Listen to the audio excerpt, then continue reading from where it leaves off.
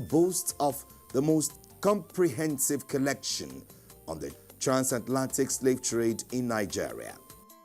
Its 8 galleries offered a profound insight into the plight of the slaves.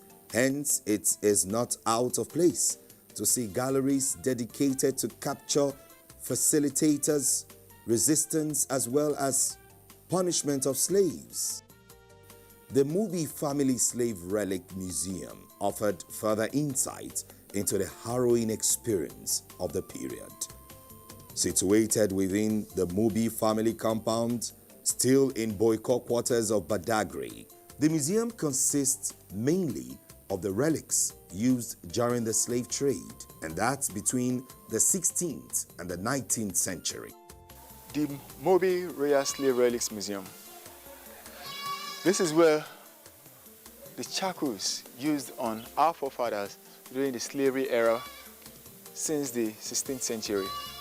This is where they are kept. When we get into this museum, we're going to see these chains and how they are used differently. Aside that, we have the slave barracoon, the Brazilian barracoon, which is also another museum where the slaves are kept. Over 40 slaves in a small room. Then we have the slave market, the Vilekete slave market, where slaves were being sold like, someone just going to the market to buy any commodity. Boyko quarters is a major reference point in the history of both Badagry and the slave trade. When you hear Boyko, Boy means the name of the progenitor. Ko in the Ogu language means quarter. Boyko, that is Boy quarters. It was so influential and royal personages from Wida, Republic of Benin, in 15th century. He came to Badagry. He was a diviner, a herbalist, and also a trader. He established in this place, and the place was named after his name, Boyko quarters. The relics in the museum include leg chains, children links, ankle clasps, mouth clip, among others. These are the chains. These chains you're looking at here, I believe some lives have gone on it. Blood were once on this chain. Let me explain how they are used. This is the neck chain. It is put around the neck of the slaves like this. Why it remain calm? Well. Why they got this neck chain on their neck? To complete their agonies. Just as ladies, they have the neck chain and the anklet. The slaves also, they have their ankle clasp. These are the ankle clasps used on their ankles. It is not heavy at all. It is as light as 100 kilograms altogether.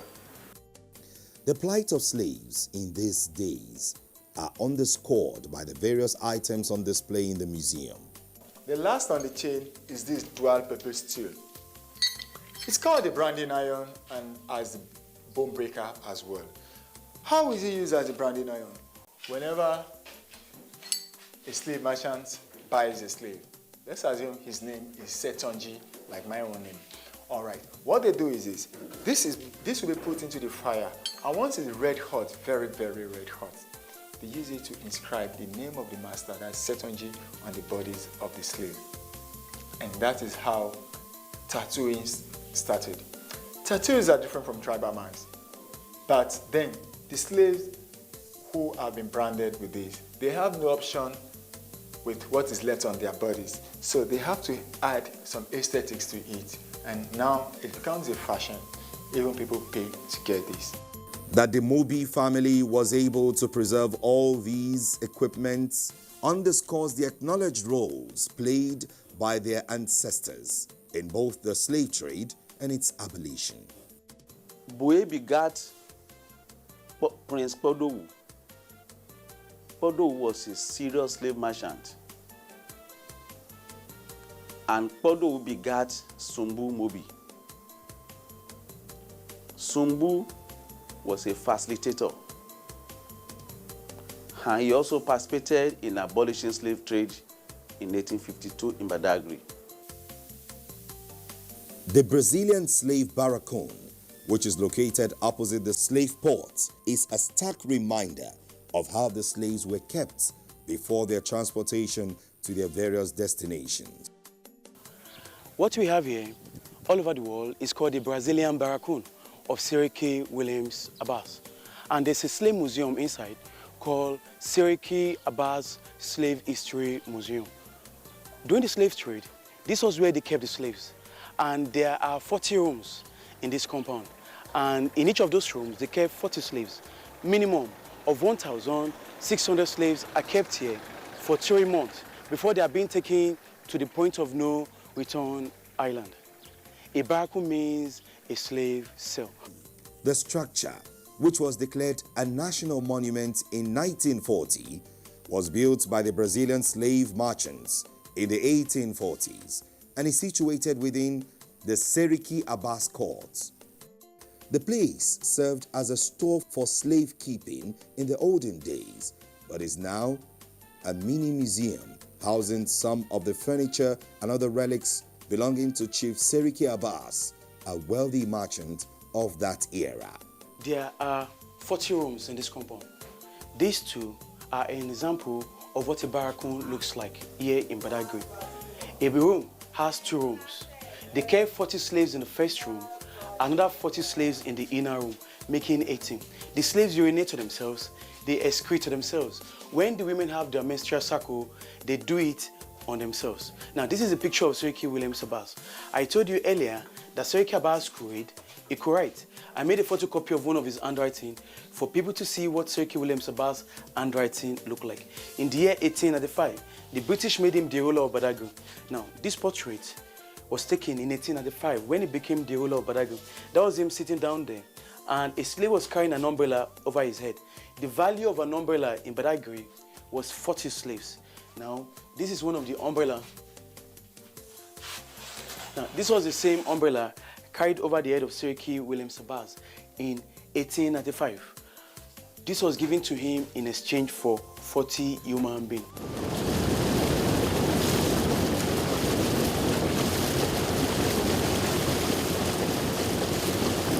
The Gberefu Peninsula, otherwise known as Point of No Return, was a major slave route through which the slaves had to traverse on their way to the sea.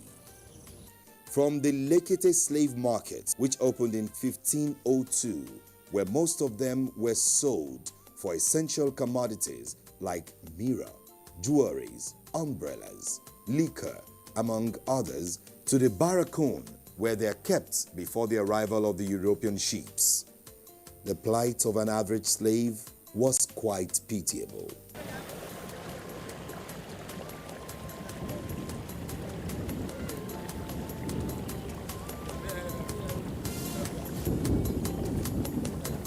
Our sojourn on this exploration will be incomplete without a boat cruise to the point of no return.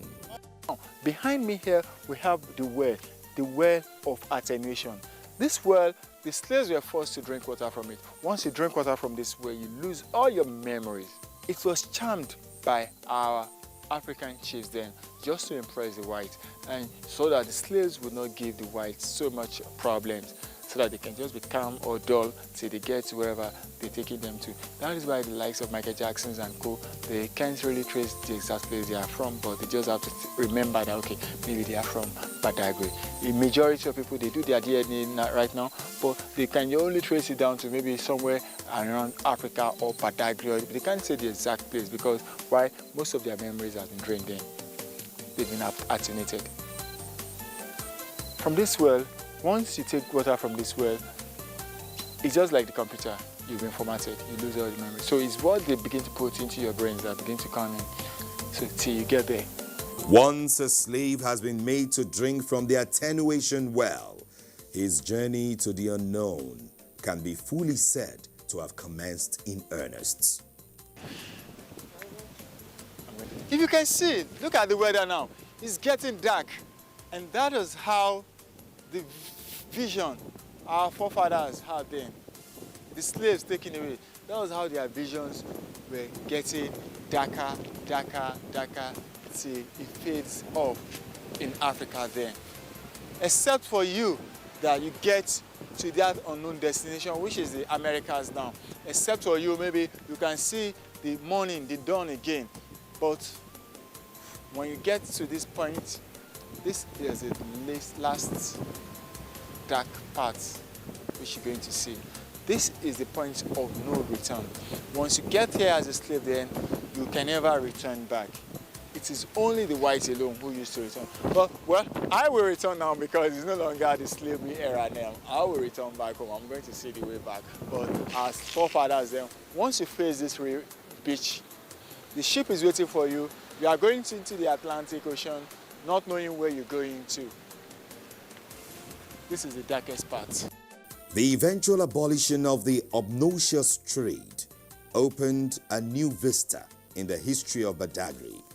With the arrival of traders in other goods apart from human beings, as well as the missionaries who introduced both Christianity and Western education. For instance, our exploration of the beauty of this historical town revealed the presence of the first-story building in Nigeria. Please welcome to first story building in Nigeria, built in the year 1845 and built by the missionaries in 1845. It's the name of the Reverend building the first story building in Nigeria, called Reverend C.A. Goldman. The structure, which is still being maintained as a national monument, was constructed by the Anglican missionary in 1845. It signposts the new beginning for Badagry. So this is the room of a man called Bishop Samuel Ajayi Crowther. Bishop Samuel Ajayi Crowther, according to the history, he lived inside of this building, inside of these rooms for 7 years. And a man called Ajayi is from the native of Oyo State, a Oshogun village in Iseyin local government. And this is a Bible, the first English Bible brought to our country called Nigeria. This is the Bible brought by the missionary to Nigeria in 1842. And this very Bible is now 173 years. Closely linked to the building is the Agia Tree Monument, which was erected as a symbol of the tree under which Christianity was first preached in Nigeria on the 24th of September 1842.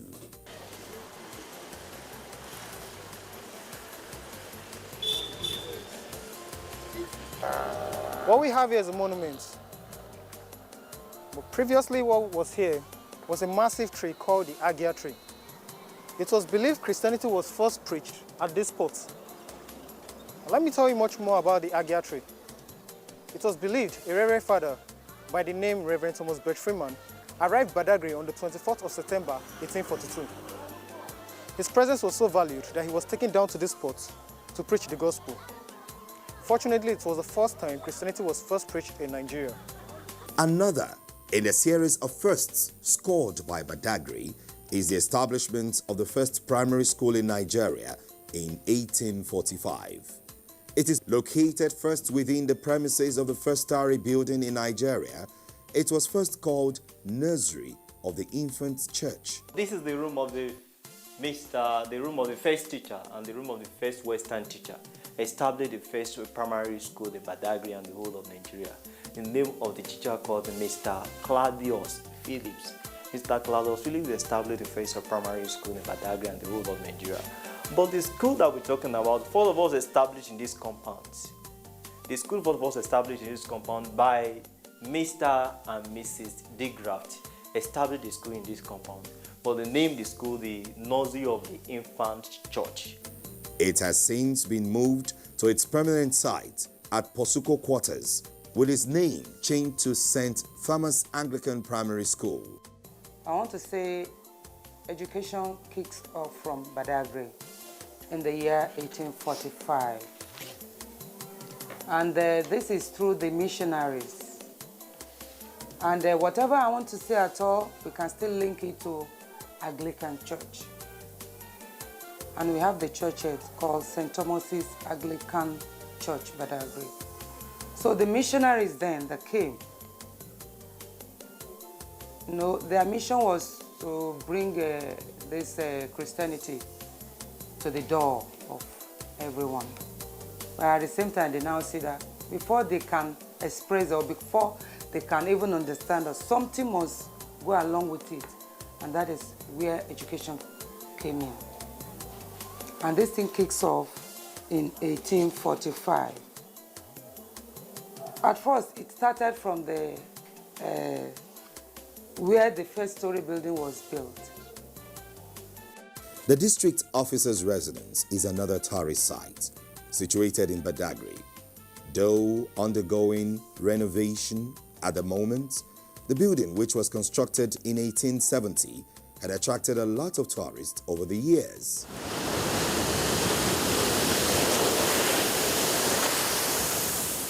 The Badagry beach and its adjoining coastline is one of the cleanest in West Africa.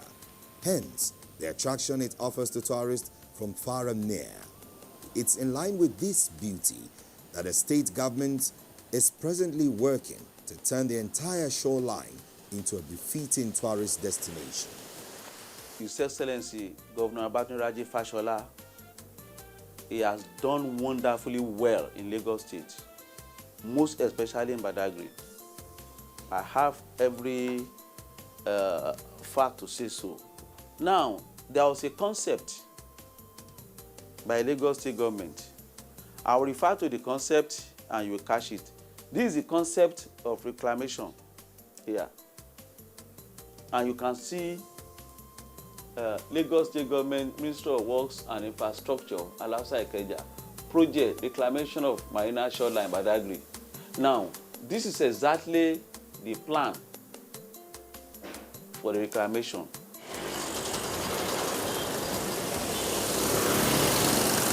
A trip round major sites in Badagry will surely be incomplete without a tour of the Badagry main market, particularly the coconut section, which has remained a major source of income for the people of the area since the abolition of slave trade.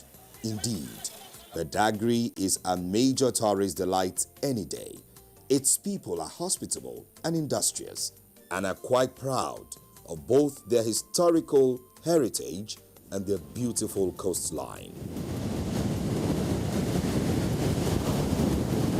When next you're planning a fulfilling getaway from your busy schedule, give the beautiful and serene town of Badagry a chance, and the experience will be worth your while.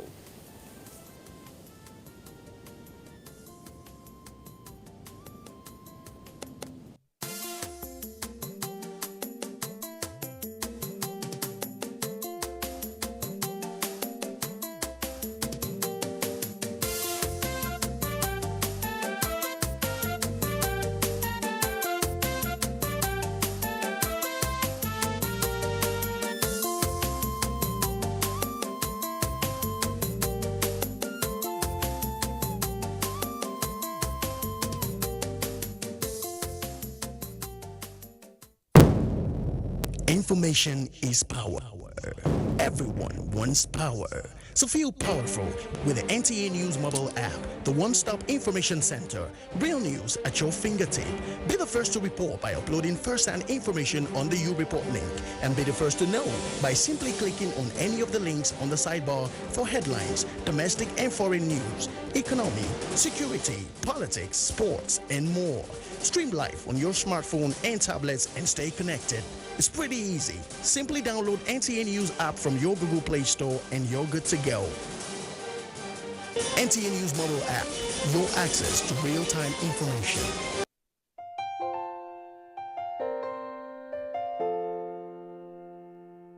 My brother, my sister, papa, mama, and pikin. Corona, no big pass us. We go fight time, we go win. As long as we remember to always do the right thing. Wash your hands, love each other, we go, we know. Corona, na the virus, we dey worry human being.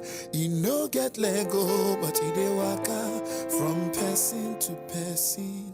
But we fit beat time, we fit stop time if we maintain good hygiene and practice social distancing. We go, we know. No shaking hands with your neighbor. Blow them a kiss from afar. Use soap and water to wage war.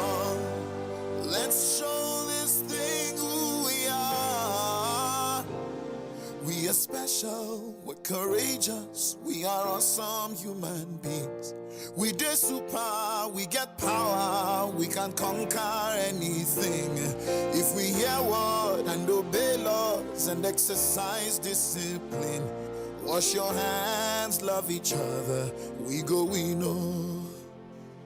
If it be like say you know well, like it's something they do you, and you feel say, you believe say, you get to see they do you, and your body no grisogy, like it's something they do you.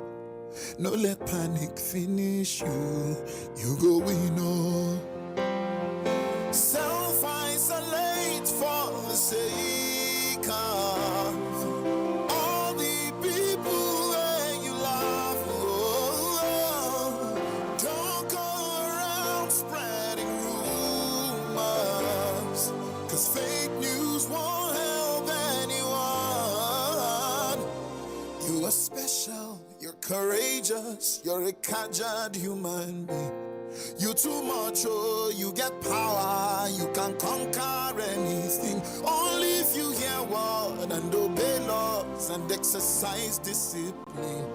Wash your hands, love one another, we go, we know. My brother, my sister, papa, mama, and pikin. COVID-19, no big pass, we go fight and we go win. Just as long as we remember to always do the right thing. Wash your hands, love each other, we go, we know.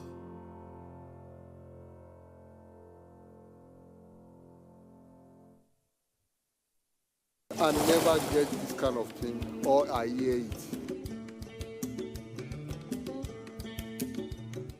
Somebody called me that there is a form that people are filling. I should go and fill. Then I went there, she gave me one, I filled the form. We are 3 in number, they working together.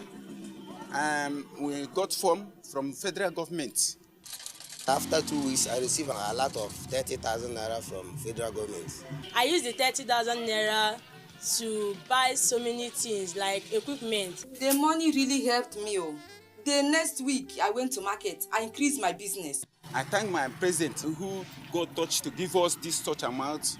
I say, may God bless him. I really thank the government, the federal government, more especially President Muhammad Buhari, because he's the one that signed the money. I am very, very grateful for them.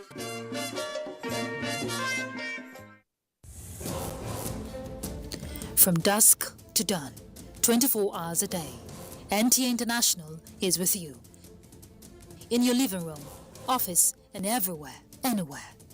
We provide the company you desire in terms of balanced and up-to-date news, programs, and the best of entertainment.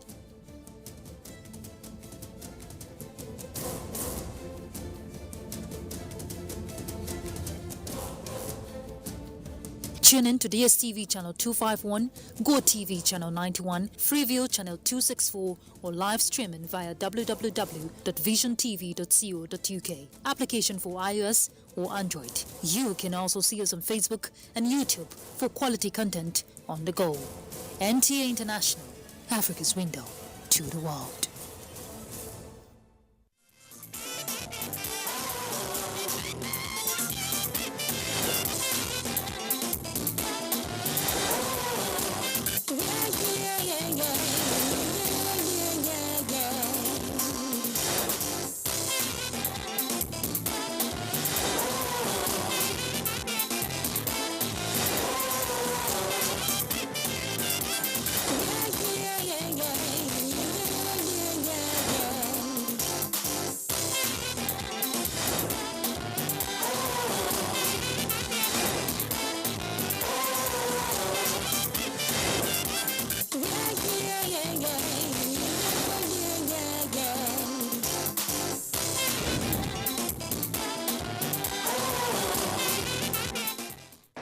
as humans, we seek to improve ourselves, to do better than we did the day before, the month before, the year before.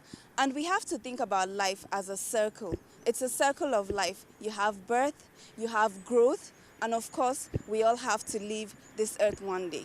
But when we are here, we have to talk about how we understand growth as humans. When you look behind me, there is a building that is somewhat under development, and there are buildings around it that have been developed for years and years, but that is just life in general. Today on the program, we're going to be looking at people, how they work, how they bring about growth and development in our country and beyond. This is Window on Abuja, and I am Maimuna Ummi Ibrahim.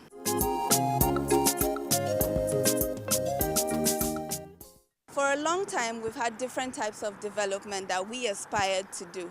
We had the Vision 2000, Vision 2020, so many agendas, the 4 points, the 7 points, maybe there was even a 14-point agenda at some point. But you know what? As a nation and as a world, they've come together to decide that if we're going to continue, we need to have sustainable goals towards development. So what are these goals that every country aspires to have? Well, here is a look at a feature on sustainable goals.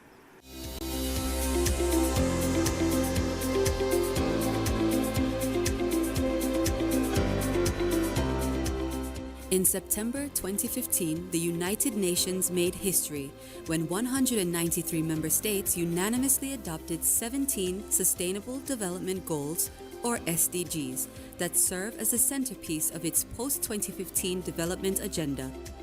The goals are: no poverty, end poverty in all its forms everywhere; zero hunger, end hunger, achieve food security and improve nutrition, and promote sustainable agriculture; good health and well-being, ensure healthy lives and promote well-being for all at all ages; quality education, ensure inclusive and equitable quality education and promote lifelong learning opportunities for all; gender equality, achieve gender equality and empower all women and girls; clean water and sanitation, ensure availability and sustainable management of water and sanitation for all; affordable and clean energy, ensure access to affordable, reliable, sustainable and modern energy for all; decent work and economic growth, promote sustained, inclusive and sustainable economic growth,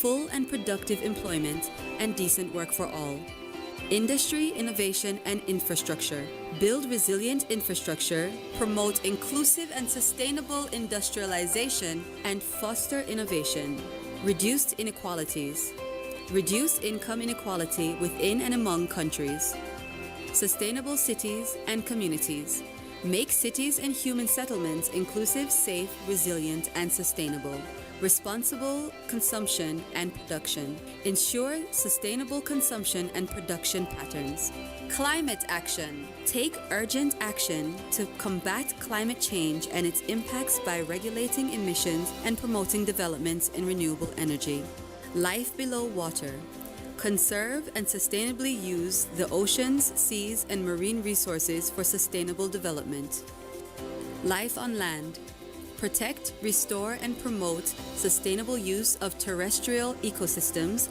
sustainably manage forests, combat desertification, and halt and reverse land degradation and halt biodiversity loss; peace, justice, and strong institutions, promote peaceful and inclusive societies for sustainable development, provide access to justice for all, and build effective, accountable, and inclusive institutions at all levels; partnerships for the goals, strengthen the means of implementation, and revitalize the global partnership for sustainable development.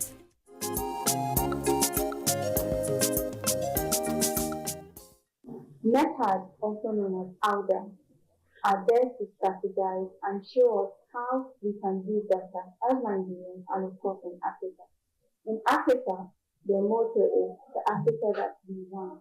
And today on the program, we have Princess Gloria Akobundu to discuss this and so much more about climate change, how it affects our agriculture, and of course how to help the vulnerable people in our society, the women as well as the young adults. You're welcome to the program. Thank you very much for having me on your show. Actually, when we talk about Africa, we talk about ourselves, where the human beings are made up of Africa. Then when we talk about Africa we want, we talk about what the enabling environment for us to exist as a continent. And what is that we want to exist, to be comfortable, the enabling environment we need. We need education, we need water, we need hospitality, we need good health, we need good economy, we need jobs, and we need our own industries. Africa feeding Africa, Africa producing for Africa, Africa growing Africa's economy. We need our experts, we need our engineers, our graduates to work in our own companies, in our own industries, in our own, develop our own small and medium scale industries. We need Africans to be employers of labor. When we have our children come out from school, they will have a job. When we have the ones that go to learn for skills of various kinds, they will also have a job. So we need Africa that is very peaceful, Africa that is violent-free, Africa that is free of arms and destruction. We need Africa that can unite and grow that Africa we want. And this is the strategy, and this is what we want. So from Nepal to ALDA, and Nepal stands for New Partnership for African Development, and now ALDA, African Union Development Agency. Does the name change actually affect the origin of Nepal? Actually, before now, we have NEPA, New Partnership for Africa's Development. And what that means is, from everybody, the understanding of everyone, when you talk about NEPA, they say poverty eradication. Yeah. They say poverty eradication. It's beyond that. Yeah. What that means is, all these I've mentioned that will give us the Africa we want. NEPAD is to collaborate with both public and private sector, including the civil society, organized civil societies, to ensure the implementation. That is that poverty eradication we talk about. NEPAD is an agency that does not stand alone. It has to work with every sector, every aspect of governance, structure, and organization to achieve its objective. Now, migrating from early warning, tracking, and all that to a complete agency. What that means is that you are not only to monitor, you are not only to do programs like develop only the programs, the policies, provide that advice and all that, but now we are to implement it. And what that means is that the intervention projects and programs that will enhance governance and deliver the Africa we want. That is what NEPAD is migrated from, being what everybody understands it as poverty eradication organization, to an implementing arm of the African Union. Well, we've touched on a few things: agriculture, environment and climate change, integration of trade across Africa, poverty eradication, which you've already touched on, and of course, those are some of your major interests. Which of these has your organization made the most impact on in Nigeria? I would say we've done our best so far at the 3 points, which is food sufficiency, we talk of nutrition, and then we talk of climate change. We've done a lot of early warning. And the third one you mentioned, poverty eradication, which is also, which we've done a lot. So, but most importantly, we anchored on collaboration for food sufficiency and nutrition, which we have tried to collaborate with relevant agencies, the private sector, to work with them on empowering our people to catch the fish themselves and be able to sustain the development we're talking about and create that job we're talking about. So we've trained people, a lot of young people, women and youth across the country, linking them with the private sectors, how to develop their own small industry, how to develop their own small, medium enterprising business, and how to also do their sales and marketing and all that. And thereby, by the time you train one, the one employ another, train other ones, and then that is the eradication we're talking about. Because what government will do to give you the enabling laws that will enhance your vision and the capacity of your organization to be able to employ people, have a functional organization, and then help in growing the economy and sustaining development in our country. So we've done a lot with the private sector, and we're also we're still on it with our innovative projects. And we've been able to launch the innovative strengthening of smallholder farmers in Nigeria. And we have 22 participating states so far. And we're not doing it alone. We're collaborating also with the relevant ministries, of which the major ministry for agriculture is Ministry of Agriculture. We paid a visit to Honorable Minister, very amiable gentleman who is also passionate like Mr. President, and who has keyed into the vision of His Excellency President Muhammadu Buhari to lift Nigerians out of poverty. And you could see what he's doing. And when we took this, that this is what is coming from the African Union Secretariat, he embraced it. He's there to support us. We've been collaborating very well with his office for the implementation of this project, because it's a grassroots thing. We speak the English in Abuja, and we go to communities to implement our English. That's the meaning of it. NEPAD is using bottom-top approach. You make the law, the policies, you drive it, and then you go to the grassroots where it's needed. So we're trying to bridge that gap between the up and the small. That's the job of NEPAD. Where there is gap, you go and slot in something to make sure that you bridge the gap. Hence, the innovative strength of smallholder farmers to boost agriculture, to boost economy, to create jobs, and again, to enhance nutrition for our mothers and the young, our small children. We're still talking about the major interests and all the successes we've had. We have to talk about the not so successful ones, the one that just shortly made. What do you think stakeholders can collaborate on to make an impact? Honestly, resource mobilization. We really need it. NEPAD is in our new mandate to mobilize resources. We don't want to depend only on federal government. Federal government can't do it alone. It's better all of us as Nigerians, both in the public and private sector, begin to understand that. Because if federal government is employing on, how many will you employ, my sister? It's horrible. How many are you going to employ? So if NEPAD is giving its place very well in Nigeria, allow us to go and fetch, support us, but give us all the enabling environment to go out. And what do we need?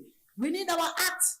We need NEPAD to constitutionally be positioned as an agency, because you're dealing with international communities, with the private sectors, where documentation, laws, and policies are very much important.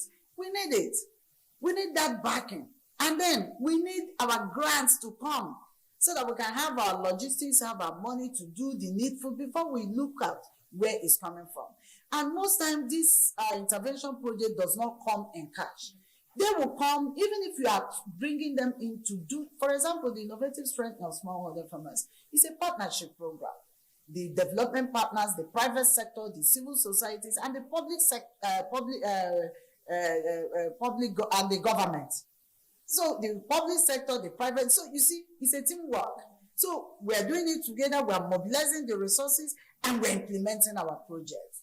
Yes, governments will throw in their weight, but NEPAD need to be really, really put up as a public-private sector related government organization. In my adage, as onye nna ya dịrị ochi na-eji ụkwụ agbaka ụzọ. Eti egwe and interpret that one. When your father send you go and catch up something, you will go with every force. Yes. So what we need is that power from our father to say, I give you all you want, go. Then leave the rest for MEPAD.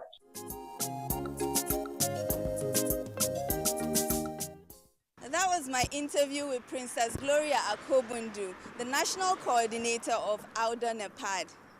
And I'm sure that you Nigerians will be happy to know that the government is doing everything to make sure we live up to our sustainable goals so that every Nigerian is happy. And now here in the streets of the FCT, something caught my eye. And it actually has to do with what we're talking about next, which is waste. How do you dispose your waste?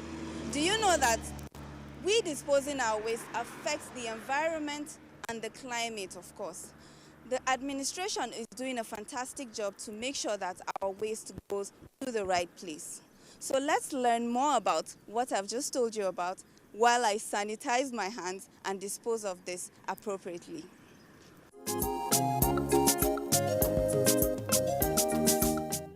Human activity creates waste from streets, residential to commercial centers. Solid waste dominates the environment, and as the rain sets in, this will lead to blockage of drainages, and the consequences are not far-fetched.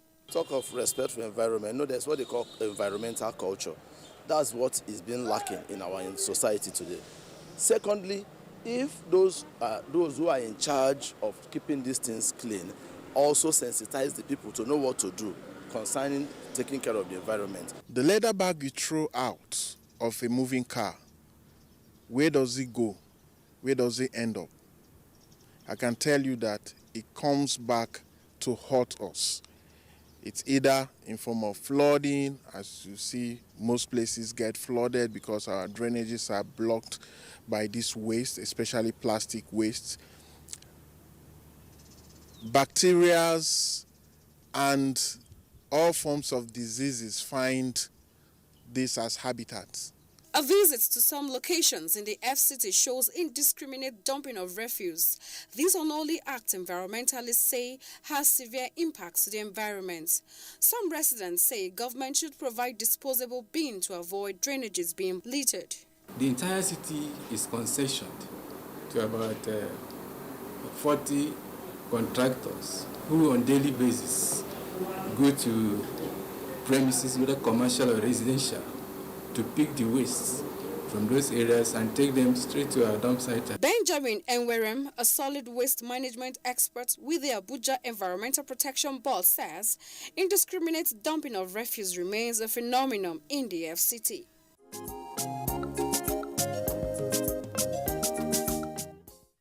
Abuja is known as a predominantly civil service city.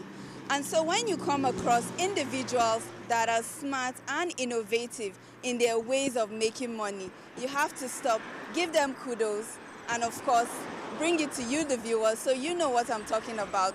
And I'm talking about hot water. Not in the way that you think I mean, but I'm sure you'll be interested to find out about this individual.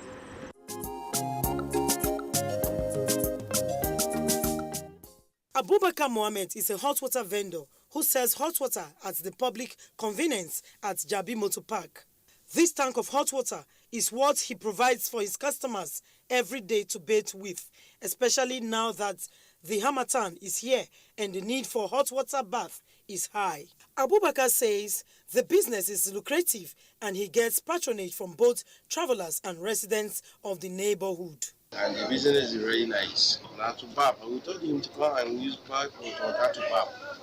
And if you need shower, then shower the inside. You just have one shower. Tokwe Ade and Aliu Sokoto say they are regular customers to Abubakar. So how much should they buy this bucket of hot water? 15 naira. I would like to use it to bath my children so that they will know their body will do. They use this water bath at any time every day. They use them bath 2 times, 3 times. Get some people where they use them 1 time. The hot water vendor's shop is a one-stop business center as he sells soap, sponge, and body lotions to his customers to freshen up.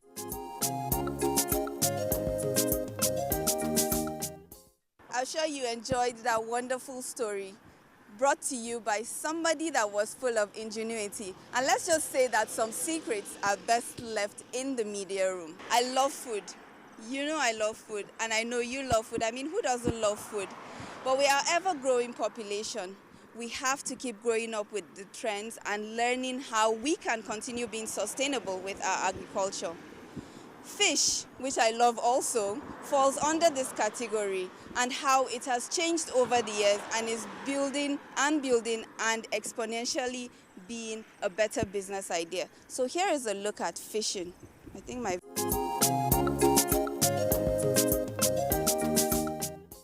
The COVID-19 pandemic has a very, very negative impact on farmers like me, or agriculture in general. As we all know, like the kind of farming I'm doing is aquaculture, that is catfish farming. The government is trying to put a lot of policies that will cater for the sudden escalation of food price in the country, which is all as a result of this COVID-19. This government came up with a lot of incentives to encourage farmers in general, and there is quite a lot of money put in place to reach out to people, genuine farmers. I am talking I'm going to advise the government based on my experience as a farmer, as a fish farmer. In this farm, in my farm, we produce about 7,000 to 10,000 tons of catfish every week. But you will be surprised, since we started this in 2017, we have not been, every week, we're able to deliver this quantity to the market. We produce this 7,000 to 10,000. Believe me, we are the kind of farmers that the government need to encourage so that others can rest.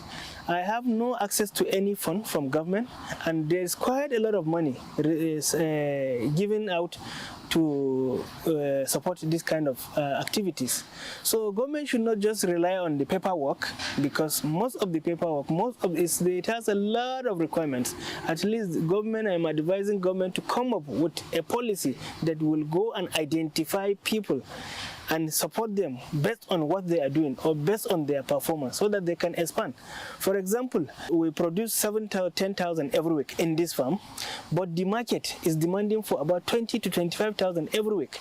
That is why whenever you come to the farm, you see a lot of chaos, people fighting, trying to, get some fish, because the demand is too much, but our production is limited.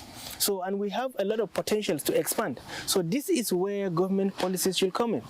Not just for people that are very good in theory, are very good in filling forms. They will write and put paperwork, all the requirements, but they have nothing to show on ground.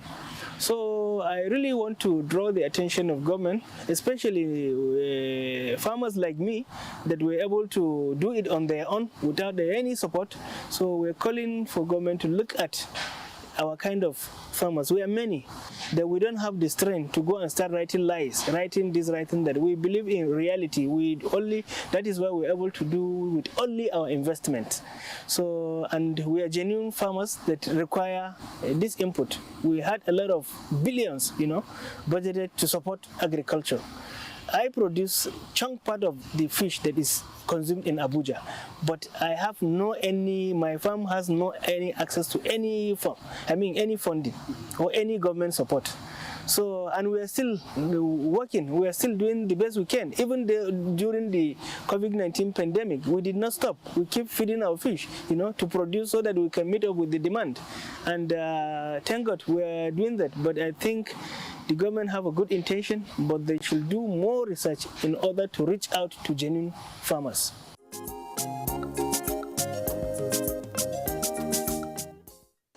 It's been such a gorgeous day out here today, and the perfect day to bring about so many good things for us to appreciate as we live in our country, Nigeria. Don't forget to think about sustainable goals. Have it at the back of your mind that we can all do better as a nation. So when you're throwing your waste, or you're in your house and you're packing it out, remember you have to dispose of it properly. And remember, sometimes you have to think outside the box to be innovative with business ideas, and you never know who might need it at the time that you have it. Let's try to build our nation, Nigeria. Let's love our neighbors, love our friends, love everything that we have to showcase as Nigerians, because we are truly a unique country. I hope you have enjoyed today's program, and I hope that, as always, we have inspired you. As always, I am Maimuna Ummi Ibrahim.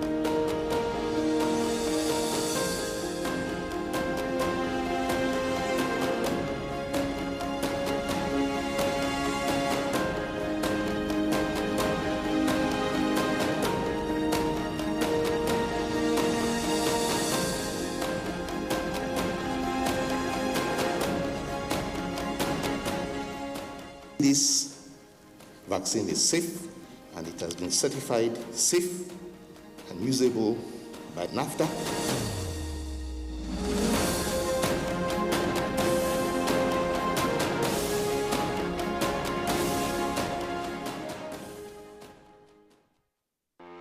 Revision classes on television for students in secondary schools in English and mathematics will commence on the NTA. The revision classes will transmit Mondays to Fridays from 5 p.m. to 5:30 p.m. on the network service of the NTA. This is organized in preparation for the various national examinations and orders. This is brought to you by the Federal Ministry of Education.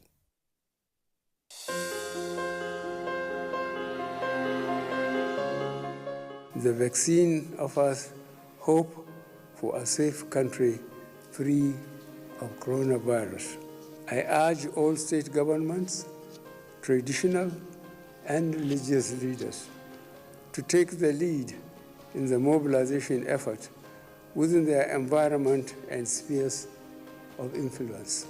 I similarly urge all eligible Nigerians to present themselves and be vaccinated in accordance with the order of priority already mapped out at the various authorized designated centers only.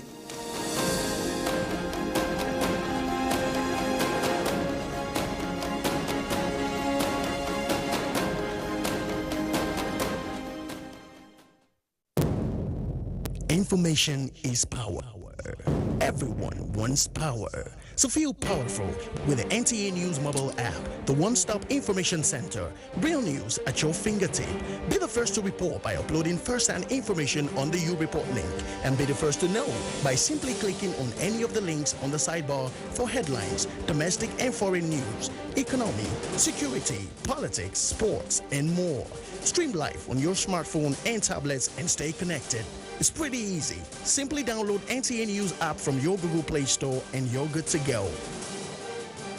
NTA News mobile app.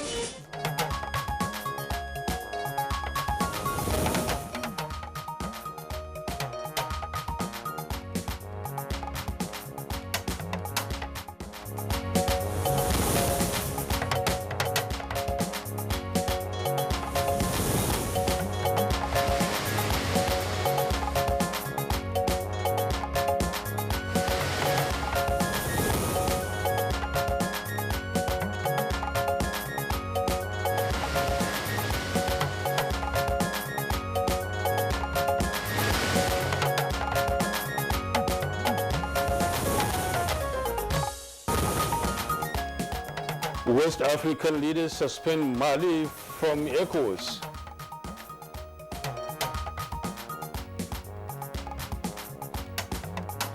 Police in Imo State neutralized killers of Ahmed Gulak.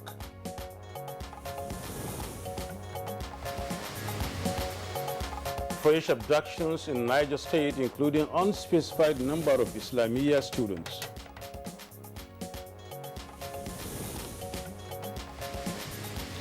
And on Good Morning Nigeria today, we shall discuss 6 years of the Buhari administration with a focus on the economy.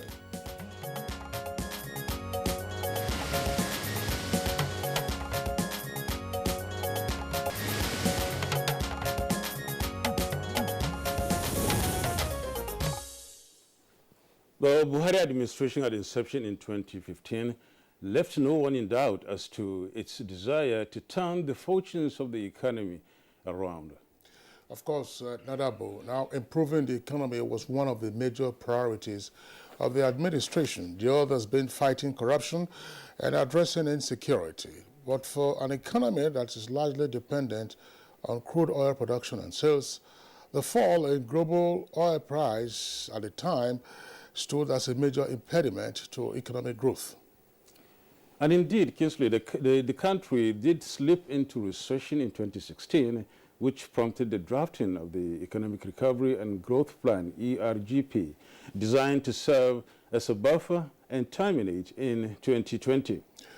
Indeed, Honorable. Now, the ERGP was rated to have stimulated macroeconomic stability and economic diversification, especially in agriculture, the digital economy, investments, and critical infrastructure, as well as improvement in the ease of doing business. Now, it also improved social inclusion, particularly through the social investment programs, which were aimed at expanding job creation, youth empowerment, and human capital development. And not to forget the CBN-sponsored Anchor Borrowers Program, which boosted rice production significantly and instigated healthy competition among some states and catered, not to mention the developing economies. Well, again, the Buhari administration responded by mapping out the National Economic Sustainability Plan to mitigate the effects of the coronavirus pandemic on Nigerians. The Economic Sustainability Plan, which rolled out SME grants and several economic diversification policies, was acclaimed to have helped Nigeria exit a COVID-19-induced recession faster than expected. And while the Economic Sustainability Plan came as a buffer, experts are wondering if it is the successor to the Economic Recovery and Growth Plan, which, like I mentioned earlier, terminated last year. Indeed, another economic roadmap is already in the works to provide direction for the nation's economy. Now, the IMF has already made a forecast that Nigeria's economy will grow by some 2.5% this year, but the Buhari administration is targeting an ambitious revenue to GDP ratio of some 15%. But what has been the impact of the various economic interventions by the administration in the last 6 years? And what is the economic outlook for particularly the next 2 years and going forward? And of course, we shall have a panel of guests who will provide answers in the course of Good Morning Nigeria today.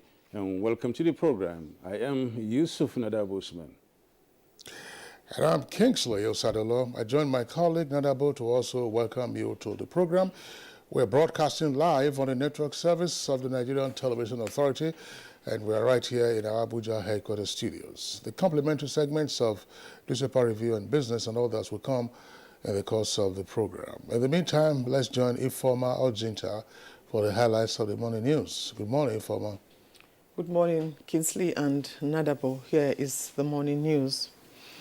The Republic of Mali has been suspended from all institutions of the Economic Community of West African States, ECOWAS. This is part of the resolutions adopted at the end of a one-day extraordinary session of the Authority of Heads of States and Governments of the Sub-Regional Organization. State House correspondent Adamu Sambo reports that the decision followed the recent coup d'etat in the West African nation, which violated the transition charter. I'm thus using this opportunity to reiterate, on behalf of ECOWAS, our continued commitment to the peaceful transition in Mali with the basic goal of restoring democratic government and working for the stability of Mali and of our region. We must critically examine the dynamics of the current situation and make informed decisions. President Muhammadu Buhari has described as heinous the murder of Adamawa politician Ahmed Gulak in Owerri, Imo State. Reacting to the development on Sunday, the president considers the act as premeditated by evil people who he says are determined to undermine the peace, unity and territorial integrity of the country. President Buhari, who also expressed his deep condolences to the family, friends and associates of the deceased, as well as the people and government of Adamawa State, assures that all resources will be deployed to bring the perpetrators of the acts to justice. And true to that promise, the Imo State Police Command says the killers of Ahmed Gulak have been neutralized. The command's Police Public Relations Officer Bala El-Kana in a statement says, following a distress call on the gruesome murder of Ahmed Gulak, police special forces made up of intelligence response team, police mobile force and tactical units from the command were deployed to the scene at Obiang-Ngwo junction at Ngwapala local government area of Imo State with clear instruction to identify and apprehend the perpetrators.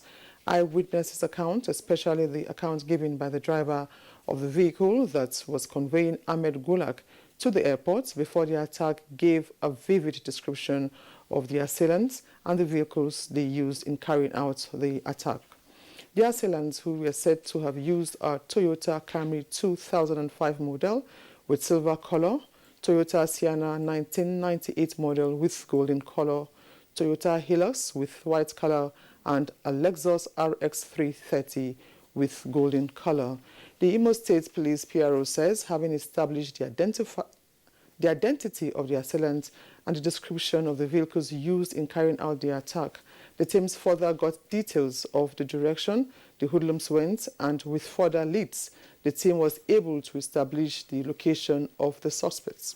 The suspects were rounded up at Afo Enyogogo Junction in Abombise local government area, where they were distributing confiscated onions believed to have been loaded from the north to locals. The statement further indicates that on citing the police, the hoodlums opened fire on the police team, but the police officer swiftly returned the fire. The 6 hoodlums who carried out the killings and 4 other members of their gang were fatally injured, while 3 out of the 4 vehicles used in attacking Gulak were recovered.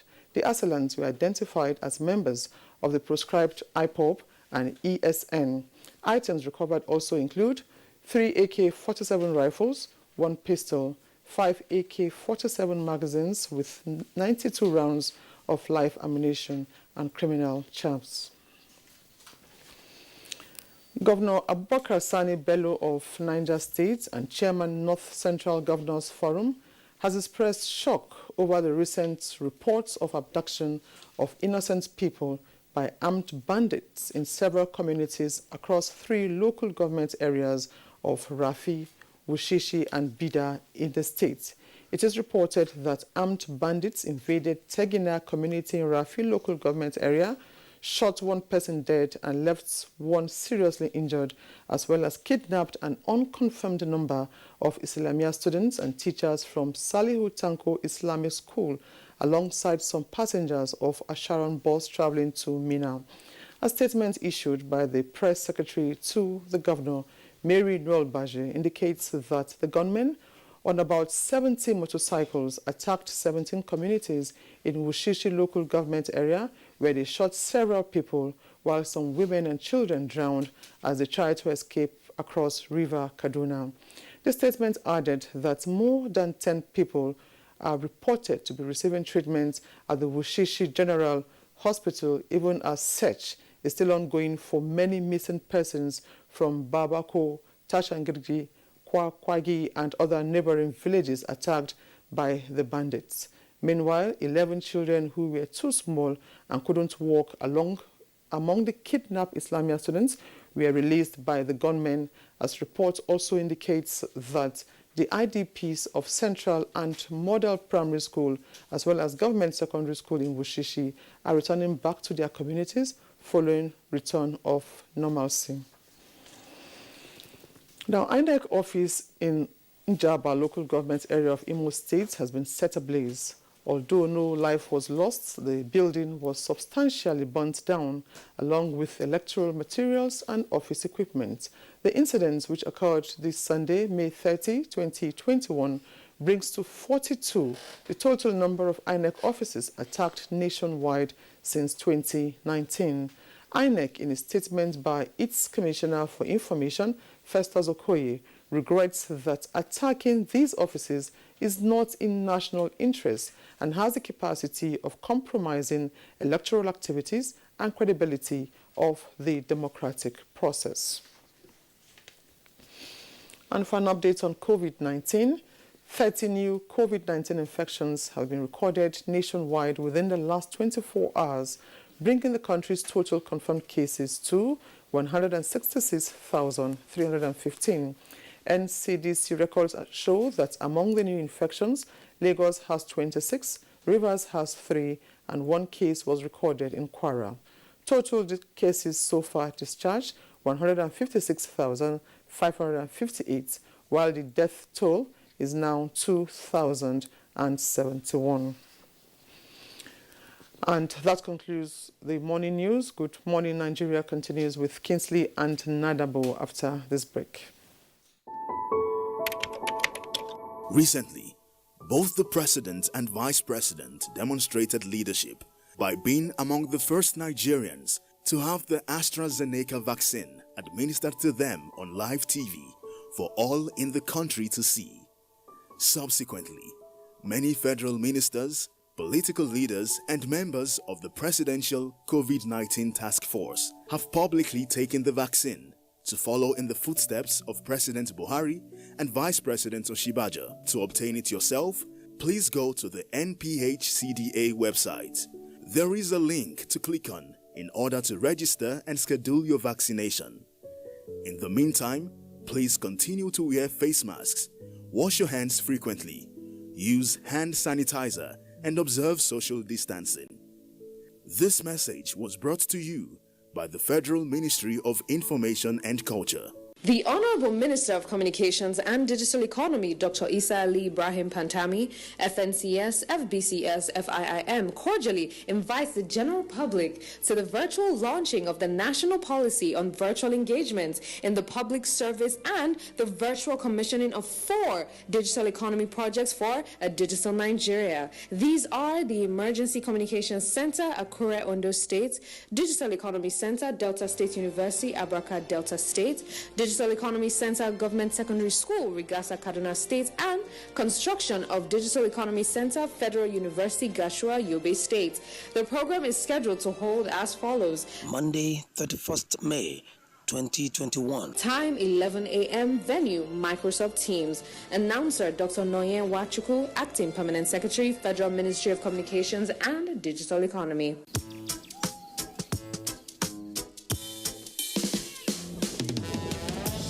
Here today, gone tomorrow. Cause you volatile like the water. And you promise what you don't know. Sometimes it's right and then it's so wrong. Them go do like say them why. Will promise you the world. My brother all now was it. Up all no be open eye. I see no be water. Khaki no be letter.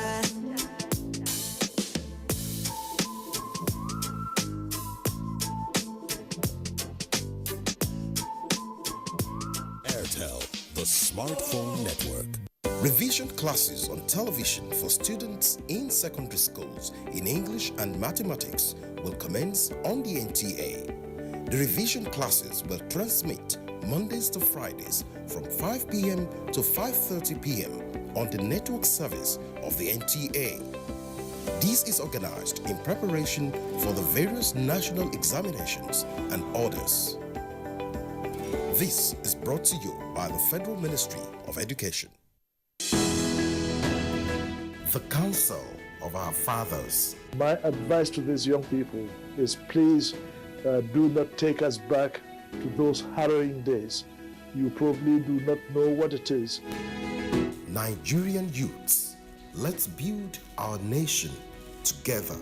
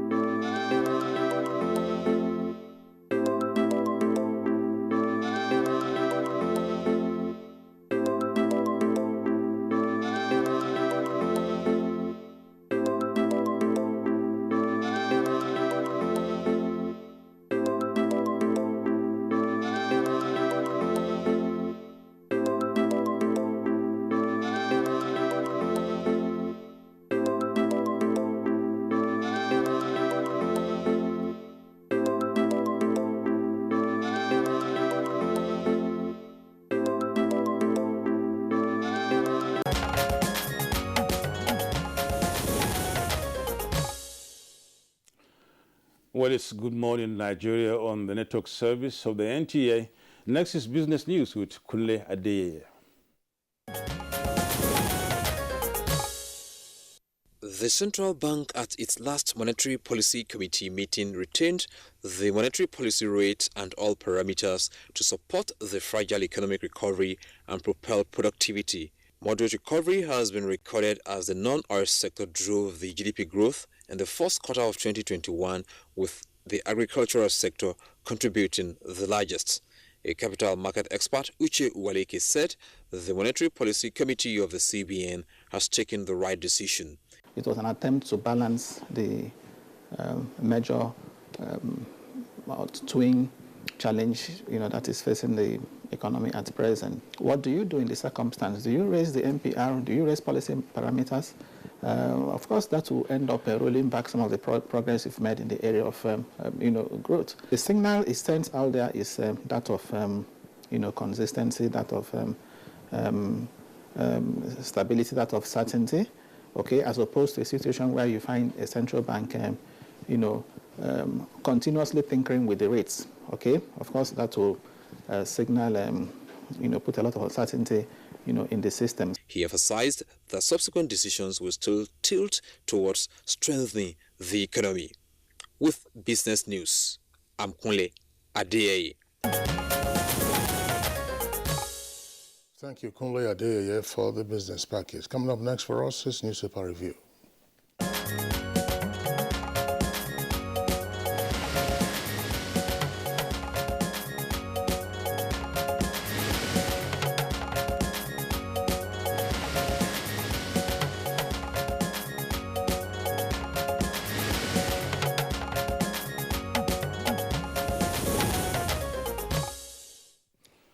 Well, it's Good Morning Nigeria's newspaper review segment now, but unfortunately, Kunle is not in today. So, Kinsley, we have two papers. Bayo is not around today. Bayo Atoyebi, that is. Kinsley, you have the Punch? Yes, I have the Punch. You have the Daily Trust. But the lead story of the trust which you have obviously captures one of the major stories over the weekend. So maybe we'll begin with Daily Trust. That's Gulak's assassination, that is. Let's start with that and then see how far we can go. And under the masthead right below, we have, can we have a place? We have 3 stories there. We have sit-at-home order, fear, anxiety in Saudis. You get the details of that on page 8. And then we have 12 killed in fresh Benue attack, that is page 7. The main story, as we said earlier, is about Gulag's assassination, Ahmed Gulag, that is, who was assassinated in Owerri yesterday. And then the writers, police killed 6 IPOB members over attack, and Southeast governors demand probe. The other writer is ex-presidential aide buried in Abuja. And then the last writer for that is Buhari, Jonathan, ACF, Mona. And you get details of this on page 6. And the pictures there you can see is the funeral prayers on late Ahmed Gulag at the National Mosque, which took place yesterday evening. And then the vehicles, allegedly vehicles belonging to the suspected killers of Ahmed Gulag, intercepted by police in Imo State. They look burnt anyway, but the story, the details of those can be gotten on page 5 and 6. And still on the Daily Trust, we have many students abducted as bandits attack Islamia school in Niger State on page 12, details. On page 34, pro-Buhari representative suspended from APC. And on page 34 again, 2023, Middle Belt Southern leaders ask APC, PDP to zone presidential ticket to the south. On page 18, 41% of family businesses will decline this year, according to PwC, that's PricewaterhouseCoopers. Kingsley? Well, just before we take the other headlines, Nadabo, from the Punch newspaper, perhaps we focus on the assassination of Ahmed Gulag, who at some point in his political career was a political advisor to former President Goodluck Jonathan. He served in that administration until sometime in 2014, when he was relieved of his appointment. But he remained in the People's Democratic Party. And I recall that, of course, he was, from time to time, a guest on Good Morning Nigeria. Yes, we had him here on Good Morning Nigeria, especially after the 2015 elections, when the PDP lost. I mean, he sought to explain at the time what happened, how the PDP shot itself in the foot. But as I said, he remained in the People's Democratic Party. And when the PDP was also having its leadership crisis, especially as to who was to be the rightful chairman of the People's Democratic Party, there was this contestation between the former governor of Borno State, that's Modu Sharif. He also put himself forward, that's Ahmed Gulag, as a potential chairman of the party. But of course, at some point, he now ditched the PDP and then went over to the All Progressives Congress, which is the party that he was a member of until his unfortunate assassination yesterday morning in Owerri. That's the Imo State capital. He was also involved, if you recall, Nadabo, in the conduct of the primaries for the governorship election in Imo State. Right. There was a lot of drama around those primaries at the time. Who was the rightful candidate of the party who emerged? There were some stories that he and some members of the screening team, or rather of the primaries committee of the APC, were said to have been kidnapped. And there were claims that they were offered $2 million, but of course they stood their ground. And so there was a lot of confusion as to who was the rightful candidate. Ultimately, the matter got resolved, and then, of course, went on to the Supreme Court, which decided ultimately that the incumbent Hope Uzodimma is the governor. And really, before then, Kingsley, he was in Adamawa State, I think Gongola State, then as a Speaker of the Adamawa State House of Assembly. That's right. And of course, that was what propelled him into politics, really, and then became a national figure, that is, and he became a very central figure, really, in politics of Adamawa and indeed Nigeria, looking at his exploits in that very area. And of course, it's a great loss. Back home, people are mourning and really feeling terribly bad about that since yesterday, today, and for days to come, really, and even for years to come, because Ahmed Gulag, it's a very strong politician, very one person as such, a person that loves so many people. When he go back home in his hometown, the Gulag is his hometown. That's right. That's the name of his hometown, That's really. Right. And his Margiba tribe, really. And of course, back home, he really, commands respect. And we just have to really grieve a lot and then say, may his soul rest in peace, Kingsley. That's right. There's no question about that. Ahmed Gulag, he was a very forceful personality. Yeah. He was also very forthright. He didn't mince words. As the saying goes, he shot straight from the hips. But again, this is just one other senseless killing that we are witnessing in Nigeria. Well, the police have issued a statement, and we of course read that in part of our bulletin, that the attackers of Ahmed Gulag have themselves also been neutralized. But these are hoodlums. The lives of 1,000 hoodlums cannot compensate for the life of one single influential individual. No. Well, it is useful that the police, of course, acted promptly in this particular. Some of the earlier statements that came out seemed slightly confusing, as to the time he left the hotel and he was heading to the airport, allegedly taking, irregular routes. And of course, you know that the Southeast at the moment, it's a cauldron. It's a steamy cauldron. And even Owerri itself, looking at Owerri, it's more or less like the center where this... It's a war zone. It's a war zone thereabouts. So, it's a war zone. I mean, when he entered, we're told when he entered Owerri, he didn't even notify, a lot of people as such because of how precarious the situation is. And he sneaked in and then got whatever he really wanted to do. And sneaked out, always trying to sneak out too before he met his death. That was really unfortunate. Most unfortunate. Yeah. As you said, Honorable, may his soul rest in peace. It is not just sufficient now, I believe, to say that they have neutralized the attackers of Gulag. There was one gory video that was circulated yesterday on the social media. I mean, you could see his body spread eagled on the road. I thought that was distasteful to be sharing at this material time. May his soul rest in peace. But assuming there were sponsors behind those assailants, investigations should also proceed to get them reined in. But these senseless killings and destruction of public assets must stop. Yeah, sure. Okay. Unfortunately, again, there was another abduction, this time in Niger State. Niger State, just read yes. that. We also had it in our bulletin.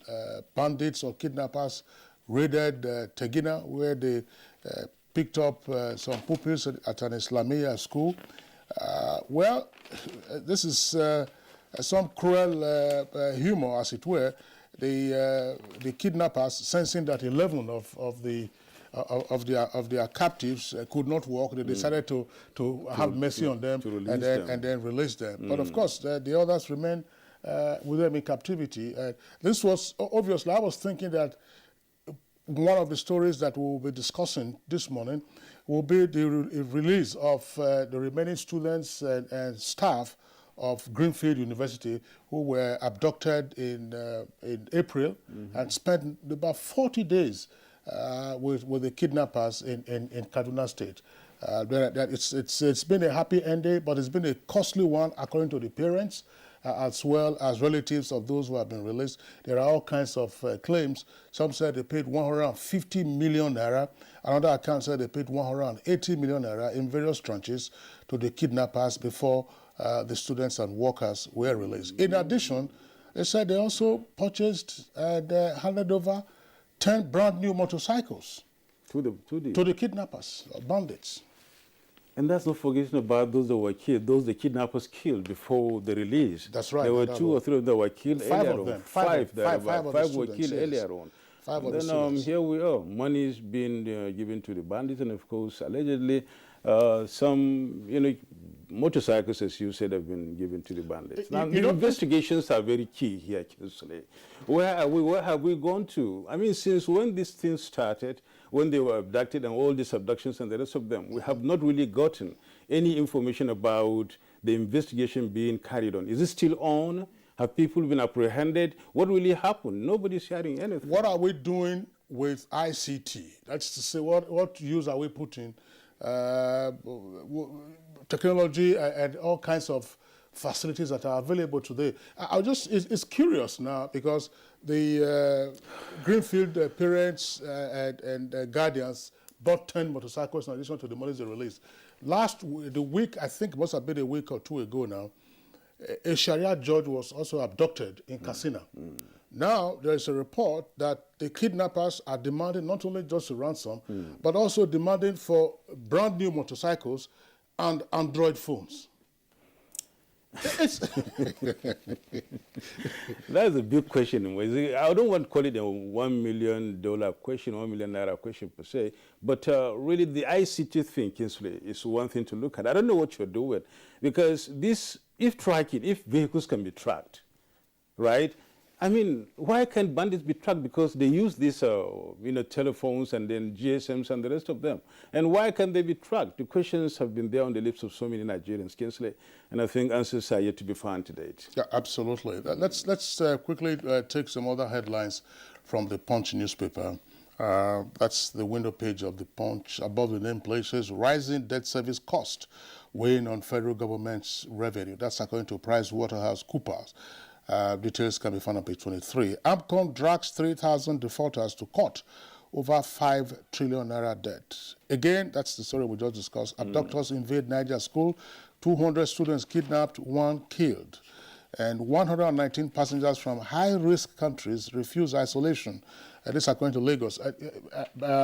Nadabo, well, this is the story that ordinarily should test the resolve of the Presidential Committee on COVID-19, and indeed the federal government, because part of what was indicated some weeks ago when information started coming out that Turkey, Brazil, and in particular India had now become high-risk countries, the protocol was set out as to what should happen to persons, or Nigerians in particular, or residents who were returning from those countries.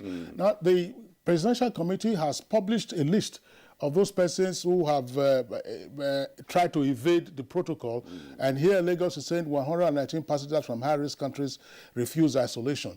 Well, this is an offense. There is nothing there's not, as Nigerians would say, you don't have to treat them with kid gloves, because the passengers are potentially a hazard to public health. And that's the third funny story about this COVID-19 thing recently.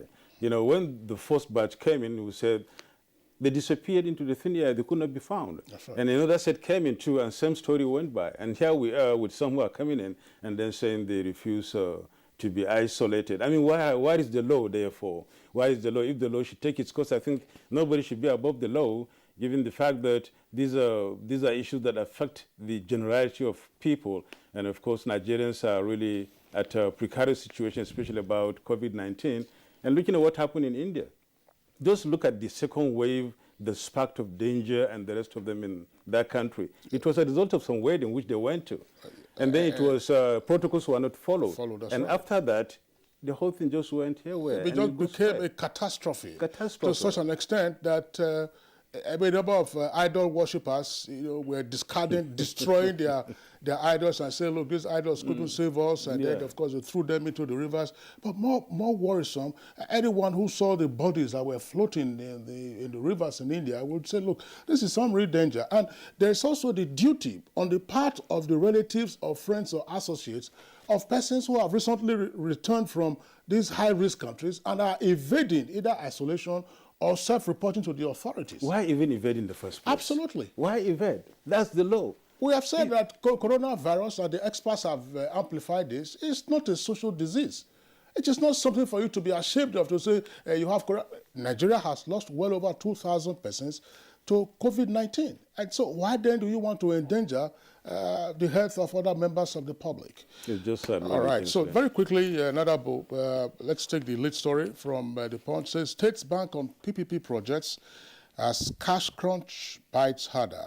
States afraid of negative effect of mass retrenchment on 2023 political agenda. Here they are shying away from adopting the El Rufai solution in Kaduna. We are doing PPP already. Some projects are financed by World Bank, says Ekiti.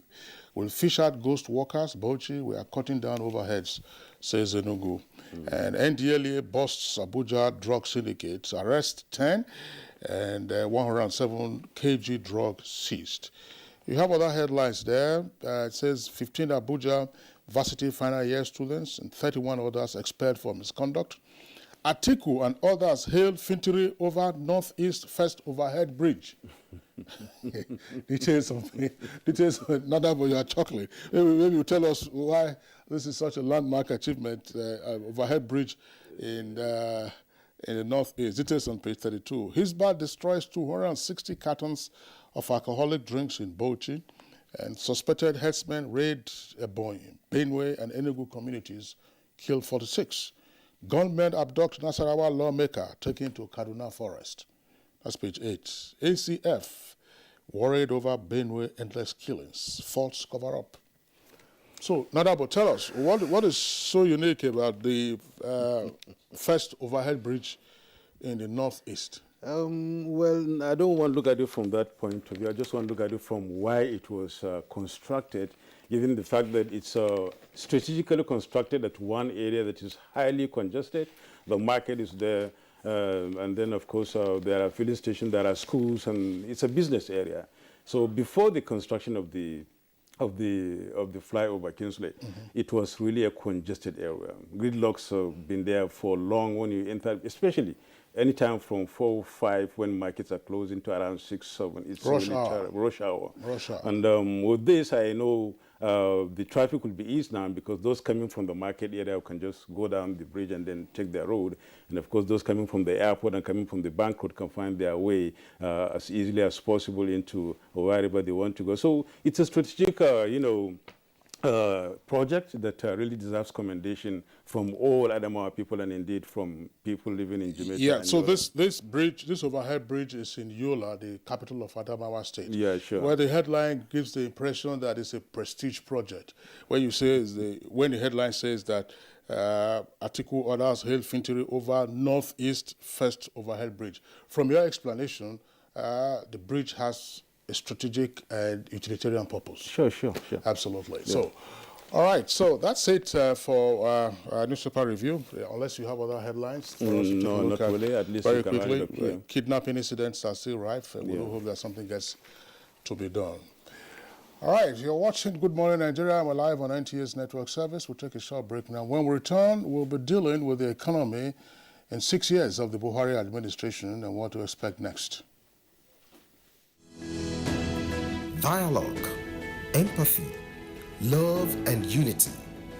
These are vital components of nation building. For all to be well, we appeal that we should refrain from volatile, provocative, inciting messages and language.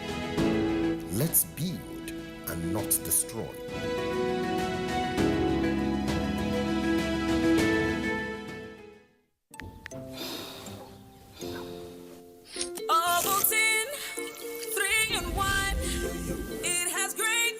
Is there ahead? Yummy, yummy, full of nourishment and vitality. The body's and shop my soya. Ovaltine 3 in 1. Ovaltine 3 in 1.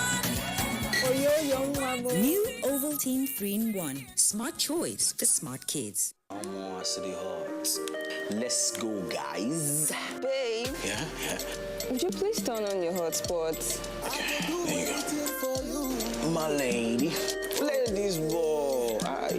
Hey, hold this guy down. Password, please. 0808. Baby girl, you are 1 in a million. Babe. Yeah. You have a message. From what? To maybe. Read it out now. Read it out to my ears. Free your mind with Airtel Smart Talk and enjoy calls to all networks at a flat rate of 11 kobo per second. Dial *315# to join. Fine girl. Can I have your phone, man?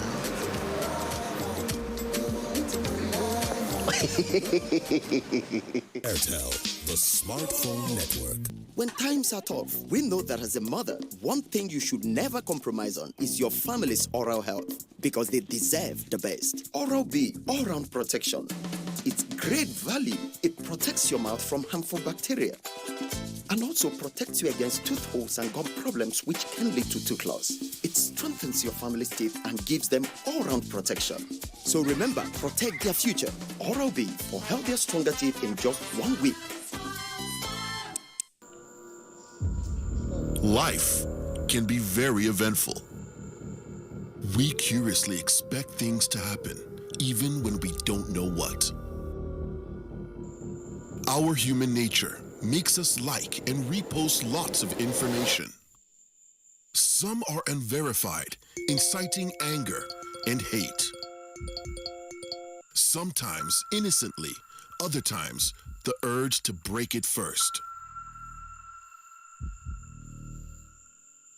This, in most cases, has caused destruction in many nations.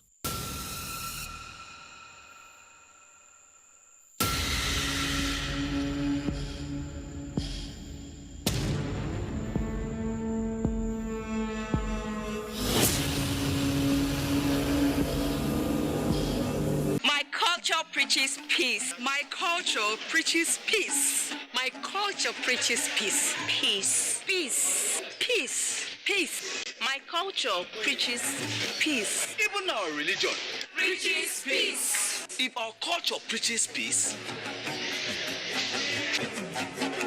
remember your culture. Use your voter's card. Vote peacefully And wisely. We are one. This message is from the National Council for Arts and Culture.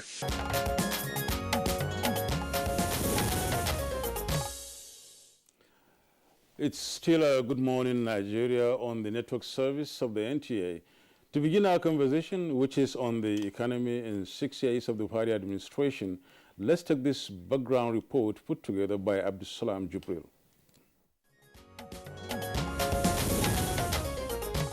The Nigerian economy is heavily dependent on oil revenues, a trend President Muhammadu Buhari was desperate to overturn when he was sworn in 6 years ago. Little wonder the president listed the 3 major priorities of his administration to be addressing insecurity, fighting corruption, and improving the economy. As a result, the president began an economic diversification agenda by leveraging on agriculture. Through the Anchor Borers program, more than 300 billion naira has been made to 3 million farmers of 21 different farm produce.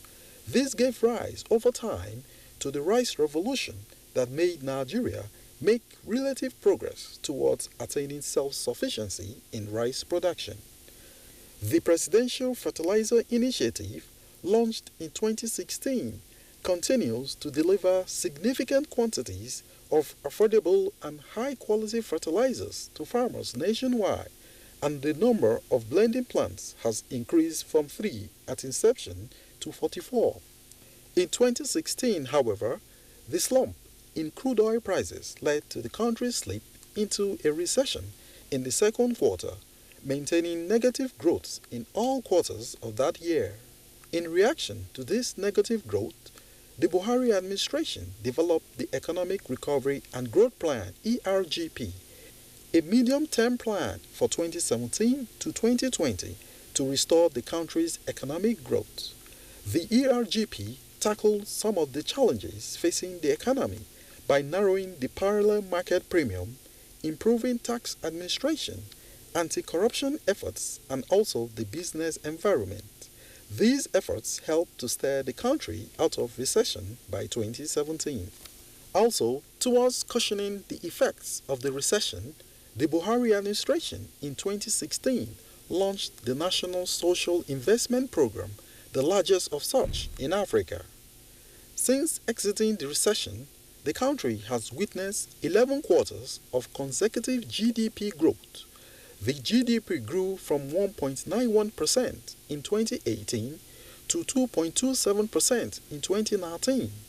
However, it declined to 1.87% in the first quarter of 2020 as a result of the decline in global economic activities due to COVID-19. In March 2020, though, the National Economic Sustainability Plan, ESP, was produced in response to the COVID-19 crisis, and the ESP is acclaimed to have helped Nigeria exit the COVID-induced recession faster than expected. As a result of the president's diversification policy, growth in agriculture and telecommunications, which are non-oil sectors, have been identified as major contributors to the country's GDP. What impact have these and other interventions made on the economy and the common man? And what is the economic outlook for Nigeria?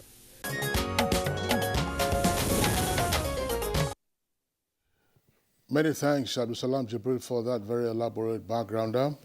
We have three guests with us to discuss this issue. First, joining us via Zoom is the Honorable Minister of Finance, Budget and National Planning, Hajia Zainab Ahmed. Honorable Minister, delight to have you again on Good Morning Nigeria. Good morning, Nigeria. Good morning, everyone. Also here with us in the studio, we would like to welcome the Deputy Chief Whip of the Senate, distinguished Senator Sabi Abdullahi. Distinguished Senator in the in the 8th Assembly, which was the first term of the Buhari administration, was the spokesperson of the Senate on a number of occasions while the country was experiencing economic recession. He was a regular guest on Good Morning Nigeria, indicating the various measures the National Assembly was taking at the time in conjunction with the executive branch to get the economy refloated. Senator Sabi Abdullahi, delighted to have you again this morning. Thank you very much, and Good Morning Nigeria. And also joining us in the studio here is Professor Ken Ife, a development economist. He's also right here with us in the studio. Professor, welcome to Good Morning Nigeria. Thank you, and Good Morning Nigeria. Thank you. Okay, so let's begin with the Honorable Minister of Finance, Hajia Zainab.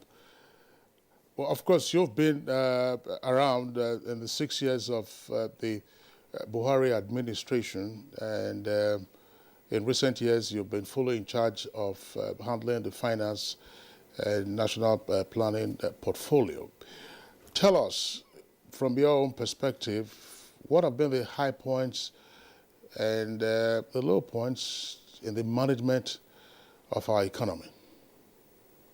Thank you very much, sir. President Muhammadu Buhari came into governance committing to Nigerians three major aspects. First of all, his commitment was he was going to ensure the security and welfare of citizens. Secondly, he was going to grow the economy. And thirdly, he was going to fight corruption. So on all of those three aspects, significant progress has been made, except for lately where security has had some setback. But from all that has been done so far, it's geared to revert back onto the path of progress in terms of security. In terms of the economy, during the first tenure of the president, we were faced with the economic crisis in terms of the crash of the crude oil price, and that saw us going into recession in 2016. But after 4 quarters, the economy came out of recession and has been growing consistently for 12 consecutive quarters until COVID-19 happened. So COVID-19, the swan of the century, the event that you just project but is supposed never to happen, actually happened to the world.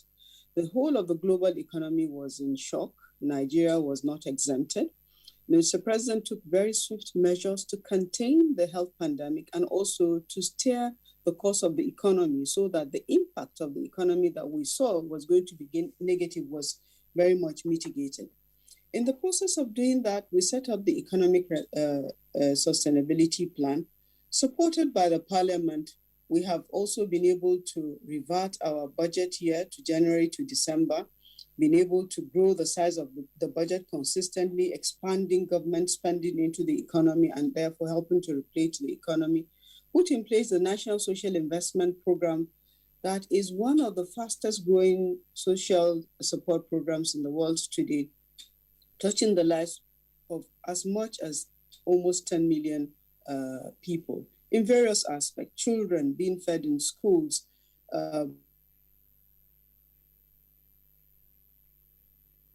vulnerable. So these programs have had significant impact. On the side of the macroeconomic planning, we had committed to grow the economy to 7% when we did the ERGP. Unfortunately, because of the first recession and the second recession, that has been a setback. But in 2020, we face our second major recession due to the twin shocks of the pandemic as well as the crash in the crude oil price. This recession, thankfully, was short-lived. We exited within one quarter. Now we're on the path of growth again. We have had one positive growth in 2020, Q4 2020, and a second positive growth in the first quarter of 2021. This means that all the actions that are being taken are the right ones because the growth trajectory is a positive one and is showing the economy growing on a consistent basis. We also are the first to agree that the growth rate is slow, that it needs to be fast-tracked, and that's why every hand has to be on deck to be able to enhance this growth. As a result of the crash of the global economy last year, we have had to borrow more than we planned to borrow. And this borrowing means we will subsequently be under stress in terms of debt service. So the Ministry of Finance, Budget and National Planning looked inwards and designed the Strategic Revenue Growth Initiative, which is an initiative that has lined up a suite of actions and programs that need to be taken to ensure that the revenues that we generate within the country from taxes, from other categories of revenues, grow on a consistent basis. As a result of the SRGI, we have been able to, one of the commitments with the Corporation of National Assembly is to revert the budget year to January to December, but we also have been able to do 2 finance bills that are meant to provide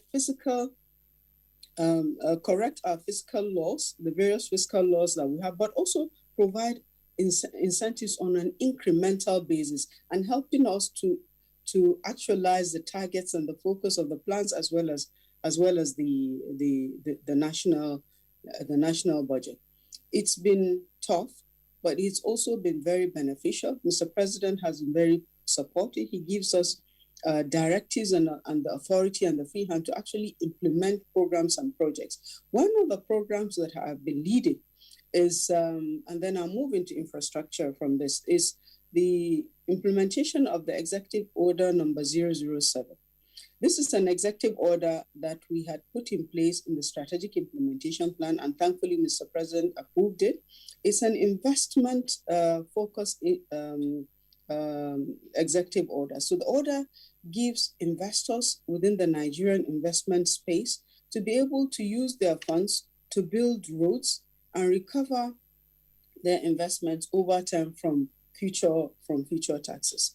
This executive order that gives investors opportunity to build roads is growing very much in terms of interest. We have had a number of investors that have already uptaken some major roads. One of them is the Apapa road leading to the wharf in Lagos that is being built by Dangote. There's also the Bonibodo road that is being built by Julius Berger with NLNG as the contracting party. There are a number of roads that have been approved and have been lined up. There's the Abuja road that has also been completed under the same scheme. So when these roads are going on, contractors now invoice, show us the milestones that have been completed. They're inspected, they're validated, and then we now authorize FIRS to issue tax credit that acts as a tax relief to the company. But we made sure that there are limitations, that you cannot ask for relief more than 50% of your taxable income in any particular year. There are a number of very interesting initiatives that we have also put in place to enhance Mr. President's commitment to the fight against corruption. In the ministry, we have been implementing the IPPIs, the Government Integrated Financial Management System, GIFMIS. We've also put in place Project Lighthouse, which is a project that enables us warehouse the debt stock of to government. That is what government is being owed. And we're able to now track companies that are owing government and are at the same time working for government and getting paid and being able to recover government's money through this process. We've been able to put together data from FIRS, customs, CAC, BVN data, immigration data. We put several pockets of data together to enable us trace taxpayers that are not paying their full taxes or in fact are underpaying taxes. So for example, you see a company being compliant with their company income tax, but then you check on the directors of those companies, they're not paying their taxes. So we're able to trace, and we've seen interest from states. Some states have submitted to us their land registry data, and they're able to now use our platform to be able to identify taxpayers that are not compliant in paying their taxes. The ESP is on course. We have done a lot of work in 2020 and is continuing in 2021. The mass housing project has just gotten a boost by the completion of the 200 billion facility from CBN that is guaranteed by the Ministry of Finance. So the guarantee process took a long time. It means now this project can take off, that there will be 200,000 houses that can be built across the country. States have been cooperating. They've given us several pockets of land to do this building. The target is to get small contractors that will be given like 50 units of low-cost houses to build. We are targeting younger people. We're targeting making sure that within the estates where the houses will be built, that almost all of the works will be done in on terms of direct labor, but also using local raw materials. So that's the emphasis for us, is to the use of local raw materials. So you have on those sites welders, carpenters, building doors, people making blocks in the same site, and then you have a project manager company that will be supervising on a site-by-site basis. So it's been interesting, it's been difficult, but also we've had a lot of cooperation from the National Assembly, and that has been extremely useful. Honorable Minister, we thank you so much for that opening, remarks, and I think you've touched almost every aspect of the economy. But one area you didn't really talk so much about is the TSA, which came at a time when Nigeria really needed something like that, 2016, 2017. It's been on the drawing board by subsequent administrations, but at least Buhari came on board and then implemented it. And we really had some positive results at the beginning, even in addition to, the improvements that were made by the police and the rest of them. You still made some money out of that and then saved the government a lot. So far, how far? TSA, Hajia Zainab. TSA, apologies, that's a major one that I should have mentioned and it has been the major driver in terms of the fight against corruption, because we're able to see through a single pipeline all of government's revenue. So there is a fiscal relief aspect of that, because we now have the aggregator balances of government to act as a guarantee to any overdrafts that we have to commit to. And it's also enabling us to see what each agency is generating and what they're spending. And lately, it has enabled us to go into agencies' accounts that have refused to remit their operating surplus and actually take the operating surplus as according to the percentage that is allowed by law and also according to what they have budgeted. And then during the end of the year, when their accounts are audited, we now sit down and reconcile and adjust whichever way the equation goes. So the TSA has been very well implemented. We've received a lot of commendations. We have one African country that has come to understudy what we've done, and they've started implementing Gambia, and we're supporting them. We also have two others that are, including Ethiopia, that are looking at coming to do the same thing. So it's been well commended, and it's one of the most important tools of the within the finance space that we have used in the last century. All right. Honorable Minister, thank you very much. We're going to have to pause you in the meantime, but we'll return to you in the course of the conversation. Let's bring in now distinguished Senator Sabi Abdullahi. Senator, what's been your assessment? I mean, you and your colleagues have also been involved in some way from the legislative side in the management of the economy. What's your feeling at this time on the 6th anniversary? Well, thank you very much for having me, and good morning, Nigerians.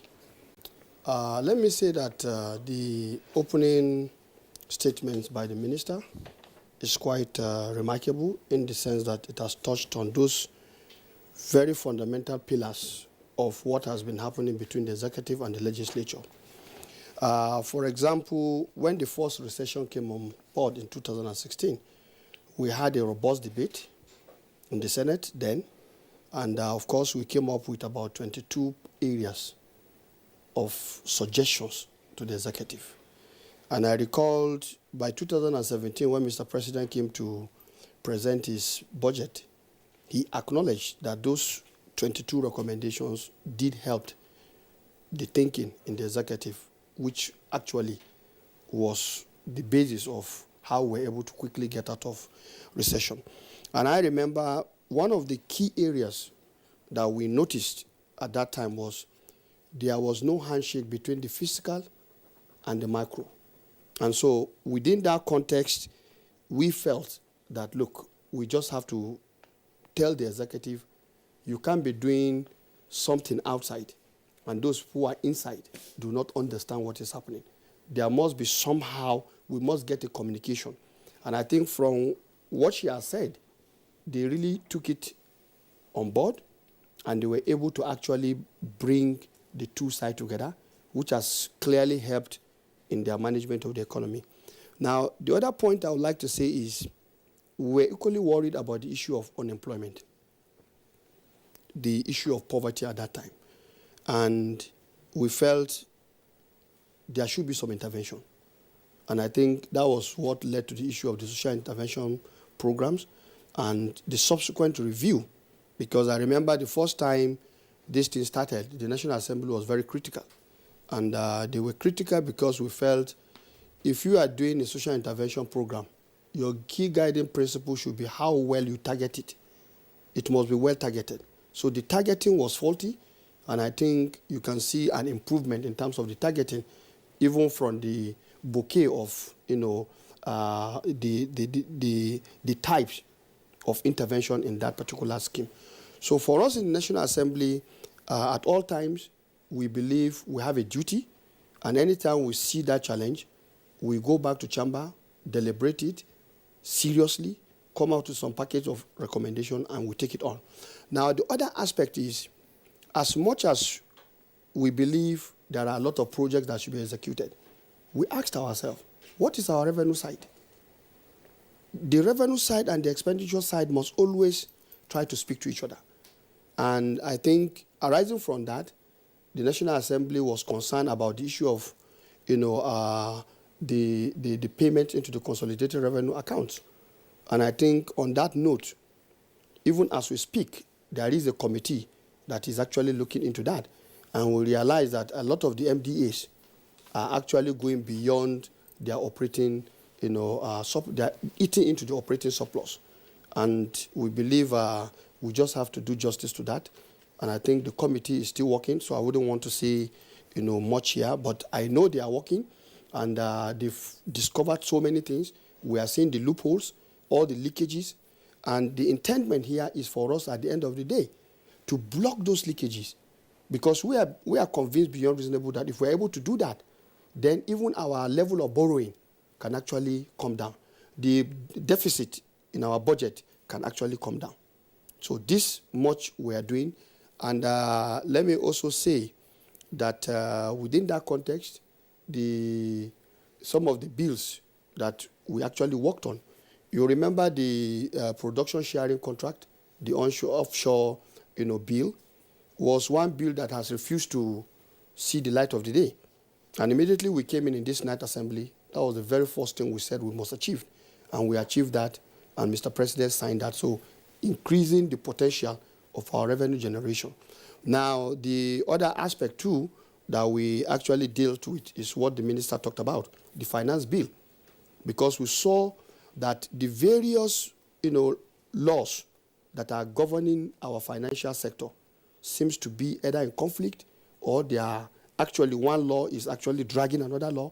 So we decided to bring all of them together with a view to doing justice to that, and I think that bill has been signed also. And we have promised ourselves that there is no law that is static. And so this idea of allowing the law to remain sitting without looking at it, with respect to the finance bill, we have promised ourselves as the economy is dynamically changing, we must actually look at the provisions that will support it. Now, the other aspect we should remember is small and medium enterprises are the drivers of every economy. And in Nigeria, we have quite a very large pool of them. However, the attention to them is a little bit shaky, and we decided, look, the ease of doing business, many people want to do business in Nigeria, is becoming a problem. So we flagged off that, identify in the 8th Assembly, for example, I remember about 53 laws or 54 that were identified, and we prioritized them into high priority, medium priority, and low priority, and we started working on them. And I want to say that as much as I don't have the specific events that has happened to these laws, one thing I know is we passed many of them, like the credit bureau, which has now helped, like the minister is saying. Some people are collecting debt here, they close that account, go to another bank. All of these things is no longer going to happen. It's not happening again because of the credit bureau. The moment you want to go somewhere in the financial sector to borrow, if you are a debtor somewhere, it will be flagged off. For you to get another debt, go and settle your debt. Collateral register. Yes. So some of these things are interventions that the National Assembly felt we have to do. And of course, like we can see, despite all the challenges, especially the aspect of insecurity, I think if you look at startups in Africa, Nigeria is still the preferred destination. The data supports that. As at the last statistics I saw, I think about 307 million US dollar was what was attracted by startups in Nigeria, as against, I think Kenya has 305, and even South Africa is just about 280 something. So to me, I think I agree with the minister. And by the way, she's been very, she's a workaholic. And like she said, she's been working very well with the National Assembly, because this is what we have to do if we have to solve a problem. Otherwise, the rate at which we're able to work to get the country out of recession wouldn't have happened if we start bickering over nothing. And to those people who always think that the National Assembly is a rubber stamp, I think that is their own definition. Yet, whatever we see that is not good, as far as we are concerned, we bring it out. Right now, as we speak, our various committees are looking at what the MDAs are doing. And like I said, with respect to the issue of payment of revenue into the consolidated revenue account, just wait when the committee finishes its work. Okay. You will definitely get a lot of revelation. And the idea is not just the revelation, but the actions that we're going to take to fix those leakages. That is what is important to us. Okay, that's really good. That's some good news, really. We shall be waiting for the committee to finish up its assignment. Professor Ken, 2 recessions in 4 years, coronavirus pandemic. That speaks about Nigerian economy being managed, and rather managing to exist, I would say, like maybe one day at a time, if one would use that phrase, given these, negatives that affected the economy in this area. 6 years going, and looking at, Buhari's, promise to turn the economy around, diversify it, make it a robust one that will be, the envy of many nations in Africa and the world. What's your assessment, 6 years? Well, let me begin by actually commending the minister for she's very modest, because I know they've done more than what she has tried. Very, very modest. But I have to commend her, because as a minister of the economy, she showed exceptional leadership in working very closely with the National Assembly. And that is a distinguishing feature. Look at 1999 and other, it was a battle about changing Senate presidents. The second one was about a situation of mutual distrust. In fact, in the first administration of the president, of Mr. President, you know what happened? We had a dysfunctional National Assembly that didn't allow the budget to work.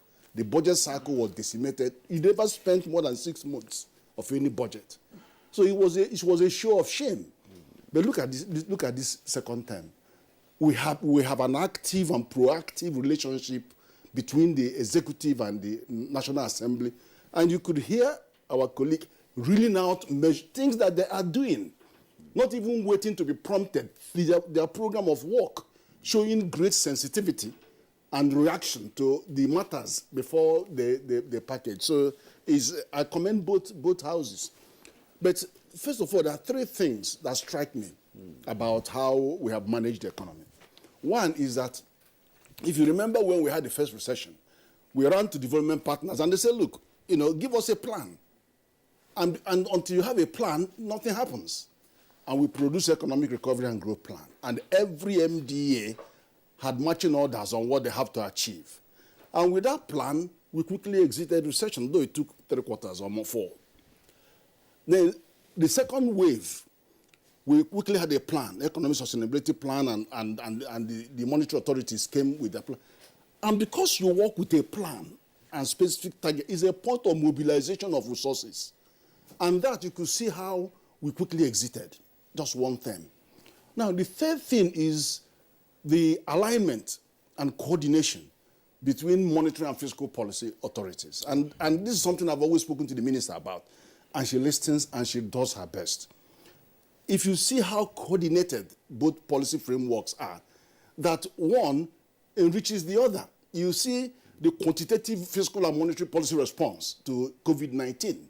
We have 2.3 trillion rolling out on the economic sustainability plan. You have over 3.5 trillion from the from CBA for monetary policy. So and then you see the targeting, the order of targeting. Not only that you have social intervention fund there protecting the weakest in our economy, but you also had targeted injection to the demand side of the economy. Because one thing is to put so much resources in promoting growth and productivity, and then there's no power to buy. So with that, you see a balance, and we quickly exited. And so it's got these three things lined up, working together.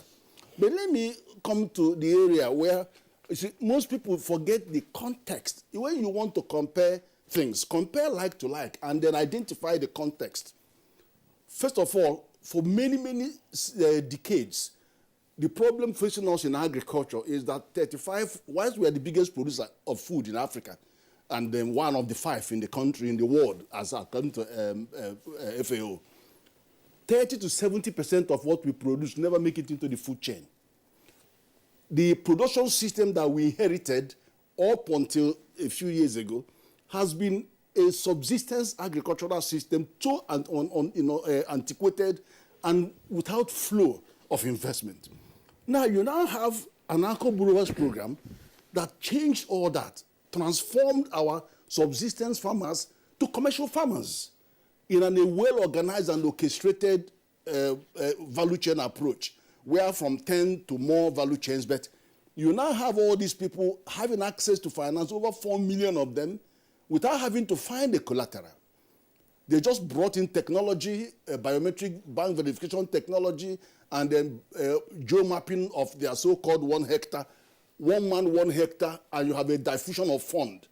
And then it's not just giving them money, but organized in such a way that there is an end-to-end intervention. You have anchors that could be exporters or processors or whatever that aggregate the produce. And then make sure that what they are getting to plant, the planting materials, are standard hybrid seeds that improve yield and productivity. They're getting fertilizers of correct quality to the land where they are. They're getting herbicides, insecticides, and fungicides, and they have extension support. And then you have land clearing, you have mechanization of services. It's unbelievable. And then, of course, you have de-risking of the agriculture.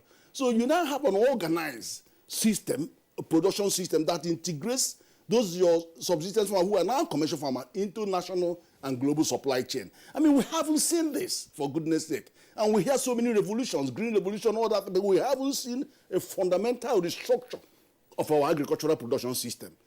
Now you come to infrastructure. Now, the story about infrastructure is, if you look at our vision, there are 2 visions of Nigeria, apart from 2020 that's gone. One says that by 2030, our GDP will be 1.64 trillion, and that's PwC. The second one says by 2050, it will be $6.4 trillion. Now, how can you rise from $450 billion to 1.6 in 9 years? I can't see the pathway. The pathway is infrastructure. For goodness sake, nobody comes to you if you don't invest in infrastructure. Even your businesses can't expand if you don't invest in infrastructure. Infrastructure, according to many surveys, I mean, including, of course, the Manufacturers Association, 20% are transportation costs, 30% is energy costs, name it. And then you have communication, multimodal investment in communication. You have rail. The last investment in rail was 1927. But look at the rail network, look at the resources going out to rail, to build rail. Rail is the cheapest, most effective way of long-distance transportation of heavy goods. Now, the roads, the administration didn't come in to cancel all the contracts, get logged into disputes and arbitration, and use money we don't have to settle contractors and then award new contracts. They went for go and do the work that you have been awarded. And it's all about fulfilling. That's why you have, instead of abandoned roads, workers in all the roads, you have every highway, you have some work going on in every highway. We haven't got there yet. But the spirit and the action shows that we are determined to conserve resources and then build the opportunity for investors to come in, both domestic investors and all of that. But then, why I said that the minister was modest is that if you look at that infrastructure, we have solution. Because the government has put 1 trillion on setting up infrastructure company, PLC, which will hope to go to market to raise up to 15 trillion naira and then take away much of that burden of infrastructure development across the country from federal government so that you can concentrate on other areas like social inclusion areas and education and manpower development, and then they will run with those and get more PPPs in, and you know, it will be a different story. And I've talked about that because I've talked about infrastructure. The ease of doing business means that we are making, you know, as much effort as possible in extremely difficult circumstances to make the environment, business environment, more acceptable and more enabling. And you've seen that. Look at what happened in CCAC. It's unbelievable. CAC has prepared us for Africa Free Trade Area because it has removed so many requirements. You can do online registration, you can do virtual meeting, virtual JGM, you don't have to have more than one director, you don't need secretary. I mean, you can't believe all these things are happening in our life. How many years? When was the last update? How many decades ago? So everybody knows what the problems are. The security issue has actually accounted to decimating the economy. That's why we have so many people flying out of the country. That is capital flight. But we cannot ignore the opportunities that are being created for us to rewrite the history of our economy. Professor Kanife, thank you very much for your elaborate contribution. I want to return to the Honorable Minister of Finance. I know Professor Kanife and distinguished Senator Sabe, you've talked about a number of points in the administration's governance of the economy. Back to the Honorable Minister of Finance, if I can see her on the screen, that will give an indication right there. Honorable Minister, listening to the various programs, projects, ideas, and all that, there is the unmistakable conclusion that a lot of thinking and planning goes on in the management of the economy. Let's just talk about style, for instance. As I said, you've been around in this administration for 6 years, Minister of State, and then, of course, became Substantive Minister of Finance. Just give us a sense of the style of Mr. President and the management of the economy. And for you in particular, how are you able to still calm in the midst of all the storms that we face from time to time? Well, how will I explain the style of Mr. President other than that he's an exceptional leader? I said earlier on, he gives directives and gives you authority and actually gives you a free hand to implement the directive. So all he wants is results. And I'll give you an example. When we were going to develop the Economic Recovery and Growth Plan, my colleague at that time, Senator Odo Odoma, the Minister of Budget and National Planning, had sought to find out what Mr. President would want to see in the plan. So he said he wants us to grow what we eat and consume what we produce. And that was all.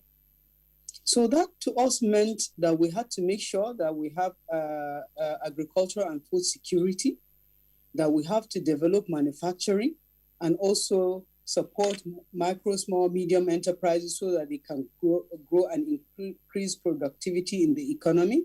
It also means we must produce power, and there must be a physical infrastructure that enables businesses to operate without huge cost.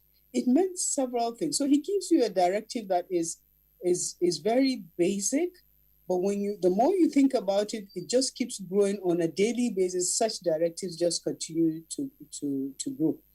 And then he says things like, you have a national crisis, economic crisis. And he said, Minister of Finance, make sure you always pay salaries and that you pay pensions, and that we continue to invest in major infrastructure, including roads, rail, airports, and grow the power sector, even if we have to borrow.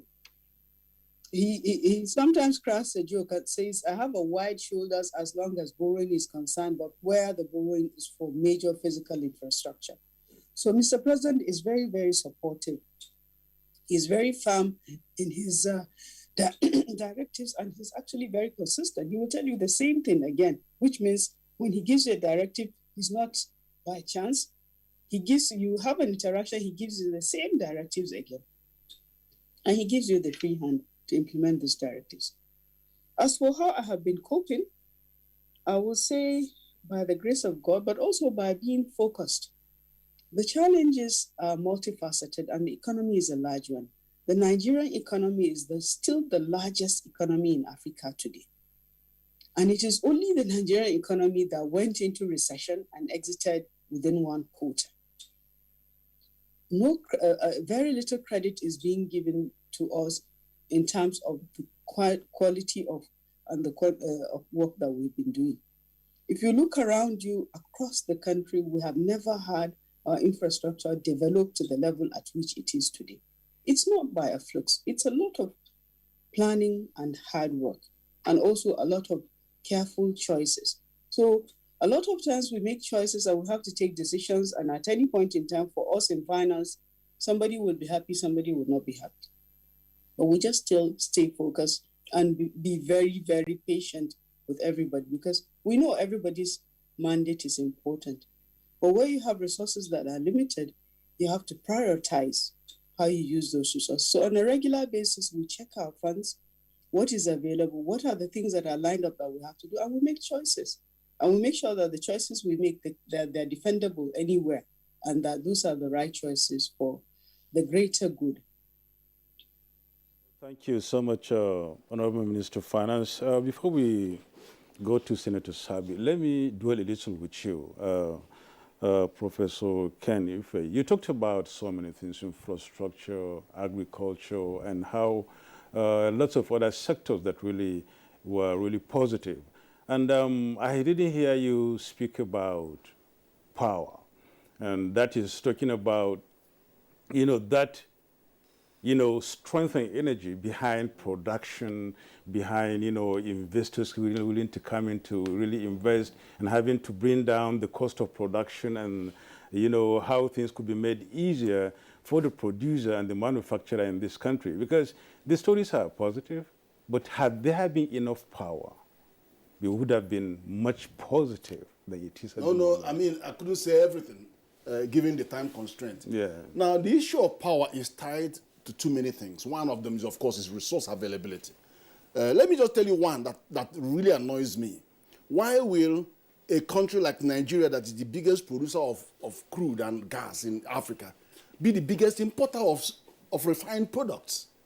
Why will over 30% of the scarce revenue that we don't have, forex revenue, be used to pay for importation of petrol and gas when we have given 75 licenses to people to go and private sector to go and do modular refineries? Look, let me tell you this. NNPC is not contributing 114 or 112 billion last month because they said it's being spent on subsidy. You need only 35 billion naira to build 20,000 barrels a day of modular refinery. It's $75 million to $100 million. That money can build 3 refineries. And it's loan, not consumption. You don't subsidize consumption, for goodness sake. When you subsidize consumption, you can't account for it. And how can you say from 30 million barrels a day suddenly to 93 million barrels? Who is playing who? We have to take a bold decision and say enough is enough, so that you can fund other sectors of the economy. Now, power sector, we also have all the shenanigans going on in the power sector because of inadequate planning.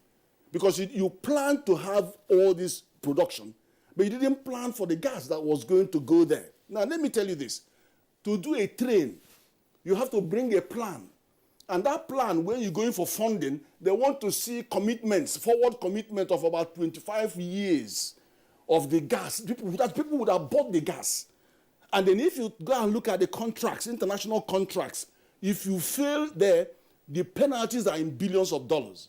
So you suddenly come and tell them, give me gas, when they have already committed all those. And then you now have a production system that takes gas and then produces it and then gives it to NBET. NBET gives it to discos, and discos pay maximum of 25%. Now, 25% of what has been generated is what comes back to the GENCO. Is it enough to pay for the gas, to pay for the money they borrowed, and all of that, and salaries? So, the misalignments in that sector. Then you began with a Power Act of 1995 that says you can only have one megawatt dollarization. And then from there, they improved and then went to eligible buyer and all of that.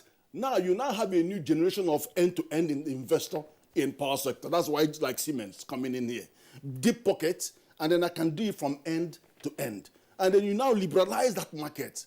But you still have not sorted out the main lacuna, which is, how can you tell me to be paying electricity bill without giving me a receipt, or giving me a meter?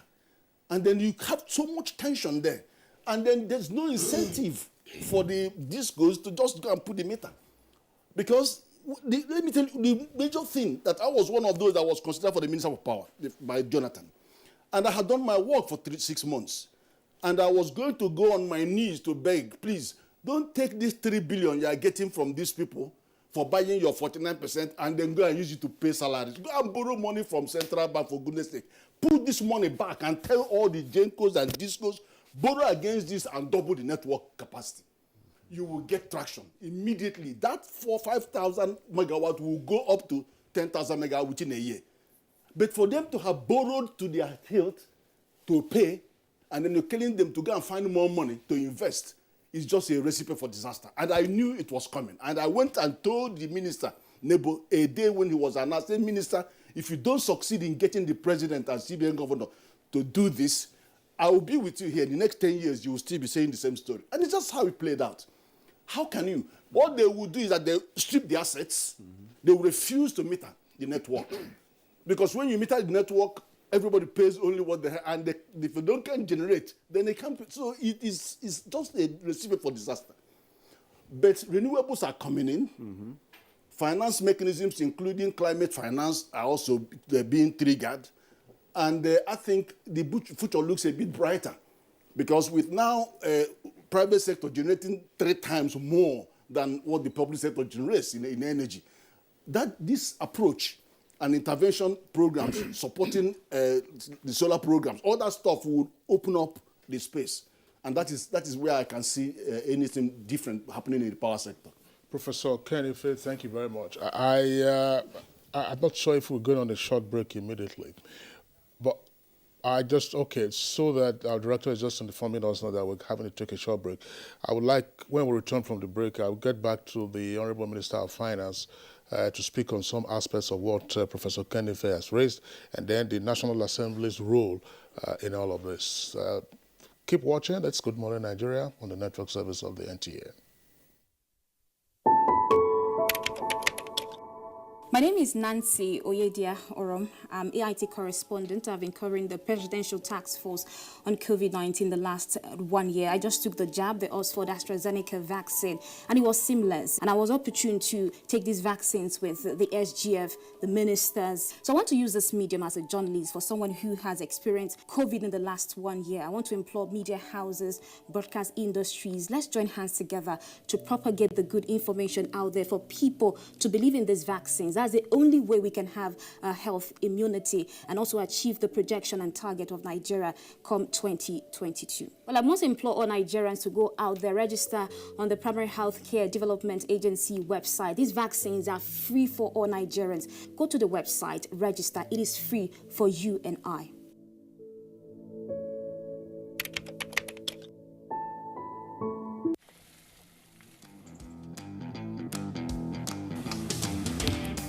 Guess what? What? I scored a hat trick today. Cool! Wow! And how did you celebrate? Just do your hands like this. And hold your nose like this? Body odor is caused by germs. That's why you need the new improved Dettol Cool Soap, which protects against 99.9% odor-causing germs with an extra burst of menthol freshness. Dettol, be 100% sure. The Council of Our Fathers. My advice to these young people is please do not take us back to those harrowing days. You probably do not know what it is. Nigerian youths, let's build our nation together.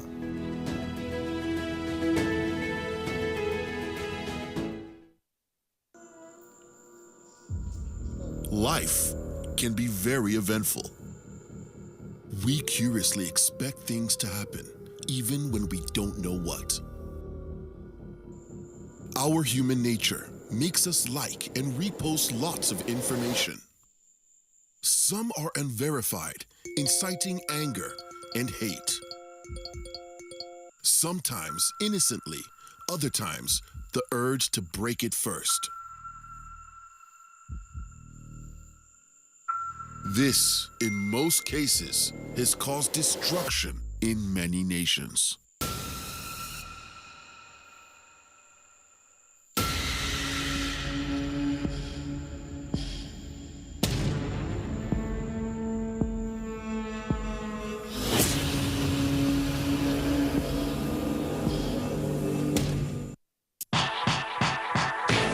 It's the dawn of a new era on NTA's flagship program, The Sports Parliament, revitalized with lots of varieties, including feedback responses from viewers.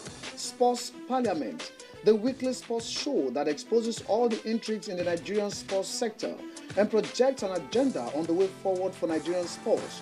On NTA every Thursday at 10:30 p.m., running for 1 whole hour, discussing sports. The parliamentarians are more committed than ever to enlighten the viewers as the Sports Parliament takes it to a whole new level on the floor of the House.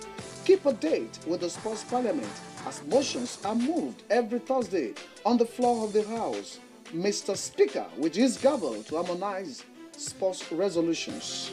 The House have it.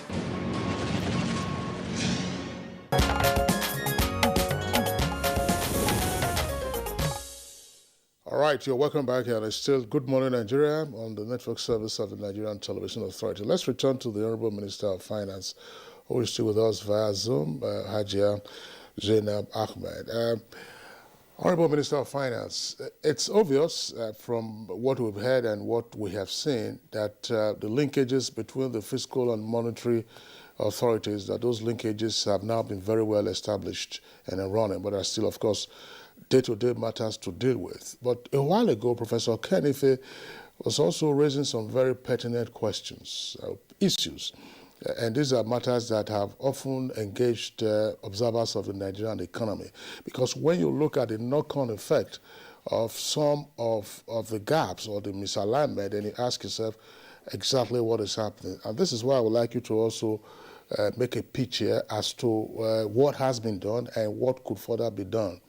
With regard to properly getting the fiscal and then even the monetary consequences clear in the management of, say, our power sector or if you like, our energy sector, which will incorporate energy, as we know, that's to say, petrol, diesel, and all that. That's DPK, and more importantly, electricity, which is a driver of the economy. It appears that the foundations of these other subsectors remain weak, even with the various plans that you have, the various ideas that you have as the Ministry of Finance.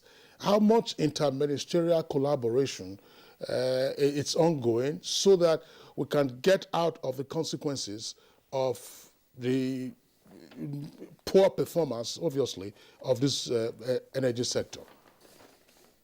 Thank you very much. It's not in doubt that the privatization of the power sector has been very problematic. The intention that was supposed to be the actions or the positive benefits that were supposed to be derived from the privatization did not come the way things were projected to have been, which means there must have been some deficiencies in the way the privatization was done. But having said that, that is what we met on the ground, and what we try to do is to see how we can make it good.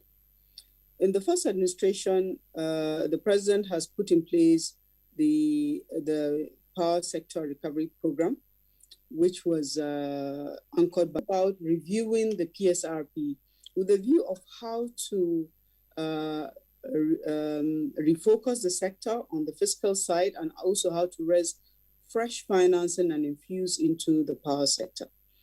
In doing that, we redesigned the $50 million facility to finance the fiscal gap within the power sector, and a $500 million the Nigerian government, with one of its companies as the EPC contractor, Siemens AG in this case, we've been able to register a limited liability company, and already a management is in place, and initial contracts have been signed with Siemens, and very soon we will begin to see the imports of the equipment, which will cover transmission as well as distribution. And also there's an aspect for metering within the Siemens network. This Siemens program is targeting in the first instance to increase generation, to increase to increase distribution to 5,000 megawatts. Right now we're over between 3,500 to 4,000, but to 7,000 megawatts, and subsequently to 10 and then to 25. So it's in 3 phases. Phase 1 has taken up, and we've opened LCs for the contractor, and the work will soon begin to be evident for everyone to see what we're doing. But also Professor Ken mentioned the InfraCo. The InfraCo that is going to have a capital base of about 15 trillion naira. One of their major focus of investment is going to be power. Then the PID, the Presidential Infrastructure Development Fund, that is being managed by the NSIA, which has been in place also since 2018, also has the Mambila Power Project as one of the major projects that has been assigned to the PID. The Mambila Power Project has been delayed significantly because of some legal issues. We hope it will be resolved soon. The project has been redesigned and it has been rescoped. We hope that very soon the legal issue will be resolved so that we can proceed with conclusion of the financing from China Exim, and then that also can start. And the NSI is also going to be investing its own funds into the Mambila Power Project once we are able to sort out the legal issues. Oh, well, thank you so much, Honorable Minister of Finance, Budget and National Planning, Haji Zainab Ahmed. Senator Sabi Abdullahi, you are from a state that prides itself as a power state. And from the information we've been getting the past 1 to 3 years, Niger State has not been getting a lot of power as such to really match up with that name, even in the face of so many power plants it has. You have a lot of people you are representing, and of course they must have been talking to you about this power issue and how it can be ameliorated. And as I said to Professor Ken, it's a general fact that electricity drives the economy. And if you can get that right, we'll be able to at least move it to whatever level we want in this country. At the National Assembly, you've heard the minister speak about efforts of the government. How worried are you at the National Assembly about this power issue and what is being done about that? Well, thank you. Let me go straight to the point because I can see we are running out of time. Yeah. The National Assembly is deeply worried. And I think as at the last count, we've had the Senate Committee on Power, of which I've been a member since the 8th Assembly. We've had to investigate the issue of power sector, I think like about 2-3 times or so. I think the last one was when we had a summit on very critical pillars like the security, power, agriculture, and solid minerals. And the recommendation coming out of that, we've already passed to the executive. Now, I remember vividly when we came in the 8th Senate and we were asked to investigate the power sector with what is happening. The impression we got was Nigerians have been scammed with the privatization of the power sector. A lot of fraud was conducted as far as we saw what was happening. Because, for example, like Prof was saying, you sold the distribution to some companies. And as we were told, that the basis of selling was companies that came with the best strategy to reduce what they call the aggregate technical, commercial, and collection losses, the ATC and C, which is the basis upon which you can gauge the performance of a power sector. Now, this thing has been privatized. And let me come down to the level of the layman that we represent. What are you expected to see? If you take a neighborhood, you have transformers, you have wires, and all kinds of things. What people will remember is incidents where, for example, either rodents or something, or even trees, fell on any of these facilities, and the entire power trips off. During that period, what happens? You are losing your revenue. Because it's expected that by the selling of that, if the smart meters are there, power will be reading as people are using. But since you don't have that, every other person is in darkness. And it is exactly what informed people to begin looking for generators, because it may take the power company like 3, sometimes even 2. In fact, I've experienced where 3 months, they couldn't restore a single transformer in the neighborhood. So are they competent to do that? That's what the power sales says. But they are not doing it. And I believe what I'm saying now, even in Abuja, that I consider a mature market, you go to some neighborhoods, they have simple transformer issue. The power discos are not able to fix it. So I think this is, there are, like you said, there were a lot of misalignment when these things were sold. And to our mind, we have made a lot of recommendations, even in the last power summit. And I think those recommendations have found favor with the executive in terms of some of the things that you've heard from the Honorable Minister. Now, coming to the issue you raised, of course, I'm from Niger State. I represent Niger North Senatorial District, where we have Kanji Hydropower Station, for example. And I will tell you, apart from New Busa and some few villages, our people are in total darkness. I have more than 5 local governments that 90% of them are in total darkness. They've never experienced electricity. Never? They've never. Because where did they have it? They don't have it. They don't have even any pole. But what is happening now is many of them, of course, society is not, static. He talked about the renewables, the solar. Many of them have found favor in solar. You go to some villages now, that's what they've gone into. But like he said, because there is no integrated action in terms of looking at even like the exercise he has tried to describe, maybe perhaps we're also losing. So I think, to my mind, the state, for example, even Mina, there were protests some months back because they are getting barely 5 hours. So maybe it's just a function of the way the power sector is being organized. And I think it's high time we begin to look at those you take resources from should be benefiting.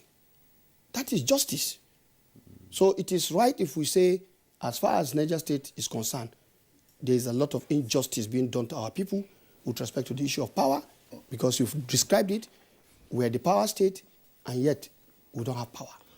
Okay, Senator Sabi Abdullahi, let's return to the national table. Yeah. And on the issue of energy that Professor Ken Ife raised, and an aspect of which the Honorable Minister of Finance addressed. Yes. Again, I know that we're getting pressed for time, but we can see the interconnectedness. Here, for instance, talking about refined petroleum products. We know that the PIB probably now is the longest existing bill in the National Assembly.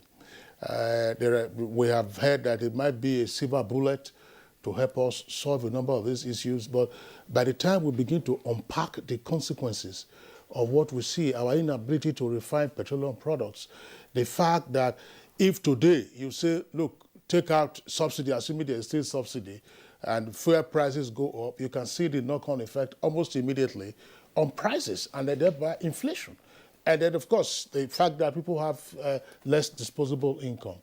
What is the expectation, or rather, what should Nigerians expect from the National Assembly with regard to focusing on this issue, not just merely the umbrella piece of legislation being the PIB? There are core economic matters embedded in our inability to get an efficient energy sector. In this case, I mean oil and gas. Well, I think for me, let me just quickly say this, that we recognize this particular problem and we're doing whatever we can to see that we have a quick resolution to it. In our legislative agenda, the PIB was one of our top priorities. And as we speak, I will tell you the committee, they only got a breather because we had to go on recess to enable us tackle the issue of the constitutional amendment. But I want to assure you we are resuming tomorrow. We have lined up the issue of the PIB, and we are working in such a manner that we are learning from the past experience. All the issues that made it very difficult for us not to be able to get the PIB passed, we are trying to make sure they're all resolved. And I want to assure you very soon, Nigerians will heave a sigh of relief on the fact that finally, after so many years, the National Assembly will be able to pass this PIB. And like you said, there are other elements that are tied to the efficiency of the sector, and we're also looking into them because the environment for an investor to operate in the oil sector requires that you have certain stability in terms of either your laws, if they are out of date, and I think we are fine-tuning all of this, just like we did with the Finance Act. We have also touched on so many of these aspects, because even in the Finance Act, the aspect of the taxation, we have tried to clearly align and make sure that there is no duplication, so that to the operators in this sector, they are very clear as to what the taxation is and how it is going to affect their operations. So I think we are not lying on us as far as this issue is concerned.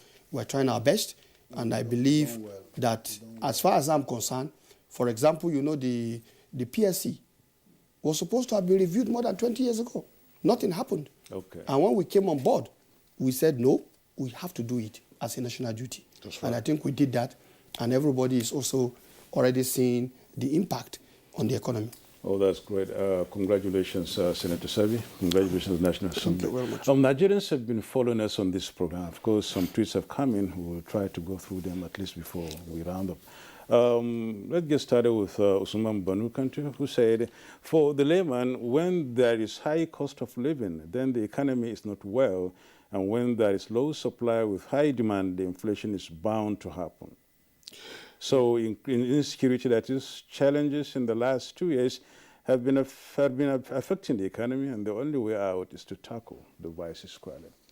Akeju Olagbaju says we have exited ERGP, which is a medium term, and currently we are on the ESG, that's ESP, Economic Sustainability Plan, which is short term. My advice is that the Ministry of Finance should roll out a new medium term plan urgently. And Dele Jackson Solomon says the need to reevaluate the achievements of the current administration in Nigeria through the lens of the economy and the security is sacrosanct. President Buhari and his government We must work harder to improve the economy, nothing more. And nothing Chris less. Simeon, to prevent another economic recession, the federal government should come up with a vibrant economic policy that will beef up our fortunes.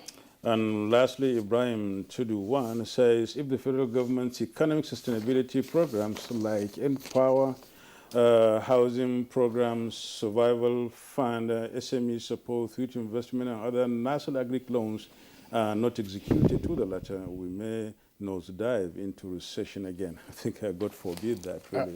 All right. Well, that's the much that time allows us to accommodate for today's edition of the program.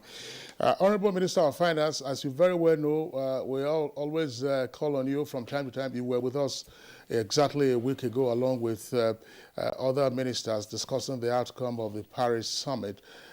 Today, of course, we have kicked off with the evaluation of the economy under President Buhari in 6 years.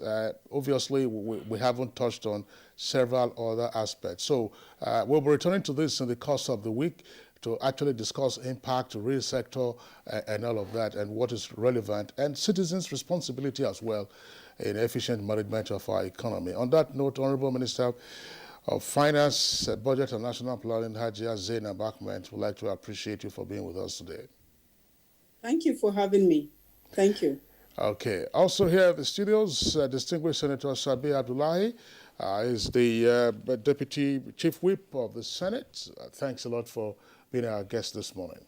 Well, thank you, but before I step down, let me also use this opportunity you to don't say, have the time, but yes, very quickly. just a quick one. Yes. Because the Honorable Minister of Finance, I think we have to commend her. One thing that I just want to mention with respect to this commendation is the fact that in our workings with her, what I've been able to assess is that she's very, very disciplined. Oh, that's good. That singular word, Without a doubt. if all Nigerians can become very disciplined in what we do, I think the result will be far, far greater than what we're dealing with. I thought I should just put that so that we encourage her to continue to do more.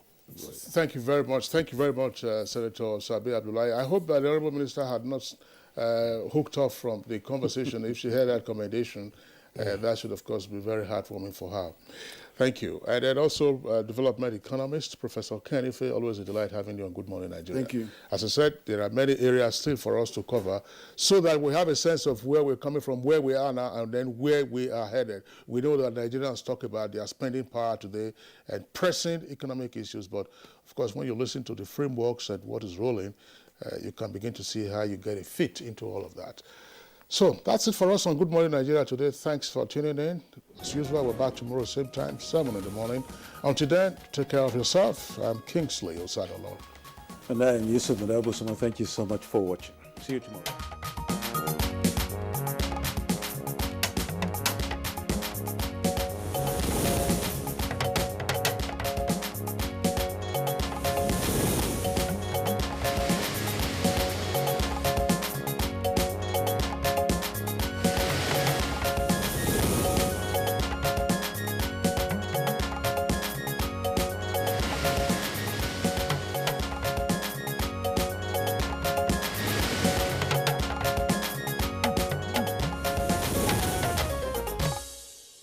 Kind of thing, or I hear it.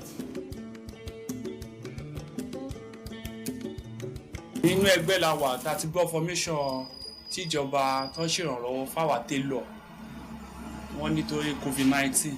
Wọ́n ní kí n korúkọ àtàkáǹtì tí mò ń lò so mo kọ sílẹ̀ mo mọ́kàn kúrò mo rò pé ó lè jẹ́rọ́ ni nǹkan tá a wá ṣe. Ju bí ọ̀sẹ̀ bíi mẹ́ta ẹ̀ lọ tí wọ́n gba àká nọ́mbà wa tí wọ́n béèrè ọ̀rọ̀ lọ́wọ́ wa yẹn ni wọ́n sẹ́ndì owó sínú àkáǹtì mi. Ọjọ́ yẹn náà ni mo fi owó kún mo dẹ̀ lọ ra fóònù so láti ìgbà yẹn mi ò ní ìṣòro pẹ̀lú àwọn kọ́sítọ́mà mi mọ́. Kò sẹ́ tó máa gba 30,000 ẹ̀ tí wọ́n máa fẹ́ materials pátápátá tó yẹ máa ṣiṣẹ́ family àjẹun ìyàwó àtọmọ máa jẹun wọ́n appreciate. Mo dúpẹ́ lọ́wọ́ federal government fún nǹkan tó ń ṣe.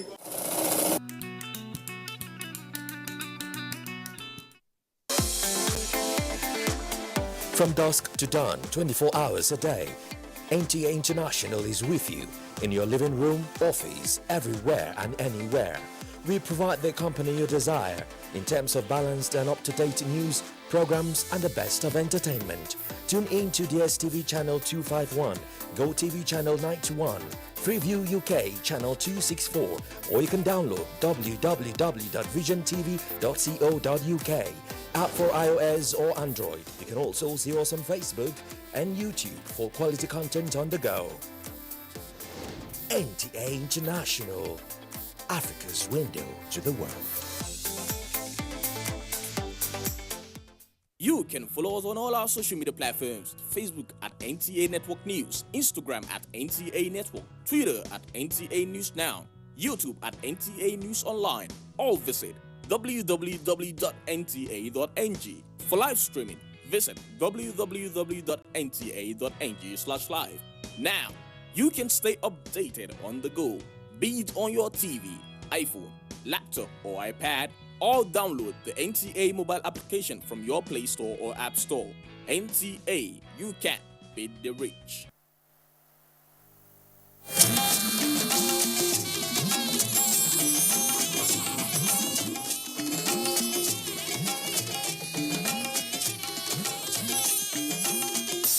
This is the network service of the NTA.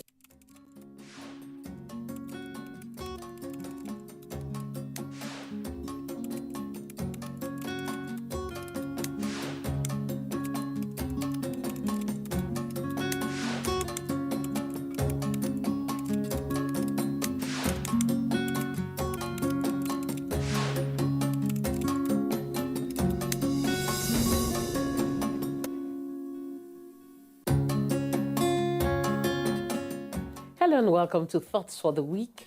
I'm Cordelia Obey, and the idea is to talk about things we usually would talk about.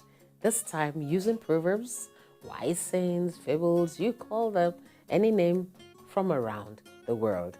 And what are we looking at today? We are looking at being faithful to our friends. Welcome. Now, I have a story to share. It's a fable because I have some animals in it. Many years ago, there was a shark who had a monkey as a best friend. Every time the shark would swim to the island where this monkey was, and they'll be happy together. One day the shark said, my friend, as some people would say, my friendship, you don't even know where I live. Won't you come and visit me one day? And the monkey said, okay, why not if not? So it hopped onto the back of the shark, and the shark swam fast and straight towards the middle of the sea. When he got to his own home, all his friends, relatives, and all that were very happy. And the monkey said, why are your family people this happy? Shark said, our king is very sick.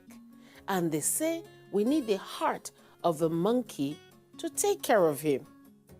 And the monkey was almost fainting. Boy, he was very bold. So he said, my friend, why didn't you tell me what you wanted to do? You didn't trust me enough to tell me. Don't you know that we monkeys, we usually keep our hearts somewhere else? You see that tree you used to meet me? That is where I kept my heart now. And the shark said, He said, just take me back home. Let me collect my heart. I will come back. And the shark, okay. So to the amazement of everybody, the shark turned back and took the monkey back home. Now, our elders say, if God had not been the friend of the faithful ones and made them wise, even in the valley of death, life would have been extinct in the world. So, our monkey got home, got up to the tree, and told the shark that, you are a bad friend. Who told you? My heart is here with me. But thank God I escaped from you. And that was how the monkey got saved. My father told me that story many years ago. And I never forgot it. Because he said that every parent should teach the child or their children how to be faithful to their friends.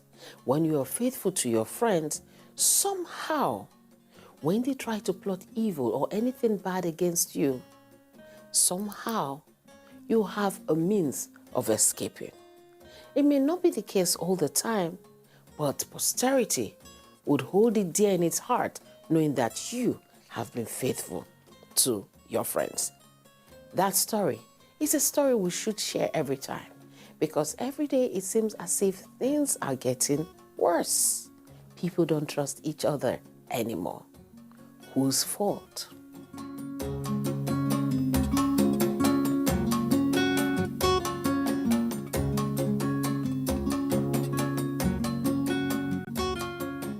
Now, for our thoughts for the week.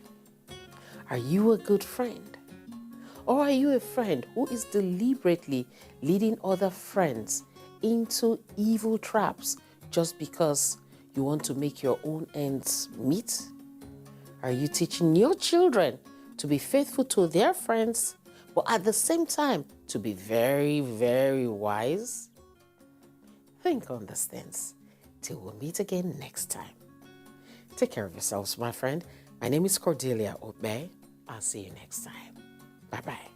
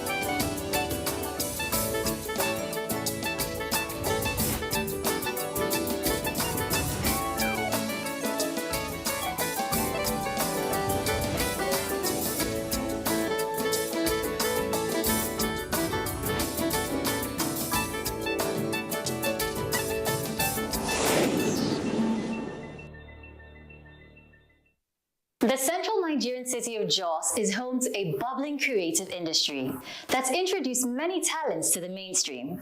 The designer you're about to meet is employing a disruptive approach and an unmistakably African aesthetic to introduce the fashion pulse of Jos and indeed Africa at large on a global stage. Fidelis Usibe is one of Nigeria's most prolific designers. Under the fashion brand Del Africa, his Afrocentric and often futuristic designs have graced runways all over the world.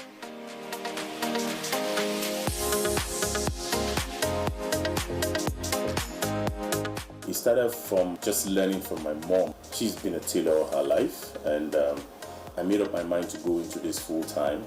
I had to start doing self-training online. I had to start doing a lot of training online. Then I had to go for fashion training also professionally. You know, I've gone for one in Lagos, I've done in Italy. There's a lot I gained from finishing, you know, because like the one I went for in Italy, it's called luxury finishing. With the kind of trainings I've been able to acquire, I've been able to train a lot of young people that come through me in finishing. One of the things you have to master, no matter how good you are with cutting and sewing, if you come through me, you have to master finishing. If you're not good at finishing, there's nothing in your work. And that's one of the major things I learned. And I've really put that into the way I shape the things I do, like how you go about your straight line, how you go about your cut. Your cutting, you don't need to cut and begin to iron later. Your iron has to be on the side, working by your side while you're doing your cutting. You're ironing, you're cutting, you're shaping, you're cutting. Whatever you're doing has to go well. Your finishing has to come out well. Africa is the future for fashion, the future for music, and a lot.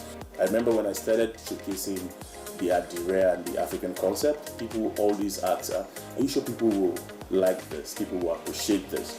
But if you look at some of the new collections we had, even after the pandemic, we've had collections being printed in African prints in big platforms. In London, in New York Fashion Week, I've seen that already, where even suits were made in our own prints. I wasn't just looking at Nigeria when I started, I was looking at Africa.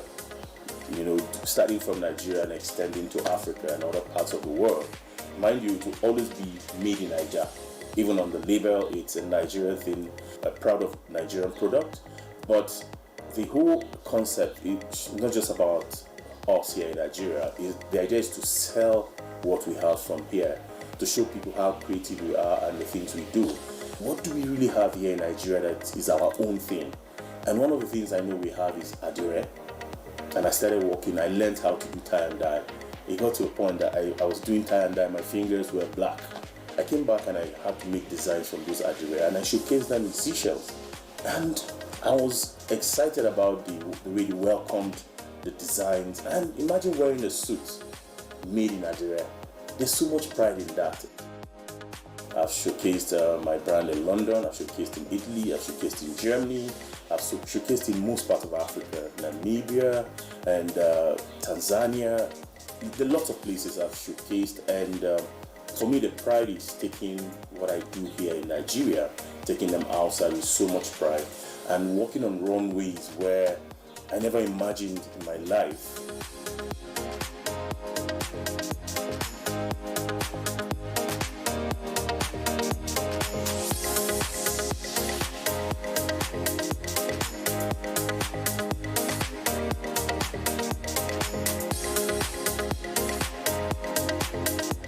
I've gotten nominated in other countries, but for me that showed that what I was doing, people are beginning to recognize and see the things I do. I got that from the Who is Who Award, and I also got one from the Plateau Award. My people here appreciate what I do, and that is a thing of pride for me. I'm working in collaboration with other brands this year, because I found out that whatever you do, you can only get to a certain level. But when you have a team, you go all out. And we've spoken with some teams and a couple of other brands. We are ready to begin to explore. We're ready to begin to do new things. So what we're doing right now is setting and laying down foundations for growth for the upcoming and already established fashion designers in Nigeria. And we'll keep pushing and keep doing it. And I'm sure very soon, people will begin to look back to Jos to see what's going on with the fashion world like it used to be back in the 80s and in the 90s. The fashion thing in Jos has always been there. It's been there even before we got to Jos. A typical Jos man knows how to dress. And we've had a lot of our artists that pass through Jos. And if you check their dress code and the way they are being styled till date, they are always top at what they do when it comes to dressing. It's a thing for us in Jos. Fashion is what we do. From the first collection I had in Lagos, when I was showcasing that first time, even when I looked at the picture and I looked at myself coming out to take a bow, I started laughing at myself. I was like, you can imagine where I started from. But you know, one thing I do every time I go for a show, a runway, I begin to look at all the designers that are coming, designers that are already established, designers that are big. You know, I started from a very, I didn't just push myself, I want to be in the forefront of any runway. I started showcasing from a very low platform. But each time I go, I look out for people and see what they do. I'm like, wow, how did you get to do this? How did you achieve a thing like this? I had something to do some years back in Benin Republic. And it's actually centered around Afrofuturism, you know. That's the whole concept. And I came up with some designs that some people would call crazy, with a very long sleeve, you know, a sleeve that ordinarily you look at and you're like, how do I put this on? But for me, I just felt, okay, this is different, you know, it's different and it's not the usual kind of sleeves that people wear around, but futuristic. You know, if you're looking at a future kind of design, it works for me that way. And when it flows, I really don't restrict myself. For me, it goes with the theme for the runway, one. And then secondly, if it's a collection that I have to work on freely, then it goes with what I'm going through, the experiences I'm going through at that moment. I lost my dad last year. The experiences I had that period actually birthed that experience for me to do the Jungle collection.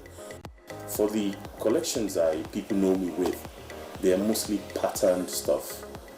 Like what I'm wearing, it goes with a lot of pattern. Whether I'm doing the Adire, I'm doing the African design, they go with a lot of pattern, and people know me with those kind of patterns, and they'll tell you, yes, this is Del Africa.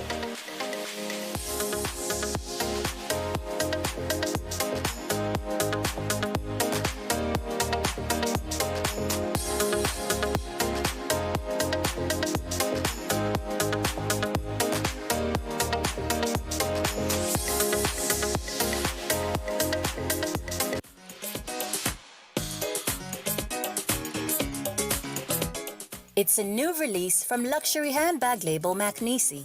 Just in time for Children's Day, the proudly made in Nigeria brand launched its very first line of bags for children, complete with a party to celebrate the occasion and the kids, of course.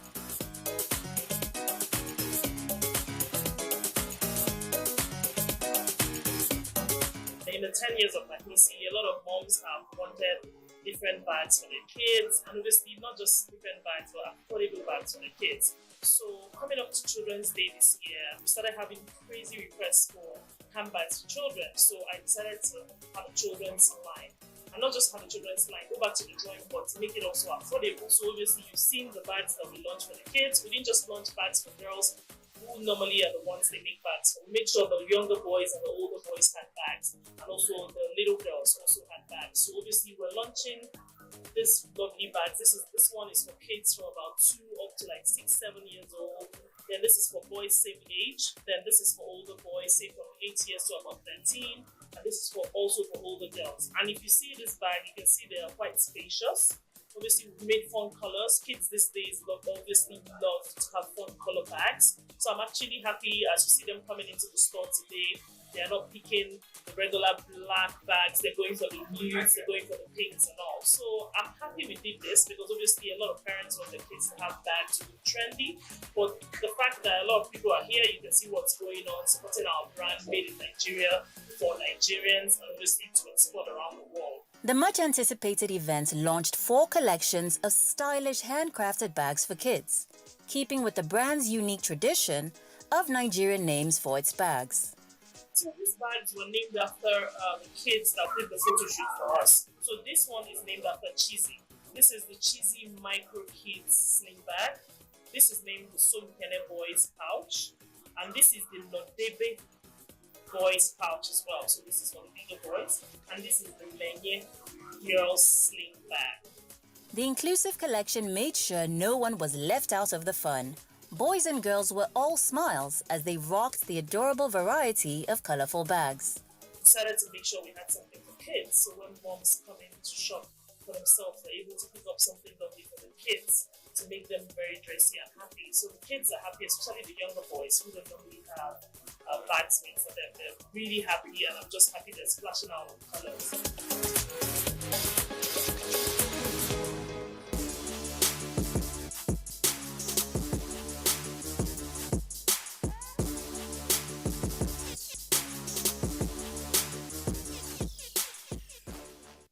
The Queen of Afrobeats graced the cover of a Leo magazine in a stunning fashion editorial set in Lagos, styled by KK Obi and shot by Lakin Ogubao.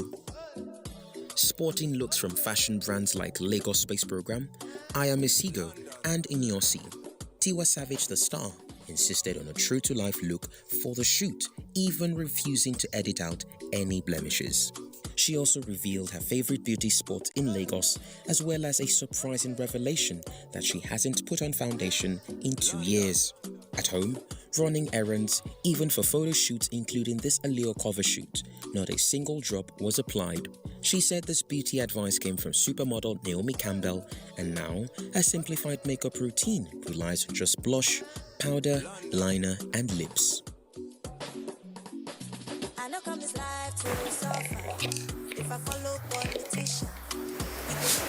The truth is, with or without makeup, Tiwa Savage always looks amazing. But I think I would need several weeks of skin work just to be able to pull off a no foundation look. In the meantime, if you want to know what's trending in beauty, don't go anywhere. We've got something exciting brewing in our beauty box just after the break.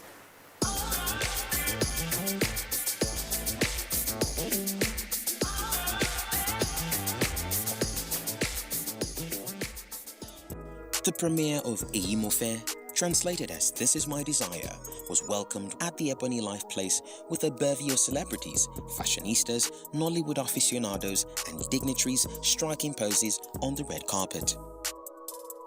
Actress Colleen was cute in the Lara dress from Ejiro Amos Tafiri's Spring-Summer 19 collection, a beautifully tailored mini hand-woven ashoke. Mo Abidu was simple in a black floor-length gown featuring an asymmetrical neckline and zipper details. It was a daring silky rose gold for Cynthia Ebichie, an Emmy Casbit two-piece for Eko Edewo, and signature black patent leather for Derili.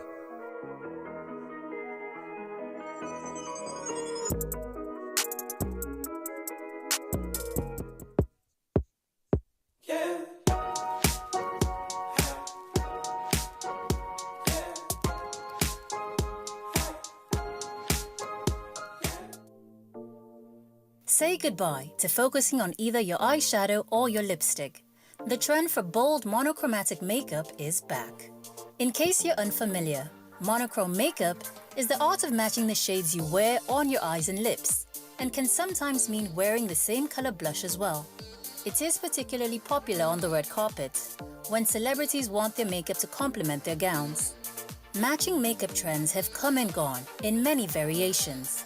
There's matching your lipstick to your nail polish, coordinating your eyeshadow or lip color to your outfit, and most on trend right now, monochromatic makeup. The best part is that it's easy to pull off. Normally rooted in beige, brown, pink, or red, it can be accomplished easily by picking a shade that looks good on your skin tone and keeping all the other products within that color family. Not sure where to start? Simply dump out all your makeup on a flat surface and make pairs or trios. This is a great time to break into the many eye palettes you rarely use, or neutral lip colors you're not sure how to wear. Today, Emma is playing up her best features with subtle monochromatic shades of warm rose gold. Here's how to get the look. Step 1. Start with a clean base, and before you reach for any eyeshadow or liquid makeup products, you should always apply a makeup primer. A makeup primer helps to create a smooth base for your makeup. It also helps your makeup lay evenly for a long-lasting look. Lay down a flawless base and be sure to apply your foundation with a blender using dabbing motions for seamless coverage. Don't forget to blend your neck, conceal dark spots, and define the points of your face, your temples, cheekbones, and jawline. Step 2. It's time to introduce some color. Mimic a natural flush by applying a soft pink blush on the apples of your cheeks. You can also complement your warm rose gold palette with a highlighter in pearlescent pink above your cheekbones. Step 3. Define your brows with a pencil, gel, or combination of both. Then prep your lids. Brighten your eyes with a shimmery eyeshadow, highlighting your lid, crease, and lower lash line, making sure to blend until even. Step 4. Line your upper and lower waterline so your lashes will sport a thicker appearance. Every look needs mascara, this one included. Brush a few coats of mascara onto your lashes for effortless volume. Step 5. Trace the outline of your lips with a skin tone pencil and punch up your picture-perfect pout with a few swipes of lasting wear lipstick topped with strawberry glaze for a glossy finish. Step 6. Last but certainly not least, don't forget to lock your look in place. A few spritzes of setting spray and you're good to go. The increase in the popularity of the monochromatic look is a result of demand for multitasking products, as everyone searches for easier and quicker makeup application to fit in with their busy lives. And while in the past we've been advised to define just our eyes or lips, this trend allows you to do both. Whether that's subtle or bold is up to you. When it comes to achieving monochromatic makeup, follow one main piece of advice. Play with texture. Use a mix of matte, metallic, frost or glitter finishes to create more interest and dimension to your look. However you choose to embrace the monochromatic trend, make sure to experiment with an array of products in similar shades and finishes.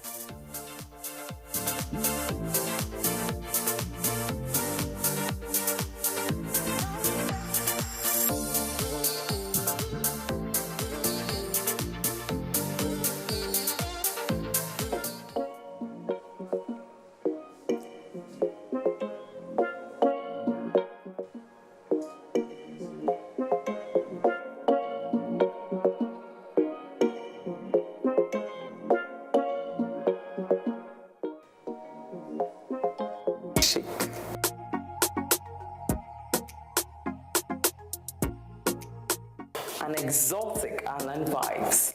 My name is Ebero Kafo, and I'm hanging out at your next favorite destination. This is Created Spaces, only on Today's Style.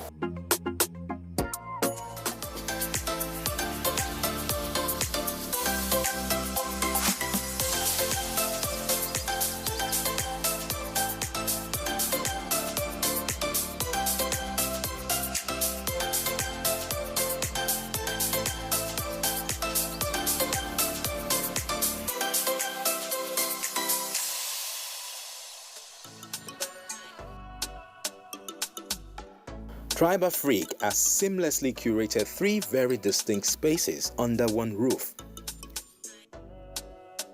The interior design industry has experienced a huge demand for sustainable designs and has been leaning towards eco-friendly material.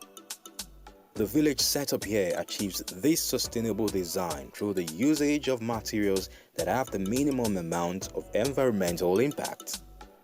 A simple yet elegant and minimalistic way to achieve natural aesthetics is with bamboo, exemplified here in the walls.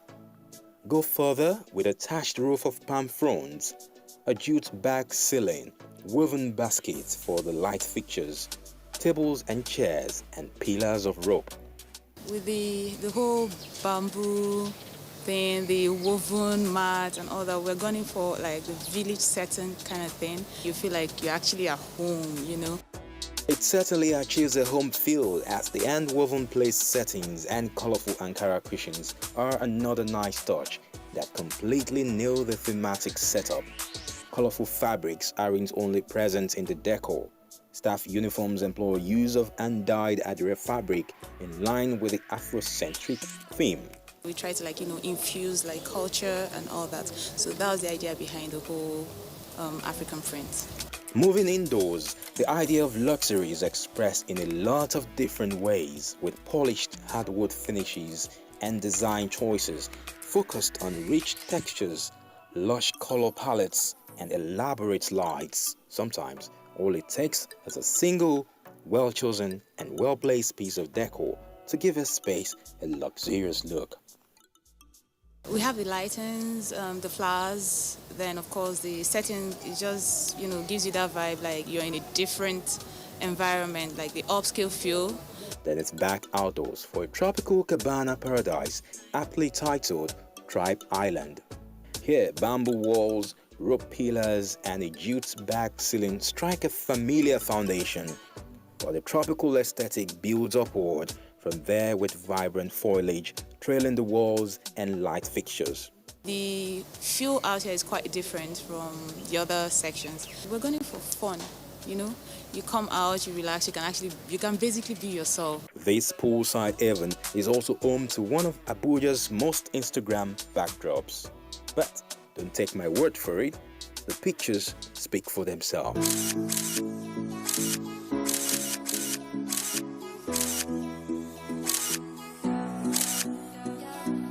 You know how we like pictures and all that, so basically we put it there so, when you come, you can actually take pictures and then it beautifies the whole thing. It makes the whole experience, it makes you actually remember, oh, I came here and I took pictures here. So anybody that sees this backdrop, they know it's here. Like we say, your vibe attracts your tribe. Just bring your tribe here and enjoy the vibe.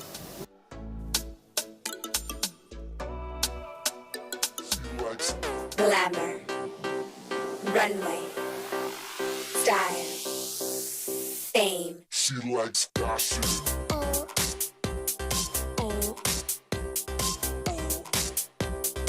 She likes gossip.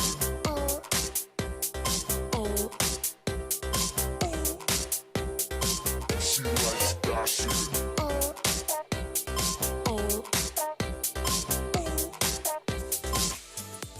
Fashion designer Love from Jules hosted the official unveiling of the Orient of Africa capsule collection.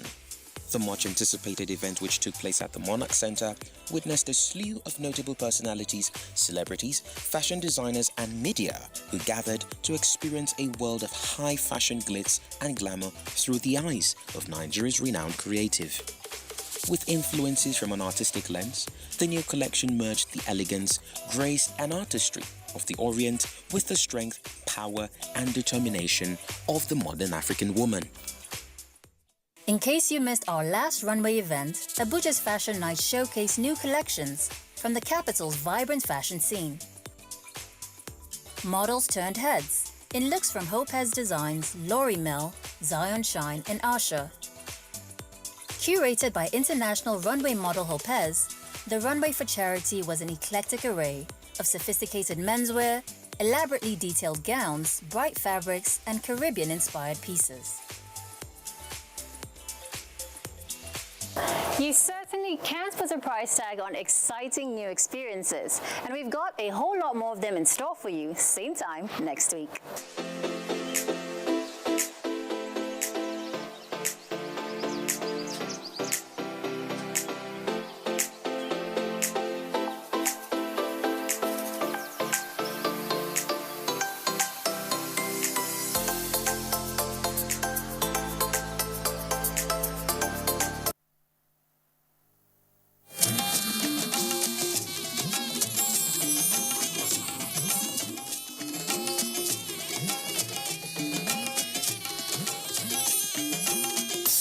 This is the network service of the NTA.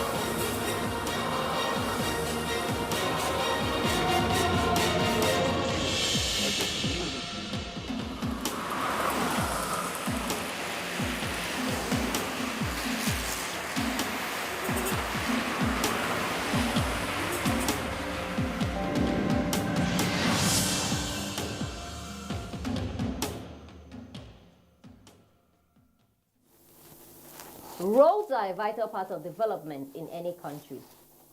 The quality of roads speaks volume of any nation. Roads in Nigeria are good as the government is doing so much to construct and build good roads for the benefit of all. However, a few are not. This calls for attention as the safety of the users depends not only on their driving and obeying traffic rules, but greatly on a good road. Welcome to Road Matters. I am Fatima Umar, and the state of the road is what the episode is all about today. Stay tuned as we go to Ibadan in Oyo State and see the state of the road with Weju.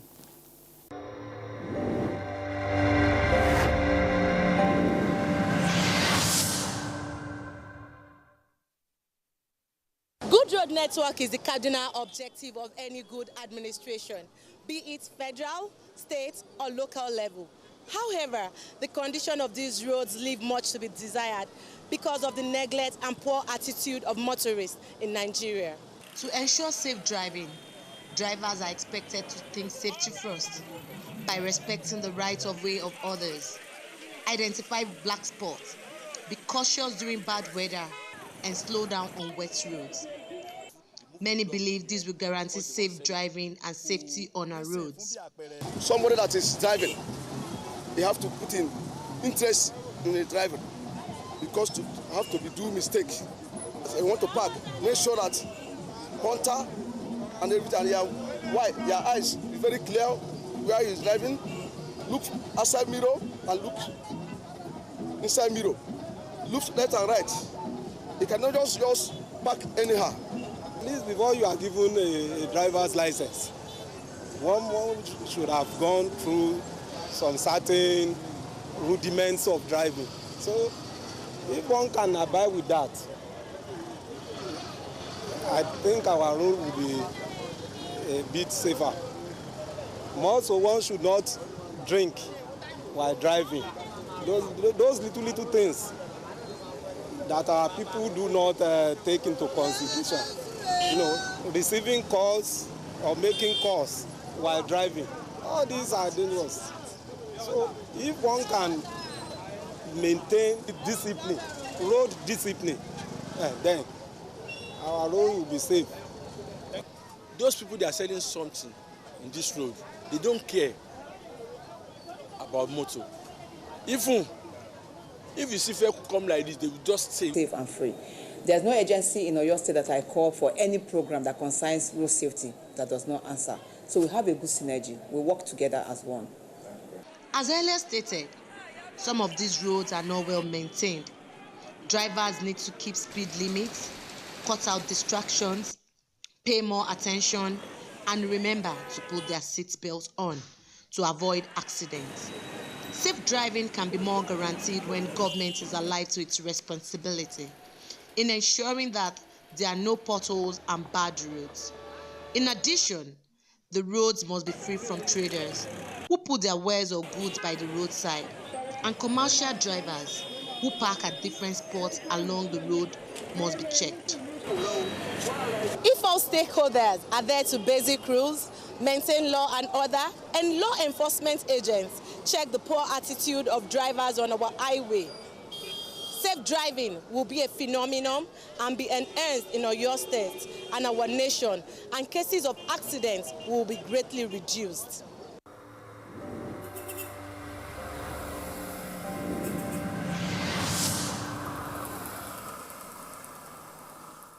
A good road will ease movement for all. A road that is not good will increase the cost of transport fare. A road that is not good is simply not safe. A road that is not good will slow traffic. A good road will ease traffic congestion. This has been a recent occurrence in Rivers State. Let's join Francis Insa and see the recent development of construction of roads and flyovers to ease traffic congestion for residents there in Port Harcourt.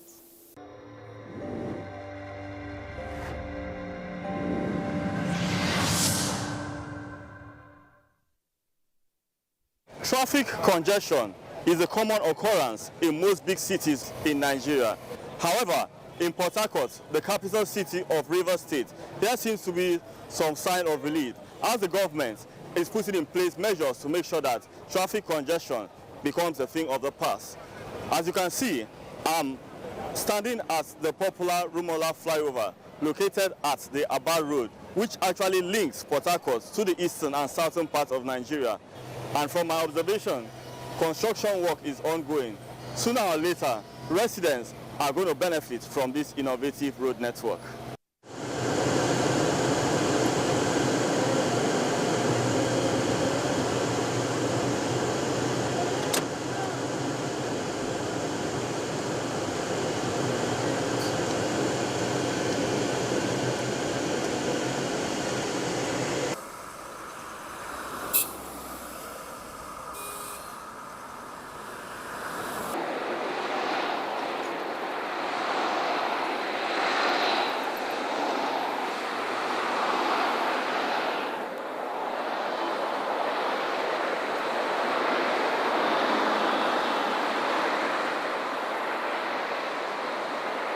I feel it's a good step in the right direction, because the better the road network, the less congested the traffic system is, and the more people get to their destination on time. If you have good road network, free of potholes, free of bad spots, I think you get to evade accidents, you get to limit the amount of time people spend on the road. People get to their destination on time, faster. So I must applaud what they are doing. Like, it's really good. I dub my hat for them. It's a welcome development, but though for now it's a bit stressful because you need to trek all the way to normally a place that is very close to your location, but now you need to trek all the way. But I think after now we'll be the ones to enjoy it. I love the road, I love the flyover they are doing, but after the flyover, the hold up can pass, everything can pass away, but now the hold up, the traffic is tight because of the construction of the road. After the construction, everything will be clear. Yes, after the road construction, I think the hold up, there will be no hold up anymore, and the road will be nice.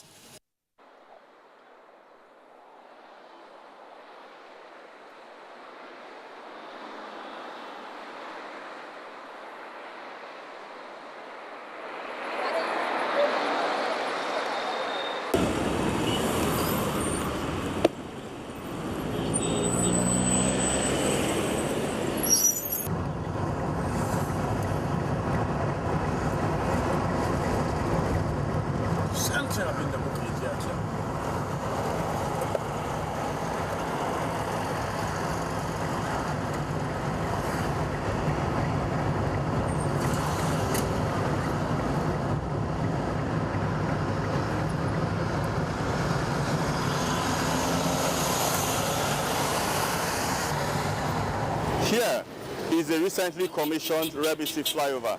Prior to the construction of this flyover, we used to experience heavy vehicular movement, which was accompanied with heavy traffic gridlock. But with the construction of this flyover, the story seems to be different. So let's hear from road users.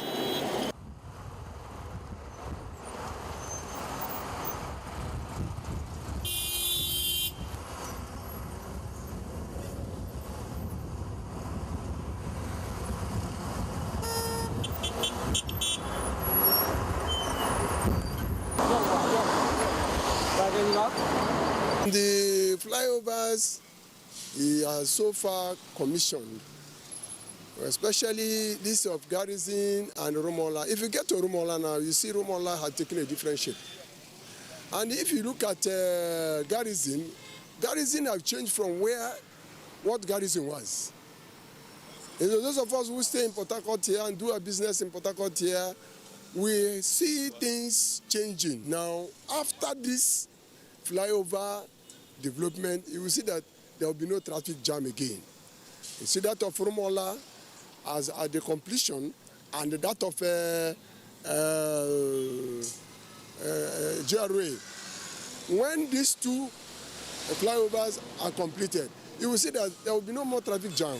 I believe that with this road construction, especially the flyover, it will ease all this unnecessary traffic. Just like artillery, I'm coming from there now. Everywhere is just clear.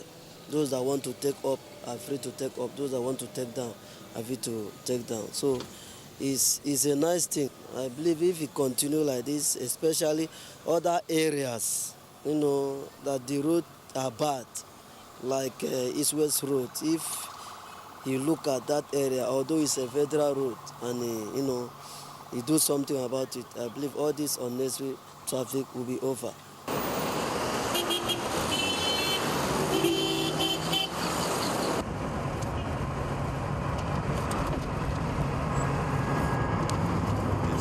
The roads and the new bridges have eased off traffic congestion in those areas.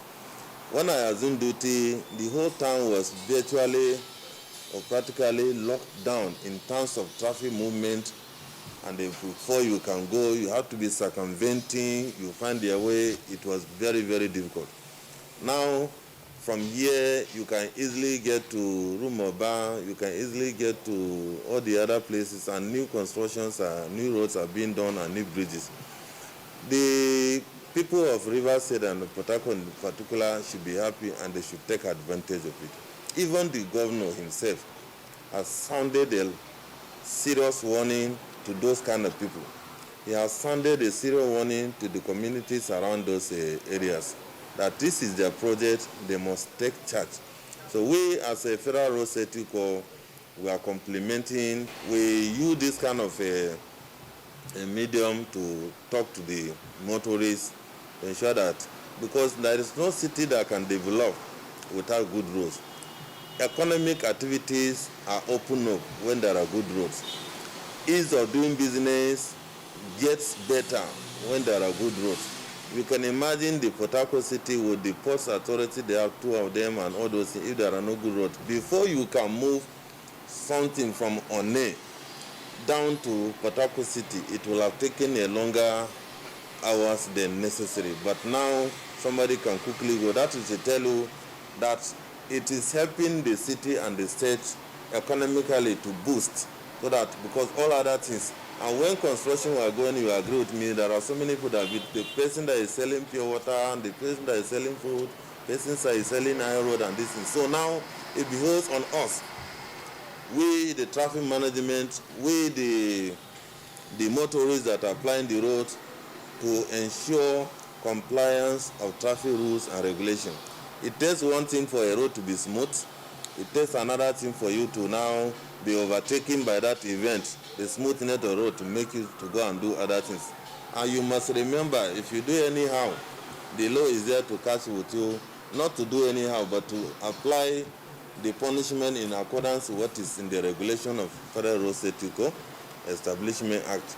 But before we get that, that's why we take advantage of this to continually carelessly, because when you engage in road traffic crash, injuries are sustained, you spend money for hospital bills, you will spend money for the damaging the car, and your car will never be the same, no matter how you fix it. If it is bashed, your body will never be the same, no matter what is done, because if there are bruises, and after treatment and this thing, you will come out with a scar. So that kind of a thing is, when you look at it socially and economically, we tell you the advantages and disadvantages. But the advantage of obeying road traffic rule and regulation outweigh the disadvantage far, far, far better. So please and please, my good people of Rivers State, as we are thanking the governor for his good work, you must also compliment by being seen to be complying with the traffic rules and regulations. That is why we are discovering there are so many rickety vehicles plying the road. Some of them you will see at the back of it, there is nothing, many of them that were impounded. So we have embarked of what we call Operation Stink, getting rid of rickety vehicles off the road of Rivers State and Port Harcourt City in particular. Every day our men will go out on a special patrol.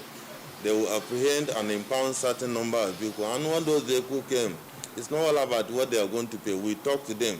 You don't have side mirror, go and fix it.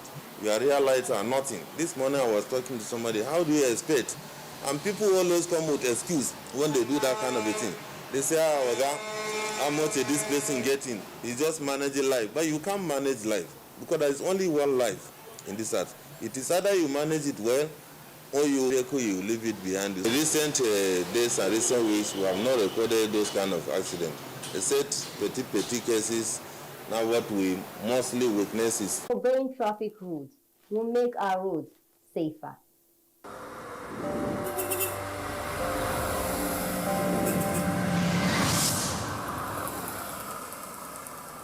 Indiscipline can help in reducing the chaotic situations. I will move because of security.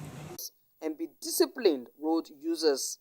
Remember, we are who we make of ourselves.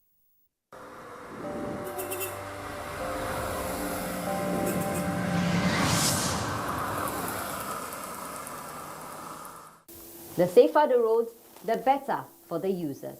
This is where we end the program this week. You can stay in touch with the program on the social media handle on Twitter at RoadMattersNTA or send a mail to roadmatters@nta.ng. Until the next episode, I am Fatima Umar. Drive to live and be good on the road. Bye-bye.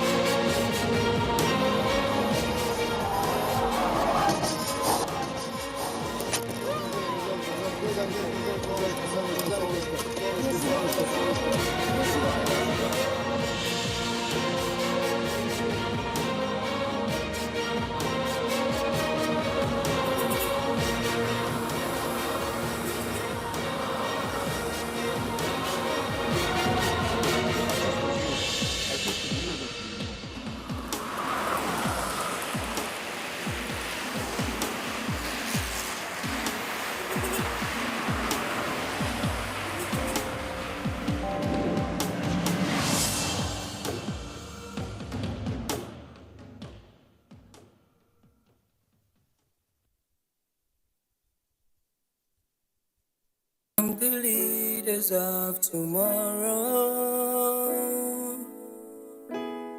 I'm the future of the world. Lead the path that I must follow.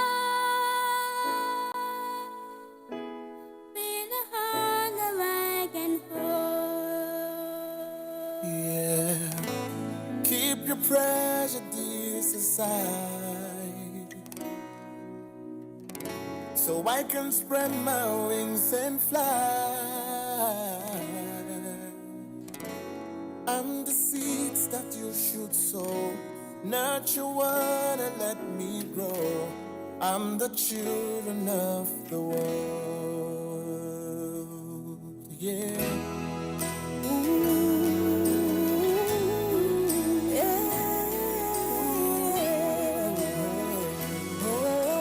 Deepest part of me to follow my dreams,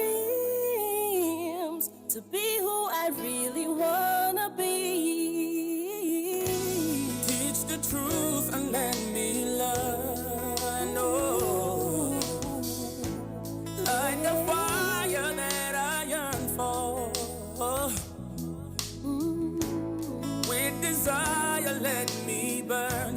Take me higher, it's my turn. I'm the leaders of tomorrow. I'm the leaders of tomorrow. I'm the future of the world. I'm the future of the world. Lead the path that I must follow. Lead the path that I must follow. Be the hand that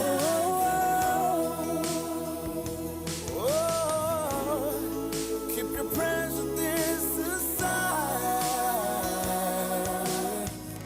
so I can spread my wings and fly.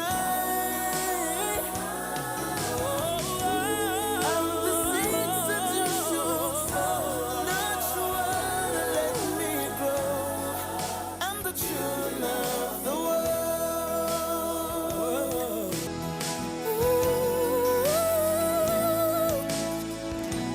keep me alive. This final cure to my disease. Instead of strife, let me be an instrument of peace. Speak the words I need to hear. It's the burdens that I bear. Oh, give me strength to face my fears. Lend a smile to wipe my tears. I'm every child, yeah. I'm the leaders of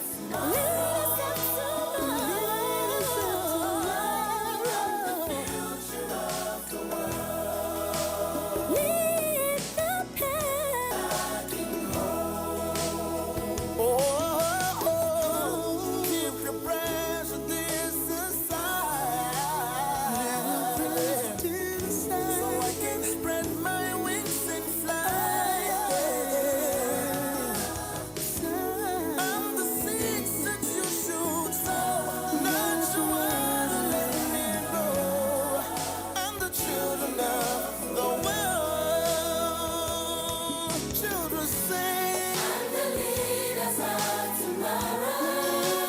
Leaders of tomorrow. I'm the future of Be the hand.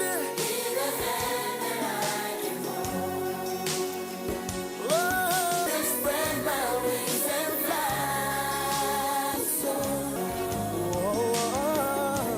I'm the children of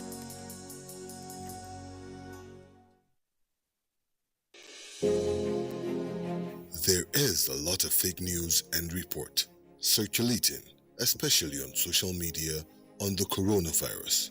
Do not believe or partake in the spread of these fake reports.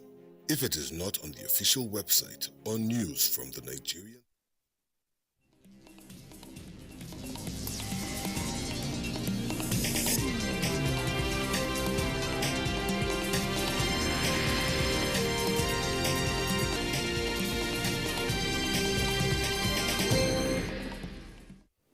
Good morning and welcome to the news at 10 on the NTA. We are broadcasting live from our studio in Abuja. I am Ifoma Ojinta, and here from all institutions in Mali with a basic goal of restoring democratic government. Imo State Police Command says killers of Ahmed Gulag have been neutralized.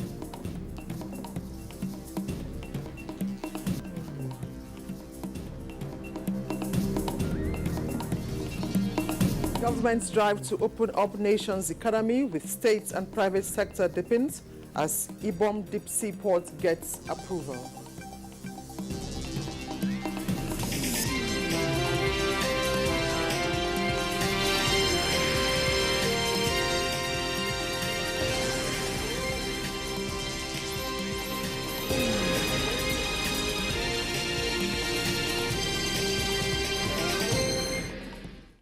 And now the news in details.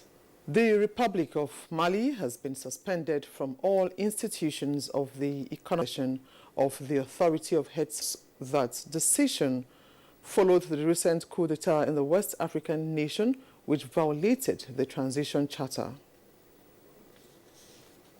The ECOWAS Extraordinary Summit was convened by the chairman of the Authority of the Heads of State and Government and President of Ghana, Nana Akufo-Addo. It was to review the prevailing socio-political crisis in Mali following the arrest, detention, and subsequent resignation of the President and Prime Minister of the transition government, as well as determine the next line of action. I'm thus using this opportunity to reiterate, on behalf of ECOWAS, our continued commitment to the peaceful transition in Mali with a basic goal of restoring democratic government and working for the stability of Mali and of our region. We must critically examine the dynamics of the current situation and make informed decisions. At the end of a closed-door session, condemned in strong terms the coup d'etat, describing it as a violation of the Transition Charter. Consequently, apart from suspending Mali from ECOWAS, the leaders also insist that a new inclusive government be formed to proceed with the transition program. A new civilian prime minister, they also said, be nominated immediately.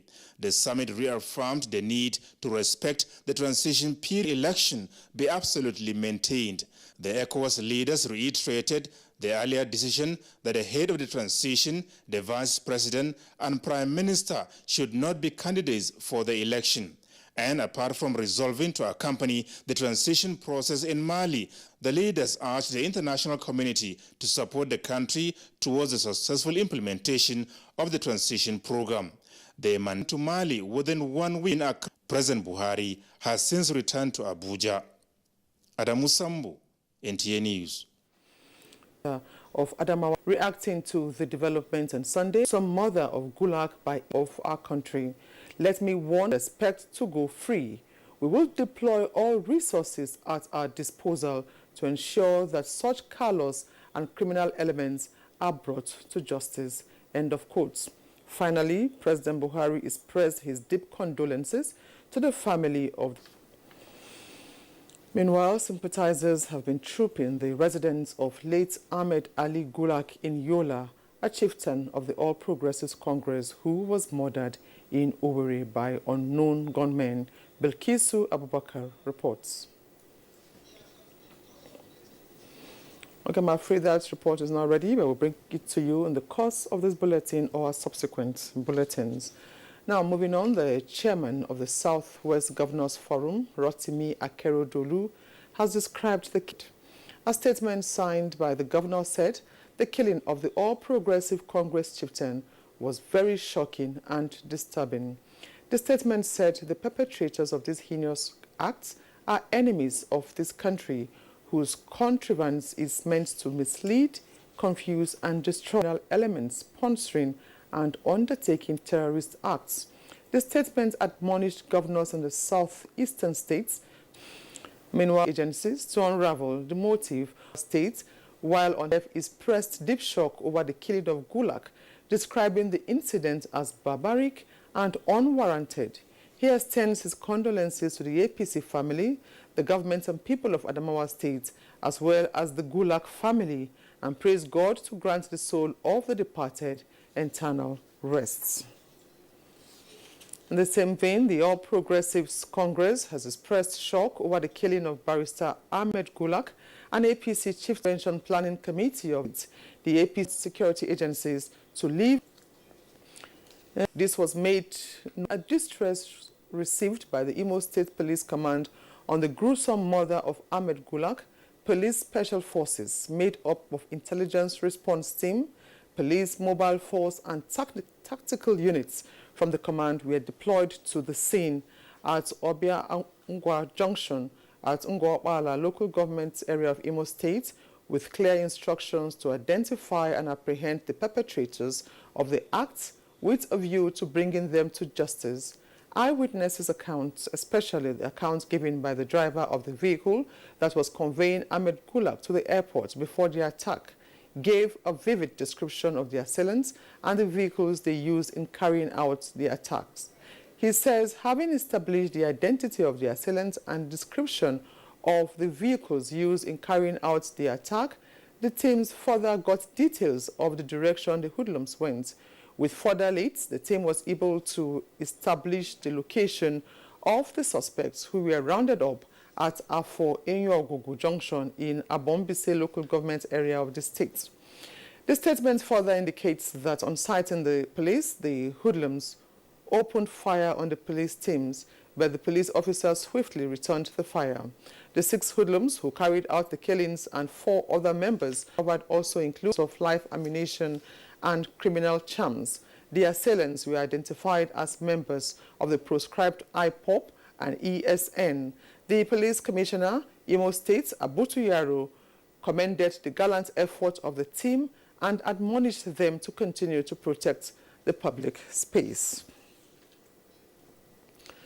Governor Abubakar Sani Bello of Niger State and Chairman North Central Governors Forum has expressed shock and saddened by the recent abduction of innocent people by armed bandits in several communities across 3 local government areas of Rafi, Wushishi and Bidda in the state.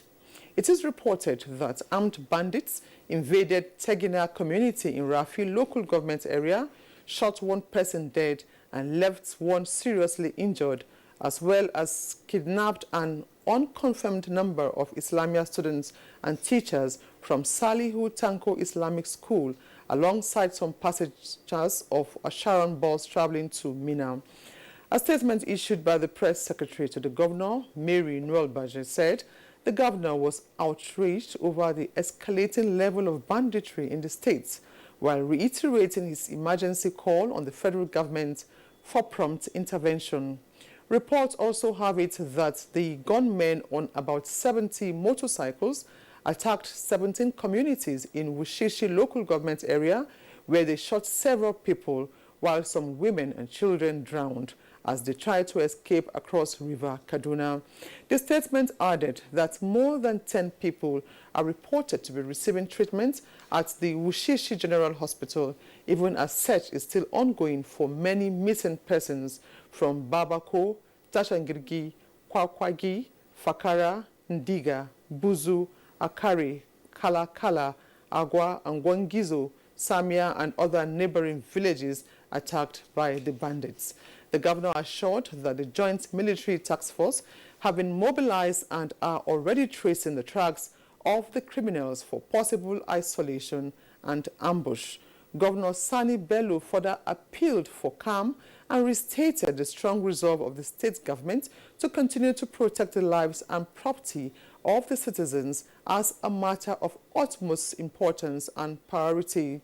Meanwhile, 11 children who were too small and couldn't walk among the kidnapped Islamia students were released by the gunmen, as reports also indicates that the IDPs of Central and Model Primary School, as well as Government Secondary School in Wushishi, are going back to their communities following return of normalcy. Abia State Governor Okeze Ikpeazu says the state government has concluded arrangements to flush out criminal elements operating in Abia Forest towards ensuring watertight security in the state. He said this when he received the prelate Methodist Church of Nigeria, Dr. Samuel Uche, at the Government House, Umuahia. Kingsley Ononiwu has details. A well-secured environment, according to Governor Okeze Ikpeazu, attracts foreign investment, which in turn boosts economic development. The governor says it is against this backdrop that his administration is not leaving any stone unturned in ensuring that criminal elements operating from the forest and other hiders in the state will not only be dislodged but be made to face the full weight of law. He also announced that his administration will soon begin enforcement of anti-open grazing law of the state government. We have signed this a long time ago, but I'm not somebody who is giving too much noise. We signed the law, and that is the basic thing to do. And we are going to set up structures to begin to enforce it strictly. The visiting prelate of the Methodist Church Nigeria, Dr. Samuel Uche, said his delegation is in the state to pray for the peace of Abia and the nation against security challenges bedeviling some part of the country. At the moment, the prelate noted that the problems in Nigeria should be resolved through roundtable dialogue. In Umuahia, Kingsley Ononiwu, NTA News. You're watching the news at 10, live from our studios here in Abuja. More reports after this break.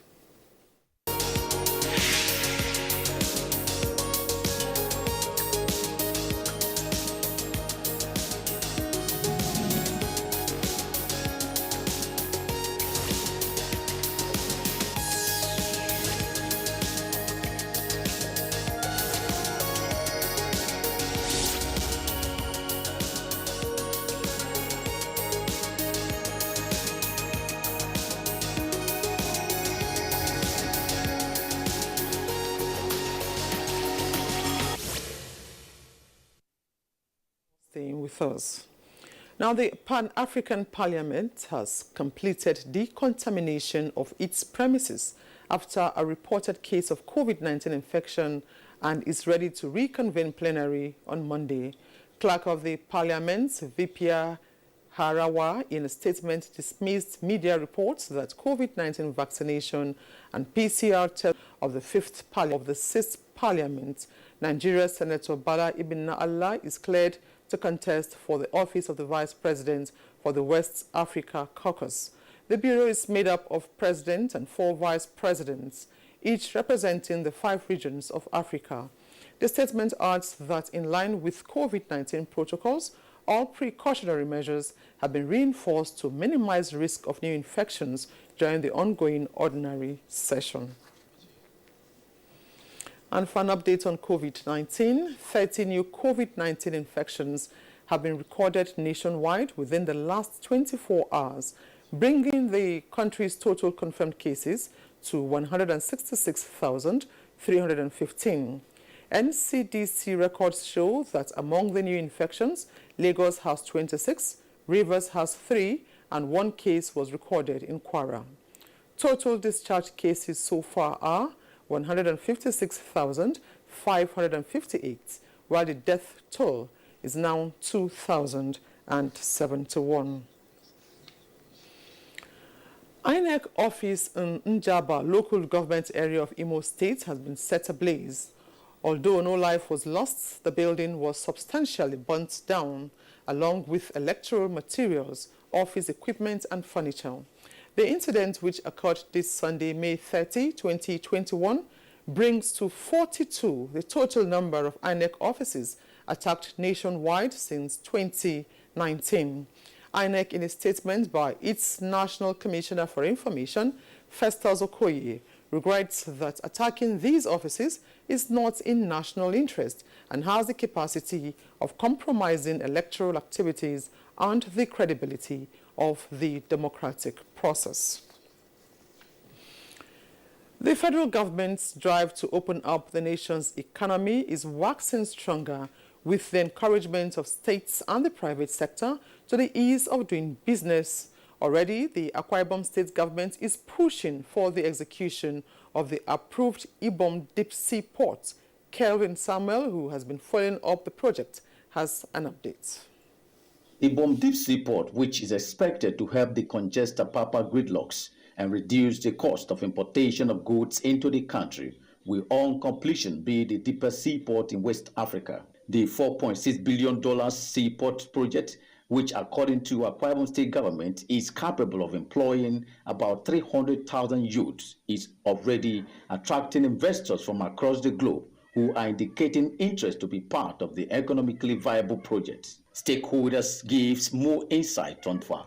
Deep seaport is a generational infrastructure that will redefine a lot of things here and where we are currently.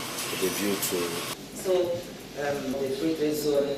Considered as one of the landmark projects of the present administration, Ibom Deep Seaport, with its industrial city sitting on a 14,400 hectare site, was approved by the federal government of Nigeria in December 2020 and is presently at procurement level.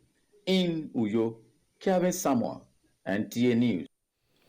Lagos State Governor Babajide Sanwo-Olu has commissioned an integrated airport bus terminal in Lagos with a commitment to continue placing premium on development of the huge informal economy associated with transport operations to improve intra-city movement across the state. Musa Toliat completes the report. The commissioning of the Mafuluku Integrated Bus Terminal along the International Airport Road has been described as another milestone born out of long-standing effective collaboration between the federal and Lagos state governments to enhance transportation in the state. Governor Babajide Sanwo-Olu said the project represents conscious efforts to improve intra-city. Mata and FAN will be operating transportation franchises in and out of the Mafuluku terminal. For this facility, both Lamata and FAN will operate them. FAN, in turn, will run the local and international passenger service out of this station. The bus terminal, built by the Lagos Metropolitan Area Transportation Authority and the Federal Airport Authority of Nigeria, is strategically located to offer seamless and affordable means of transportation to residents in Mafuluku, Ajawo Estate, Oshodi, as well as inbound passengers from Muritala Mohammed International Airport and domestic wing of the airport. This terminal would enhance the environmental aesthetics of this location and promote orderliness within it, as well as eliminate the menace caused by parking and picking up passengers along the road. Furthermore, it will open up the airport and adjoining communities to more economic activities. The governor disclosed that more bus terminals will be delivered in the coming months in Agege, Ojota, and Aja under the first phase of the implementation of Bus Reforms Initiative. In Lagos, Musa Toliat, NTA News. Experts say for Nigeria to see the needed development, the economy must have a growth rate of at least 11%, while the economic processes should drive political processes. These were part of the 32-point highlights of the second National Leadership Dialogue Series of Nigerian Prize for Leadership. Haman, which is expecting national security, process of funding budget, enhancing the digital economy, and post-COVID-19. Subsidies is an because the market is not determining the prices and it's not driving the economy. Do we take the people into consideration when we are formulating economic policies? Or do we just do this and then see the consequences on the people? At the commencement of this series that is looking at policy formulation at all levels and how to involve the people, experts say Nigeria's economy have to grow at a rate of at least 11%. Government must invest in tech and youth investment must be promoted. We must therefore start the thinking, start the improvement, the execution of policies from the community level. That is the bottom-up approach. If we are to rework the economy from policies to the people, we have to have strategic leadership that will sit down and take a look at all those processes. We must intentionally, deliberately ensure that the right policy choice are made. On employment, the next series comes up on the 29th of June 2021. Hamman Jabani, NTA News. Capital markets experts say Decision of Central Bank's Monetary Policy Committee to retain the monetary policy rates will complement recovery growth. Let's join Kunle Adeyeye for details.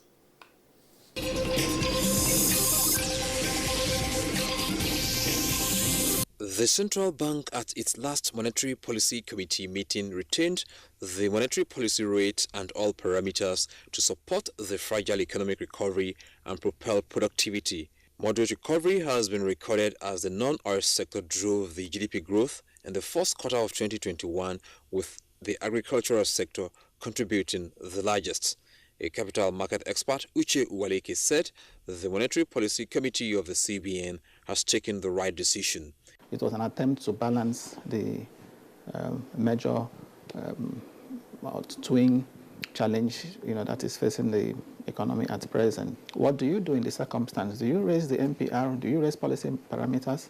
Of course, that will end up rolling back some of the progress we've made in the area of, growth. The signal it sends out there is that of, consistency, that of stability, that of certainty. Okay, as opposed to a situation where you find a central bank, continuously tinkering. He emphasized the substance. Kunle Adeyeye. Another break now. More reports in a moment.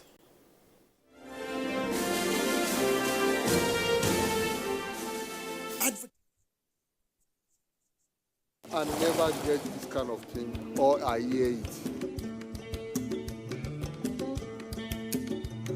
Nínú ẹgbẹ́ la wà tá ti gbọ́ formation tíjọba tó ṣèrànlọ́wọ́ fáwa télọ̀ wọ́n nítorí COVID-19. Ilẹ̀ mo mọ́kàn kúrò mo wò pé ó lè jẹ́rọ́ ni nǹkan tá wá ṣe. Ju bí ọ̀sẹ̀ bíi mẹ́ta ẹ̀ lọ tí wọ́n gba àká nọ́mbà wa tí wọ́n béèrè ọ̀rọ̀ lọ́wọ́ wa yẹn ni wọ́n send owó sínú àkáǹtì mi. Ọjọ́ yẹn náà ni mo fi owó kún mo dẹ̀ lọ ra fóònù. So láti ìgbà yẹn mi ò ní ìṣòro pẹ̀lú àwọn kọ́sítọ́mà mi mọ́. Òṣèré tó máa gba 30,000 ẹ̀ tí wọ́n fi ra materials. Pátápátá tó yẹ máa ṣiṣẹ́ family àjẹun ìyàwó àtọmọ máa jẹun wọ́n appreciate. Mo dúpẹ́ lọ́wọ́ federal government fún nǹkan tó ń ṣe.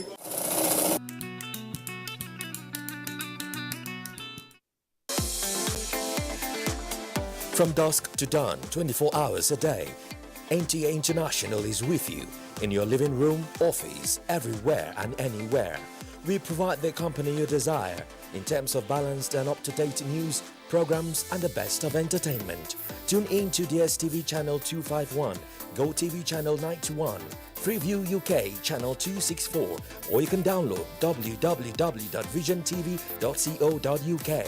App for iOS or Android. You can also see us on Facebook and YouTube for quality content on the go. NTA International, Africa's window to the world.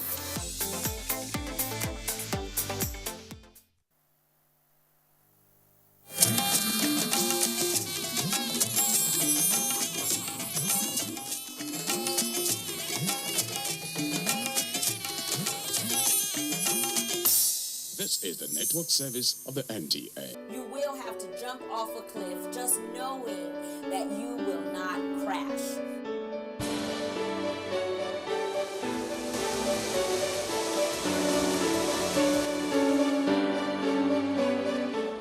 Let me tell you, everybody has their baggage and everybody has their demon. So you might as well deal with your own demon and everything will work out fine. If you're not in control of your emotions will be in control of you.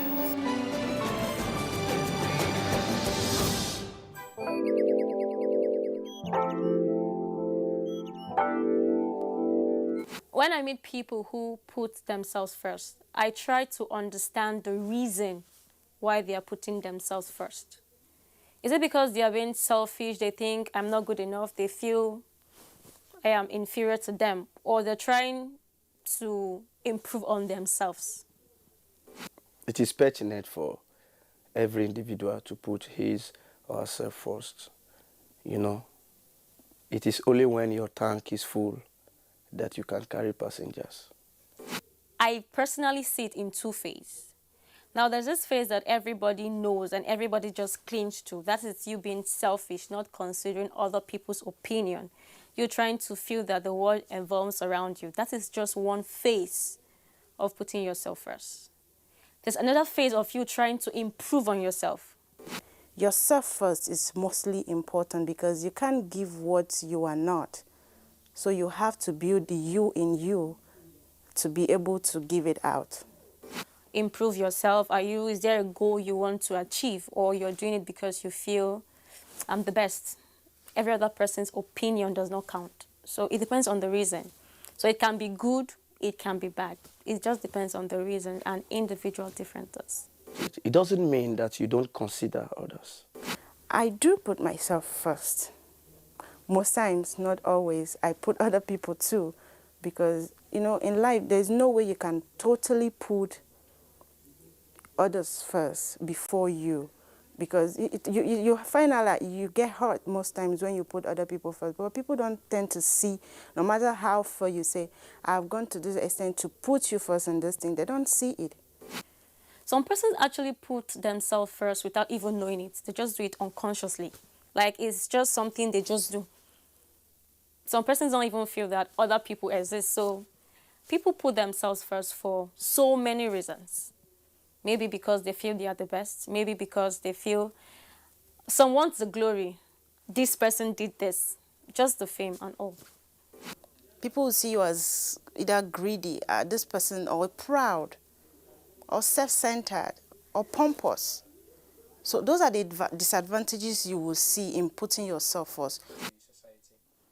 We hold the society a lot, but then not at the detriment of forgetting that we need to fix ourselves.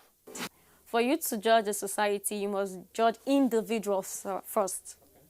So I cannot talk about a society when I don't talk about myself as a person, then my household, then it goes out to the society at large. So if I'm a person that feels that other people around me do not matter, it's not going to affect just my household.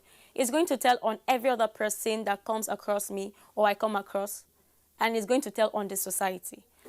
When you are fine, you can now administer health tips to those that are sick. It is only the living that can address the living. Because there is no way you can deal with people around you 100% things are being okay. So I see them as it's a normal thing to love themselves. It's a normal thing for them to be what they are because you're just who you are. People are who they are. You can't change them for who they are. So if you discover them to be people that put themselves first, it's okay. You tend to trade with them in that part. You just learn to be with them the way they are. Life is in stages. You must understand the stage you are and give to that stage the necessary demand. So I've come in contact with people that put themselves first for good reasons. And I've come in contact with people that put themselves first for obviously wrong reasons. After you must have lived this side of eternity, what will be said about you are the things you actually do for humanity. But then, it all centers on what you carry. It is what you are that you try to pour out to humanity. You can't give what you don't have. You can't satisfy the whole world. At least you can satisfy yourself.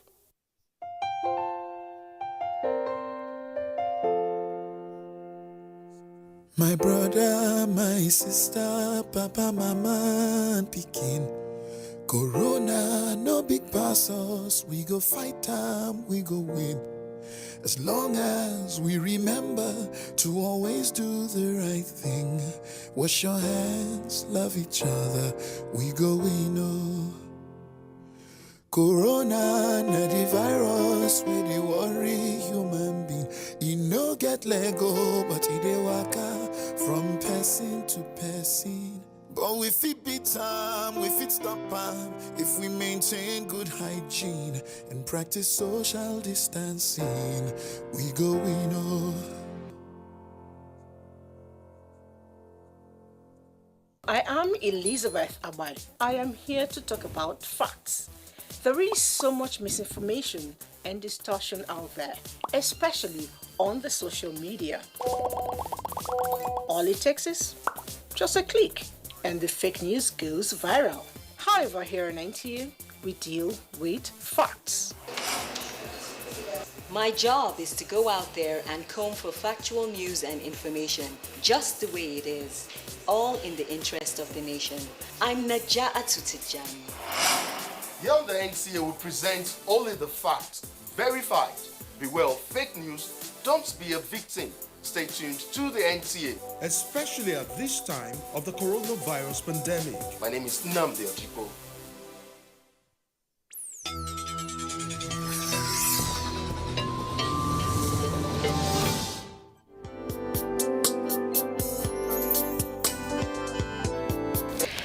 Thank you so much for tuning in to another episode of Emotions with Omenasa.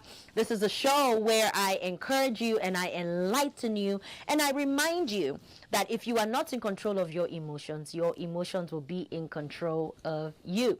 Today, our topic is putting yourself first. Yes, and I'll be discussing some factors on, well, some factors that you would notice when you are putting yourself first. You would know that you're putting yourself first. Why I chose this topic is because I was awestruck, completely awestruck by something that I did actually a few weeks ago. I usually work the night shift. I work 11 p.m. to 7 p.m. as a nursing assistant. And I work with from 15 patients to 30 patients. And I also work about 16-hour shifts, 8-hour shifts, and sometimes even a 2-day shift, which I shouldn't even be saying. But I do so. And so there was a day that I got off work at 7 a.m. and I had an appointment at 1 p.m. And that appointment was a 1-hour appointment. So it wasn't like a meeting or like some class or whatever. It was an important appointment, but it was a 1-hour appointment. Now, usually when I get off work at 7 a.m., I get back to my house at 8 a.m. And then I do all that I need to do, my breakfast and all of that. And then I am in bed at 9 a.m. I try to be in bed at 9 a.m. I usually wake up around 3 or 4. And then I would take care of some other things. If I was extremely tired, then I would definitely wake up, like let's say around 8 or 7. And then I have to get ready to catch the bus at 10 p.m. so I could be at work at 10:45 and then resume work at 11 p.m. So this day, I knew that I had to make it to this meeting at 1 p.m. But you know what? I was so tired. I was so sleepy. The patients on that night were not as kind. And so I just wasn't, all I had to do was sleep. I got home and I kept on contemplating if I should go to my meeting at 1 o'clock or not. But you know what? Around 9 o'clock or so, I told myself, I said, Omenasa, you have to make a loving decision. You have to make a loving decision and reschedule this appointment. So I called that appointment up and I rescheduled that appointment. And I remember that day so clearly. I slept from about past 9 to about past 5.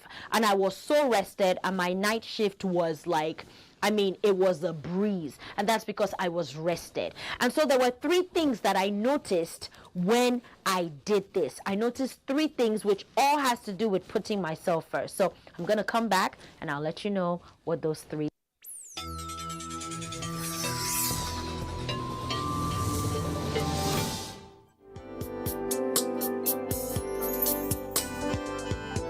Welcome back to Emotions with Omenasa.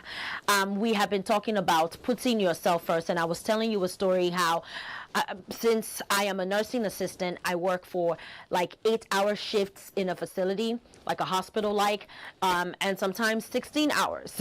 So I was just telling you about how I had to reschedule an appointment because I knew that I would have to work at night and I was already tired from getting off work at 7 a.m. So I rescheduled this appointment.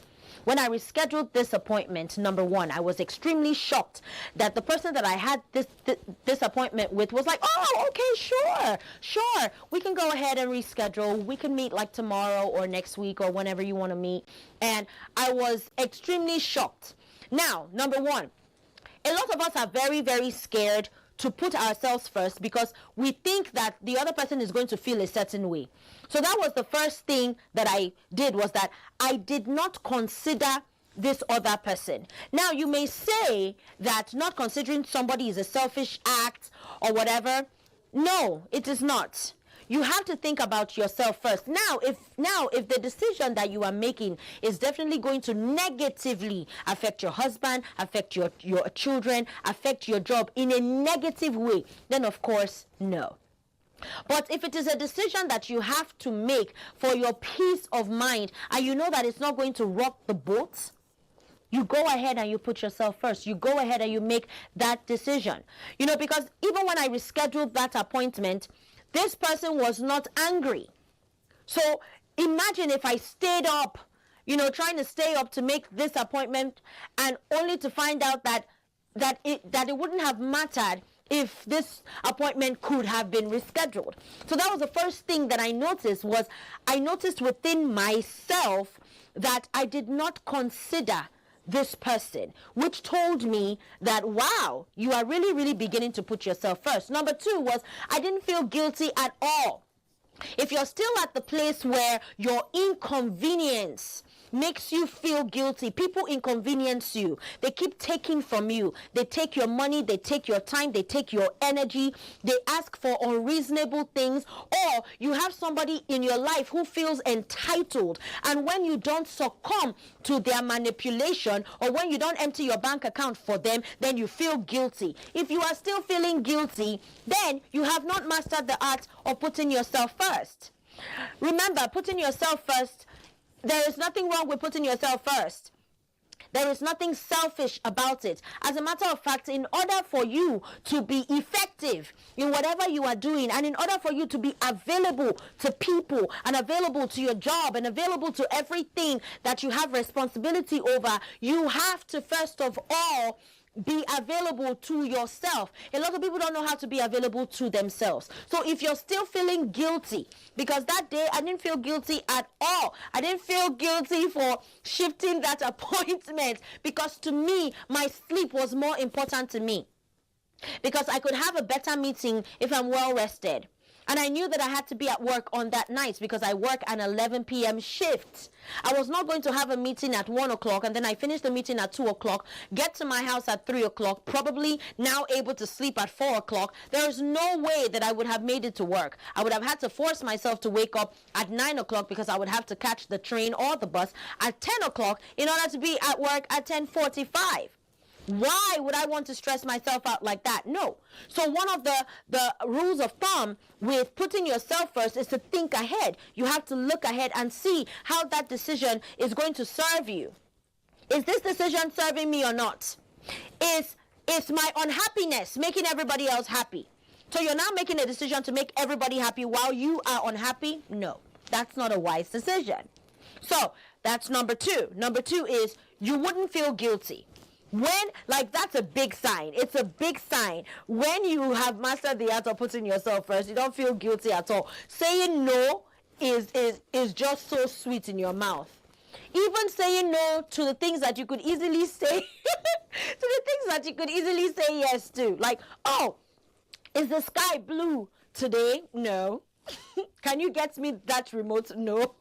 Like, when I started to break this people-pleasing thing, because this is where it's coming from. You feeling guilty is because you have a people-pleasing personality. You have a people-pleasing mentality. You cannot say no, which of course is coming from rejection. There is somewhere in your childhood, there is something that happened in your life that took away your validation, did not validate you, dismissed you, ostracized you, ignored you, rejected you. So now you have grown up as an adult seeking for attention or seeking for validation, and that's why it's hard for you to say no. Because if you say no, then you're now going to have to probably deal with the dislike or deal with the deal with the anger of somebody else, which of course, if somebody else is angry with you, or if somebody else feels a certain way about you in a negative way, of course that would seem like rejection to you. So you go ahead and you say yes to everything, you go ahead and you say yes to everyone, you completely inconvenience yourself, and then you're sitting down in a corner, everybody is happy, they have used up all of your money, they've taken all of your time, they have taken all of your energy, and you are sitting down in a corner and you are completely livid, yet you don't do anything about it.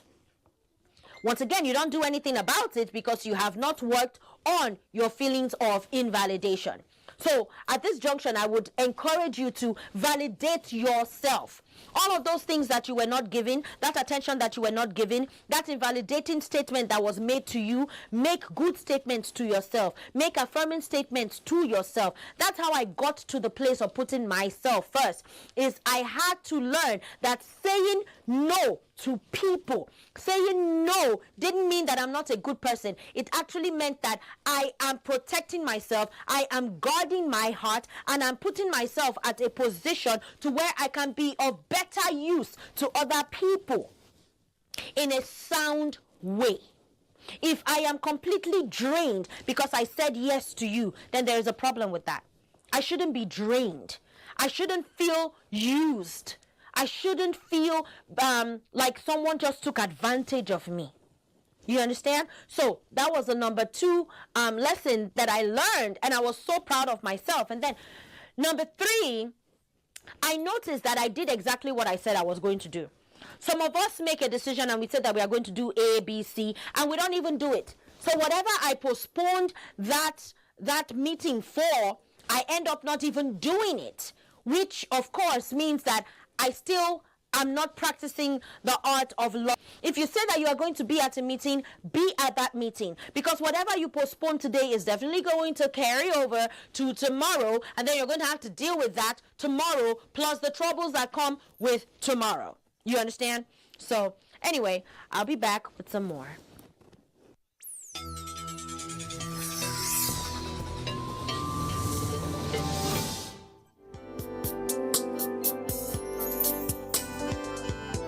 We are talking about putting yourself first. I discussed with you about how, as a nursing assistant, I work 8-hour shifts, sometimes 16-hour shifts, and believe it or not, sometimes 24-hour shifts in a facility with patients, with hospice patients. And that job in itself is very, very draining. And I am also a master's student at the same time. So, I mean, I value my sleep. With everything that I do, from this show to my singing to everything that I do, it takes from me. It actually drains me and it makes me tired. And I know that you, as you're watching, there is something in your life that takes from you. It definitely adds to you at some point. But if you're not resting and if you're not rejuvenating yourself, it will definitely take only from you, just constantly taking. And so that's why we have to put ourselves first. We have to learn the art of saying no. When we really, really want to say yes, say no. You don't have to buy that ashebi. You don't have to go to that funeral. You could just send them money. You don't have to make that trip. You don't have to say yes all of the time. Practice saying no. Put yourself first. Plan. If you have children and you have a husband and you have wives and whatever, you do not have to make yourself unhappy in order to make people happy. Prioritize your time and make sure that you are in that prioritization. Make sure that you are in the spare of things. You don't put everybody first and then you consider yourself last. No. Which means that if you're thinking of yourself first, you would have your children's food ready on time. You would have everything ready on time. You would get out the outfit that you are to wear to work or wear to a meeting a night before. You will set your alarm. You will probably take your shower at night. You will do things that will enhance the next day or the next decision or the next deed. You would make sure that you're doing everything to enhance that next step. Which is what I was telling you that I did, is that I canceled an appointment that was for 1 o'clock because I got off work at 7 a.m. and I knew that I had to be at work again at 11 p.m. If I went to that appointment at 1 p.m., I would have probably gotten home at 4 p.m. and I would have been completely useless at work at 11 p.m. because I would have been so tired. I would have slept when my patients are dying or when my patients need me. I wouldn't have gotten them oxygen. I mean, you will be amazed at how many things suffer when you don't sleep. You will be amazed at how many things suffer when you don't put yourself first. You get angry at people. You are very, very agitated because you're irritated because you have not taken care of your own plans first. Whose fault is that? It's nobody's fault. You decided to say yes. And I was saying that there are 3 factors that made me know that I've actually owned putting myself first. Was number 1, I didn't feel guilty. I didn't feel guilty at all. I didn't feel guilty for making that decision. I didn't feel guilty for rescheduling. I didn't feel guilty for saying no. Number 2 was that I did exactly what I said I was going to do. I did exactly what I said I was going to do. When we go ahead and we do other things that we are not supposed to be doing at a certain time, we are actually not practicing self-love because we are sabotaging ourselves. We are sabotaging ourselves. And then number 3, I did not take into other people into consideration. And that is not a bad thing. You have to consider yourself first. How do you fit into this picture? So the fact that he wants to get married to you, and yes, you are 40 years old, but really, is this the kind of person that you want to marry? How do you fit into the picture? When you're making a decision to have a job or whatever, or someone is putting pressure on you, how do you fit into that pressure? Is this good pressure or is this negative pressure? How do you fit into it? That is the question that you have to ask yourself. How do you fit into it? That is how you know if you're putting yourself first or not, is if you are constantly drained, you are tired, you are angry, you are frustrated, you are just bitter. You're bitter at all of these people because you keep giving your money, you keep giving your time, you keep giving your energy, you keep giving your investment, and you're hardly getting the same thing in return, if not anything in return, you know? So please put yourself first. Don't consider anybody. You ask yourself how you fit into the picture. You catch your sleep, you catch your rest, you drink your water, be at peace with all men, but most of all, be at peace with yourself. Thank you once again for tuning in to another episode. Please practice putting yourself first. Until next time, bye. You will have to jump off a cliff just knowing that you will not crash.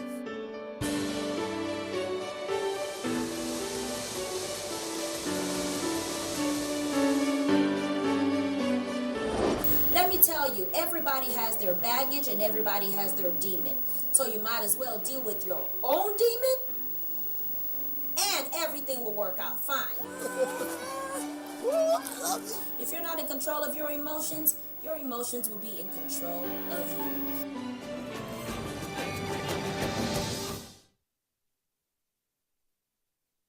You can follow us on all our social media platforms: Facebook at NTA Network News, Instagram at NTA Network, Twitter at NTA News Now, YouTube at NTA News Online.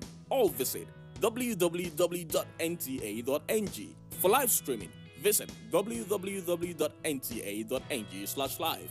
Now, you can stay updated on the go, be it on your TV, iPhone, laptop, or iPad, or download the NTA mobile application from your Play Store or App Store. NTA, you can beat the rich. There is a lot of fake news and report circulating, especially on social media, on the coronavirus. Do not believe or partake in the spread of these fake reports. If it is not on the official website or news from the Nigerian Center for Disease Control, NCDC, disregard such report. Only together can we beat this virus. Only together can we overcome this pandemic. Follow the instructions and guidelines provided to combat this virus. Most importantly, stay at home. Self-isolate, regardless of your status. The virus doesn't move unless we move. Let us work together to better Nigeria. Together, we can do this. This message is brought to you by the Nigerian Television Authority, NTA, Africa's largest television network.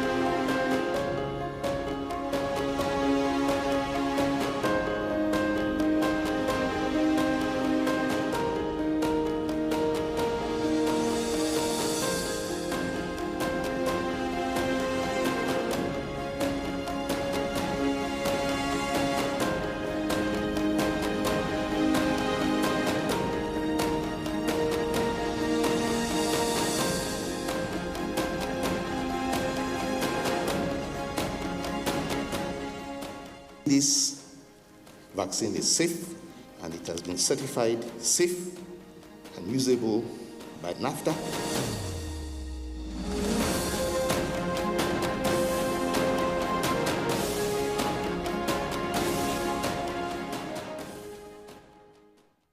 You can follow us on all our social media platforms: Facebook at NTA Network News, Instagram at NTA Network, Twitter at NTA News Now, YouTube at NTA News Online, or visit www.nta.ng.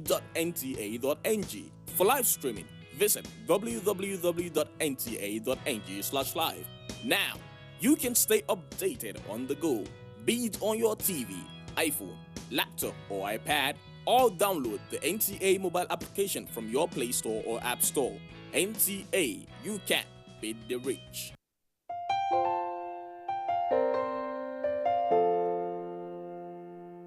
My brother, my sister, papa, mama, and pikin. Corona, no big pass us. We go fight time, we go win. As long as we remember to always do the right thing. Wash your hands, love each other, we go win. Oh.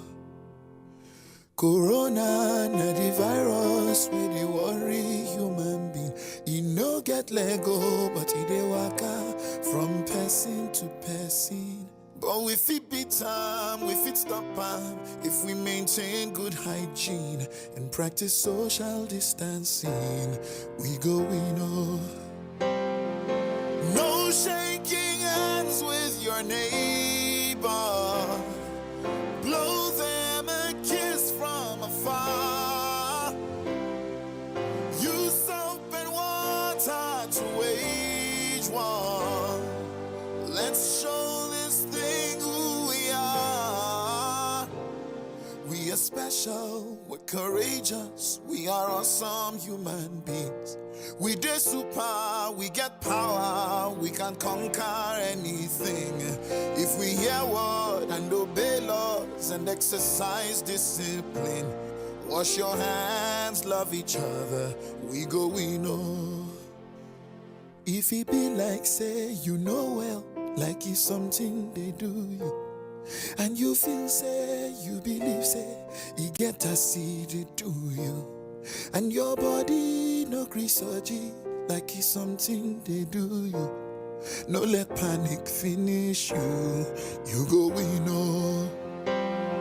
Self-isolate for the sake of all the people that you love. Oh, don't go around spreading rumors, 'cause fake news won't help anyone. You are special, you're courageous, you're a caged human being. You too much, oh, you get power, you can conquer anything. Only if you hear word and obey laws and exercise discipline. Wash your hands, love one another, we go win.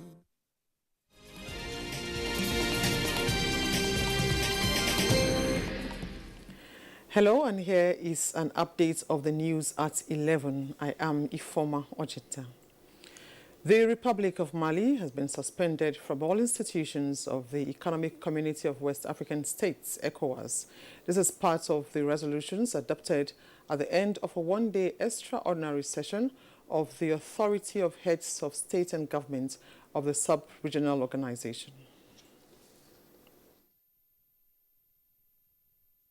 Thus, using this opportunity to reiterate, on behalf of ECOWAS, our continued commitment to the peaceful transition in Mali with a basic goal of restoring democratic government and working for the stability of Mali and of our region.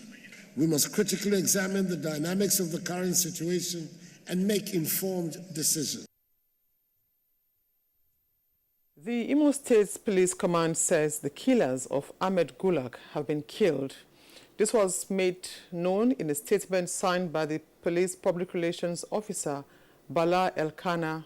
He says following a distress received by the Imo State Police Command on the gruesome murder of Ahmed Gulag, police special forces made up of intelligence response team, police mobile force and tactical units from the command were deployed to the scene at Obiangu Junction at Ngopala local government area of Imo State with clear instruction to identify an account, especially the accounts given by the driver of the vehicle that was conveying Ahmed Gulag to the airport before the attack, gave a vivid description of the assailants and the vehicles they used in carrying out the attack. He says having established the identity of the assailants and the description of the vehicles used in carrying out the attack, the teams further got details of the direction the hoodlums went. With further leads, the team was able to establish the location of the suspects who were rounded up at Afo Inyogogo Junction in Abombise local government area of the state. The statement further indicates that on sighting the police, the hoodlums opened fire on the police teams, but the police officers swiftly returned the fire. The 6 hoodlums who carried out the killings and 4 other members of their gang were fatally injured, while 3 out of the 4 vehicles used in attacking Gulag were recovered. Items recovered also include 3 AK-47 rifles, 1 pistol, 5 AK-47 magazines with 92 rounds of live ammunition, and criminal charms. The assailants were identified as members of the proscribed IPOB and ESN. The Commissioner of Police Imo State, CP Abutu Yaro, commended the gallant efforts of the team and admonished them to continue to protect the public space. And that's an update of the news at this time. Join us for more at 1. Good morning.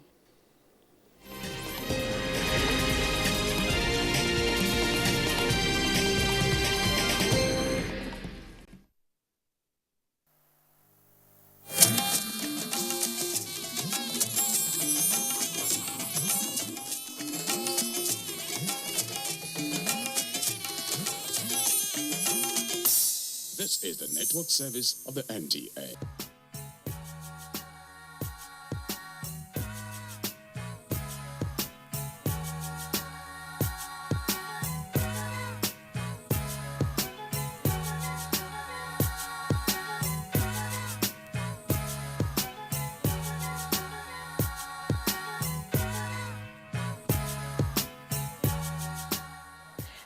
And welcome.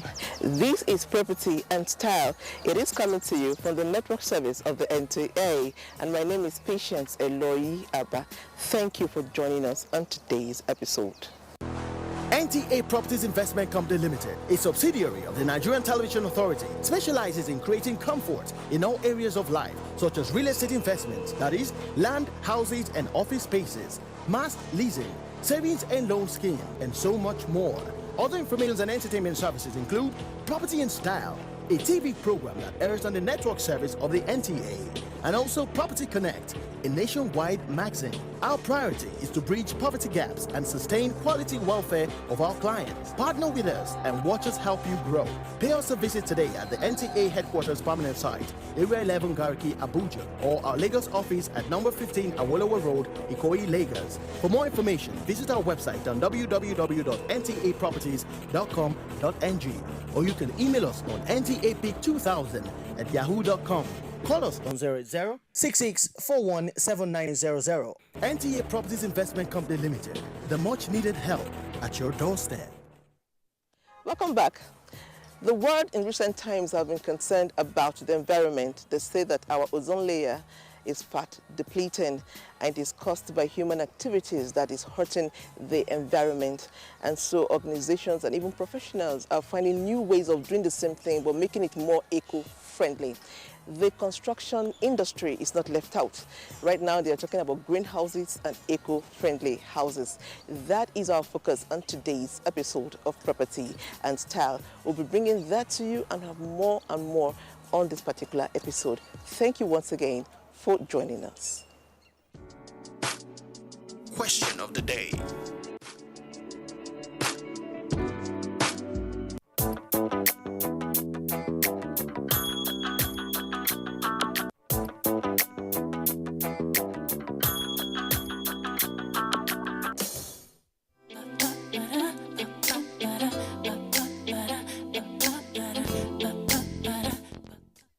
For a relatively long time now, at least 3 decades ago, the world has suffered continuously from global warming effects.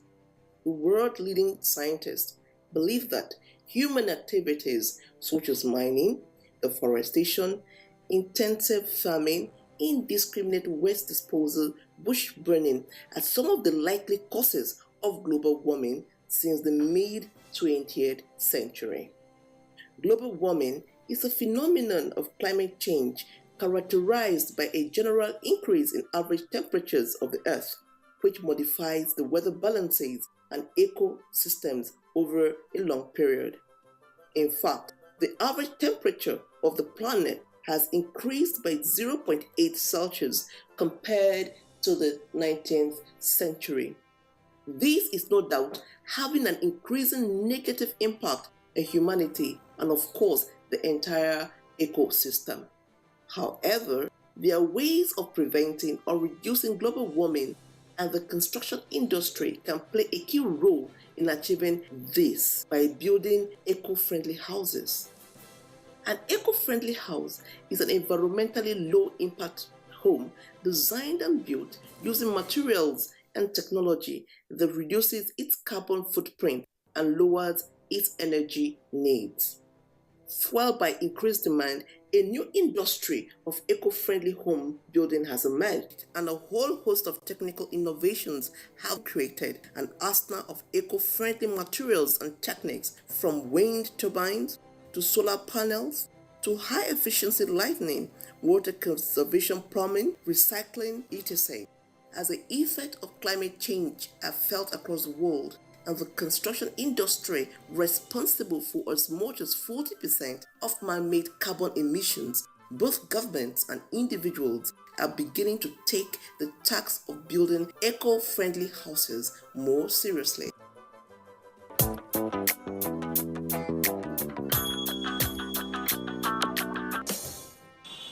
When you talk about houses whom are supposed to be eco-friendly, one, we are supposed to go on houses whom are more natural than bringing in houses today that we firstly cut down trees and then put down houses in such an environment that you don't have any other friendly shelter. Firstly, you don't have the mother nature close to most of our 75% of the houses we have today. So I'm encouraging people whom are going into real estate that by the time you want to map out the plan of any estate you want to put down in a city, you should be able to have trees that will be planted alongside your plan, your walkway, your roads, and some other things like that. That will help protect our environment and bring nature closer to us. And then we talk about bush burning. In Nigeria, we have the National Park Service whom are supposed to be on top of their game, protecting most of our reserve. You understand? I've been privileged to visit like the old park in Oyo. I've been to Yankari Game Reserve. I've been to Tinapa and Co. And when you go there, you enjoy nature. You don't need AC to be able to like, I feel at home. I remember far back when we are in the villages, most of these thatch houses you see, those round houses, those thatch ones, I could remember my father would tell you that he doesn't want to sleep in a zinc. Why? Because they found out that most of these houses were eco-friendly and we are more chilling even within the hot period than what we are having today. We are ought to bring back some of these systems because with the invent of charcoal burning, a lot of trees, a lot of forests have been destroyed, and it will affect us now sooner or later because the environmental degradation is coming closer to us. You understand me? Like in Abuja here, I was searching for a place where I could do mass agro farming. And then we wanted to go into snare. And we needed a forest. But to my greatest surprise, the only place we can see a reserve to do that was a place called Rafindaji. Just is a boundary between Niger and Abuja. So that's to tell you that the entire 6 area council in FCT does not have a preserved place where we can tell our children that this is how it was and this is what we are seeing now. So the government needs to step out their game, bring in more policies that will protect our environment.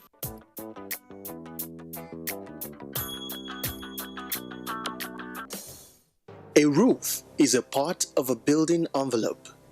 It is the covering of the uppermost part of a building or a shelter, which provides protection from animals and weather, notably rain or snow, but also heat, wind, and sunlight. The characteristics of a roof are dependent upon the purpose of the building that it covers, the available roofing materials, and the local traditions of construction and wider concepts of architectural designs and practice, and may also be governed by local or national legislation. In most countries, a roof protects primarily against rain. A veranda may be roofed with material that protects against sunlight but admits other elements. The roof of a garden conservatory protects plants from cold, wind, and rain but admits light. A roof also provides additional living space, for example, a roof garden. The two parts of a roof are the supporting structures and its outer skin or uppermost weatherproof layer. The roof is definitely one of the most important components of the structure. The foundation is equally important. It provides a basis for stability. However, if the roof fails, everything under it is subject to failure, leaving the foundation with nothing to support. A roof is one of the objects that turns one's home into a shelter.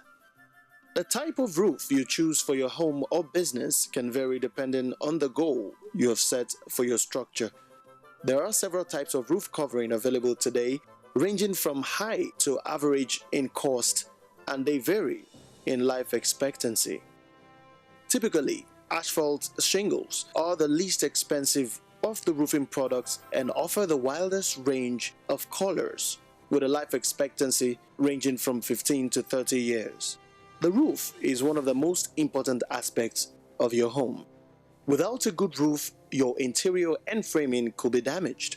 Leaking roofs are one of the main causes in mold and matting on your sheltering, insulation, drywalls, and framing. A good-looking roof will also give your home a nice value and a good curb appeal.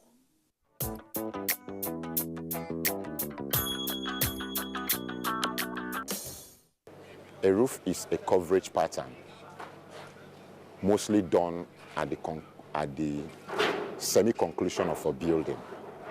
In order to give any building a covering, you must have a roof placed there. So a roof is a building coverage. So what are the types of roofs? There are, when we talk about types of roof, there are several types of roof. There are aluminium roofing system, there are stone-coated roofing system, there are also steel roofing system, and also locally made roofing system, which can also be called as grass roofing system. Grass roofing system are those type we see during the olden days, which today some of us still uses it at our bush bars in order to make it look a little bit more traditional. Yeah. Beautiful. That's nice. That's nice. Yeah. Okay, so now explain to us the step-by-step processes of roofing. We have most especially the aluminium roofing sheet. It starts from the milling process. Milling process is like a melting process. It's either you are recycling an already used aluminium, melting it in order to use it in a newer one, or you are using a newly generated aluminium liquid. Now, when you mill it, use it to form an aluminium sheet. It becomes in plain, aluminium plain sheet. Now, after that plain sheet, what you do now is it goes into the coating process. But before the coating process, it will first of all undergo the embossment process. Either the embossment or coating, each might come before the other. Coating process, it goes through a a coating machine. It goes through a coating machine that is well built. It's like a home. When you want to paint an aluminium, it goes into the machine, it paints it, bakes it, and coats it. Now, when it comes out, it now becomes an it now has a color. The coating gives it a color. After the coating, it now goes into an embossment machine. The embossment gives its shape. You see teeth. There are punches, slight punches on the sheet. After that, you now summarize it by rolling it in a row. That is what we call aluminium spool. Aluminium spool is like a tissue paper shape. It's in tissue paper shape. The way they roll tissue paper on that carton inside, you now roll it. Keep rolling. Now it comes into an aluminium coil. When it's not an aluminium coil, that's when people now buy it. You now sell it to wholesalers. You can also be a wholesaler yourself. You can sell it to those who now sell it in retail. Now, those who sell it in retail are those who that now put it on a machine. When that material is now being inserted in the machine, it now be coming out in a roofing form with its lines, its gutters, and its thickness. You understand? The hip and the gutter will now be in this form. Okay. After coming, you now see it in this form. Yeah. Magnificent. I just gave you the process of aluminium roofing sheets. Now the stone coated. Stone coated. There is one we call stone coated. It starts by you bring pan. You tear pan into a length. It has a 1 meter length and a width of 1 foot. After forming it like that, you now pour gum. You pour gum on top of it, on top of that pan. After pouring that gum, you now bring dust. There are stones. That's what makes it stone coated tile, grinded stones. When you now pour those grinded stones on top of the gum, all these processes are being done with a machine. No, it's not a manual thing. It's a machinery process something. Now, the gum will not capture those grinded stones. That's when you now see it. It now becomes a stone coated tiles. But the process is much more simpler than that of aluminium process. That one is raw steel. Stone coated tile is steel. It's all the stone, grinded stone that are on top of it that makes a difference. Wow, that's beautiful. Thank you so much. So what are the factors to be considered before embarking on a roofing process? So what you should consider, is it upstairs, is it a bungalow, or is it a duplex? Now, if it's a duplex upstairs, you have to consider a thicker gauge. Thicker, acceptable and recommended by the governmental body regulating that product you're buying. It must be in accordance to what the government want. Number one, you will consider what the government asks you. Yeah, there must be a standard the governing body has set up for it. Now, among those standards, you go for the thick one for a duplex. Like a duplex is story building. Yeah. Now, when it's now bungalow, you can go for a lighter gauge. That lighter gauge will still be within the recommendations of the governing body, approved So those are the factors you consider. Is it a bungalow or is it a duplex? Okay, does weather affect? Is weather one of the factors considered? In Nigeria here, weather is not what of. If you use a lighter gauge and you use it in areas that's like far north, those places that are close to the desert, when you use those lighter gauges, those wind will pull it off. So places like Zamfara, there are some parts of the north that you usually see high level of wind. Those places we recommend you use a thicker gauge. Yeah. Now, in some cases, in most cases, after 1 year or 2 years of installing the roof, you could find out some faults leading to leaking roof and thereabout. So what are the steps to be considered in, to be taken to remedy, in order to remedy, or to correct? The only way, the only step to take is first of all, you will inspect the leakage. Number one, you will inspect the leakage. After that inspection, there must be a result telling you this is why the roof is leaking. That is where you now know the leaking, is it from the installer or is it from those that installed the wood initially and the errors? You know, if a foundation of a building has faults, even the continuation of the block works will also have faults. You might blame the person doing the block work, but trust me, if it starts from the foundation, it can be traced. So in roofing, the foundation of a roofing is the woodwork. Yes, when you want to have a good roofing system, pay clear attention, pay good attention to the wooding process. The wooding process. Now, after that wooding process is done well, sometimes it's very difficult to have a leaking roof with a good wood. But when you now discover the fault, now you know if it is from the wood or from the installer or from the aluminium products. Now, if you discover that it's punched, maybe the aluminium roof is being punched, then you know it could be the fault of the manufacturer and also the fault of the conveyor. Because every person buying goods, you are supposed to inspect it very well before taking it out of the buying premises. Just like when you collect money from the bank, you can't go out there and come back and tell them it's 99 when it's supposed to be 100. They will ask you, the bank also already told you, count your money before leaving the counter. We should remember to inspect the goods, the roofing sheet we are buying properly before leaving that premises. So that when we now discover the faults, we now know how to remedy it.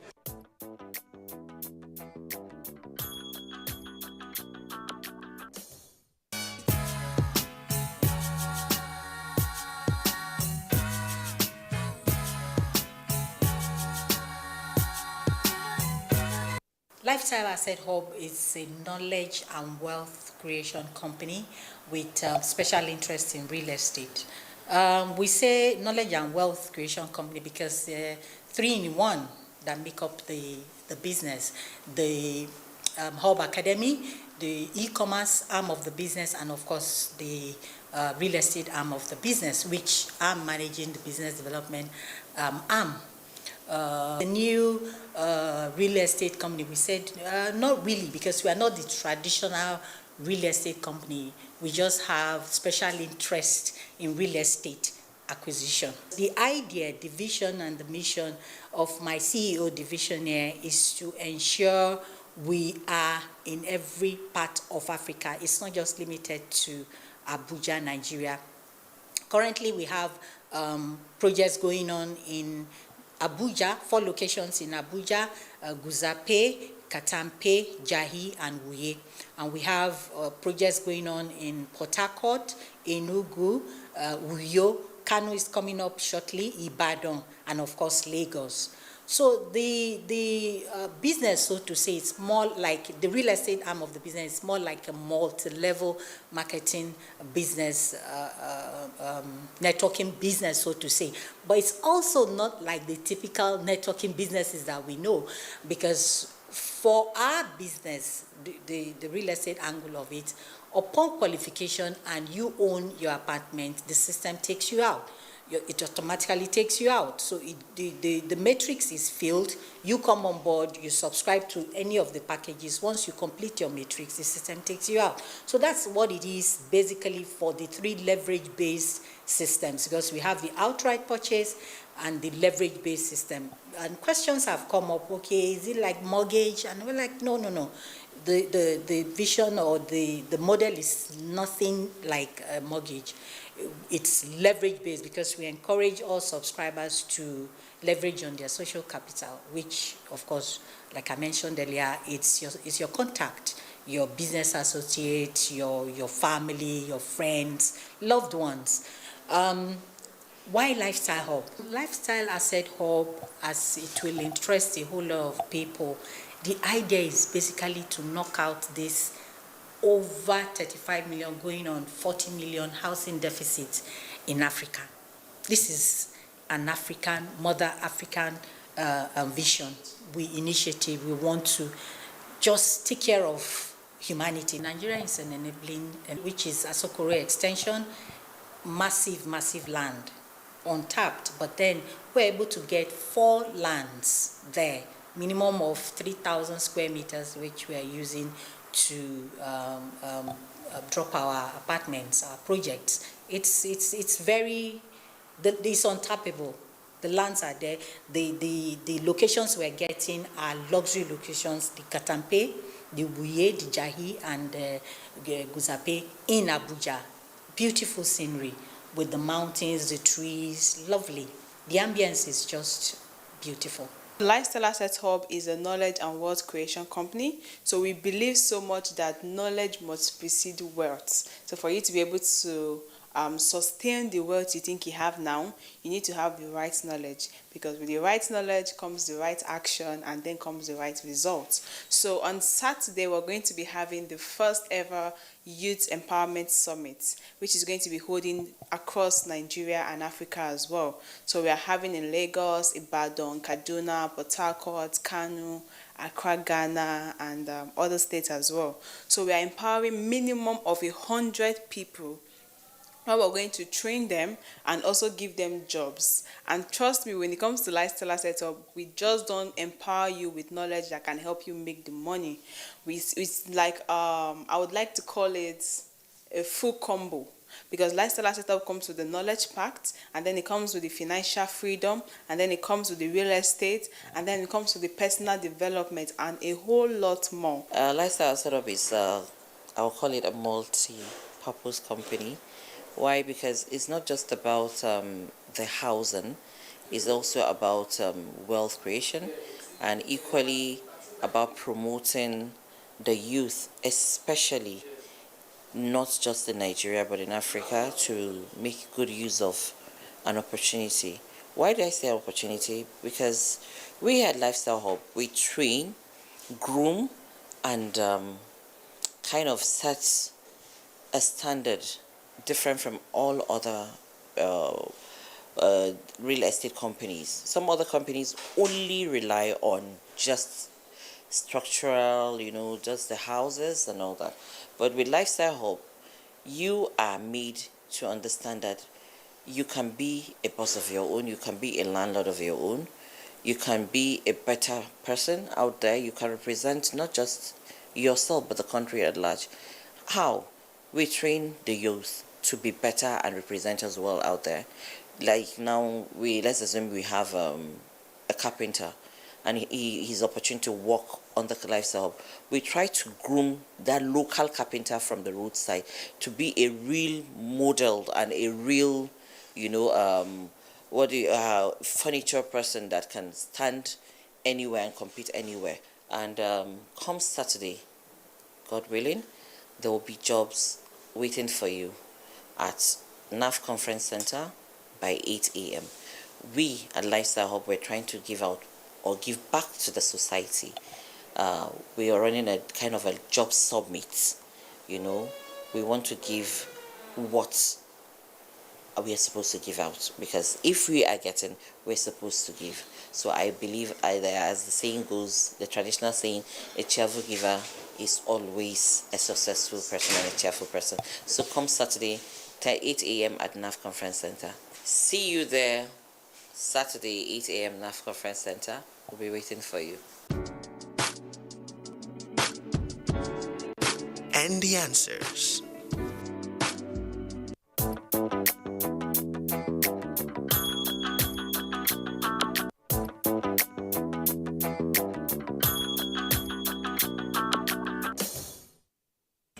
We've come to the end of today's episode of Property and Style. Wherever you find yourself, in whatever sector you are doing business, we must always think about our environment. Like I said earlier, we must take care of this environment for the environment to in turn take care of us. Until we come your way next week, let's all be eco-friendly. God bless us all.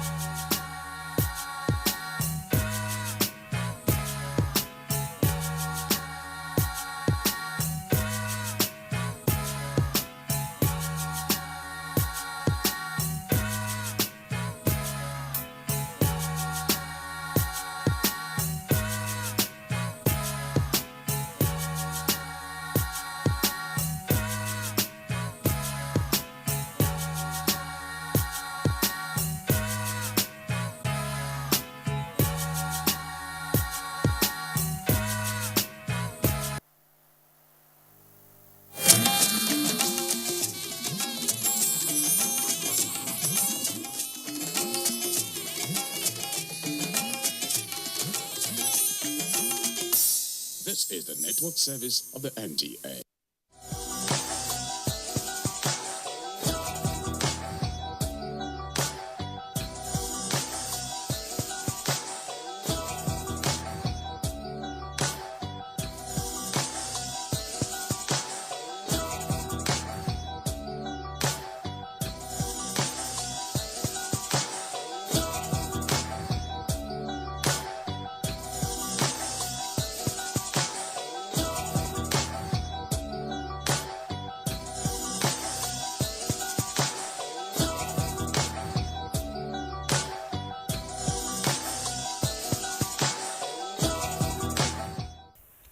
One-on-one interaction can be quite stressful for individuals diagnosed with autism spectrum, ASD, and that is why art fits in naturally. Now, hello and welcome to another exciting edition of Visual Impressions. I am Umar Mohammed. For children and adults with autism, art can be a wonderful way to open doors of expression. So, we made a compilation of some great autistic artists. One is called a human camera, the other called an encyclopedia, while the youngest of them all is just 11 years old. He is called Young Picasso. Let's all take a look.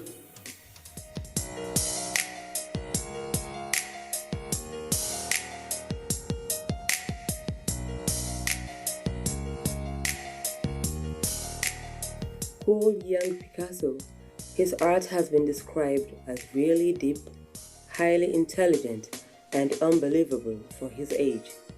Kanye Yachuku Tagbo Okeke, an autistic artist, had his third solo exhibition at the Transcorp Hilton Hotels and Towers in Abuja with the theme, No Child Left Behind.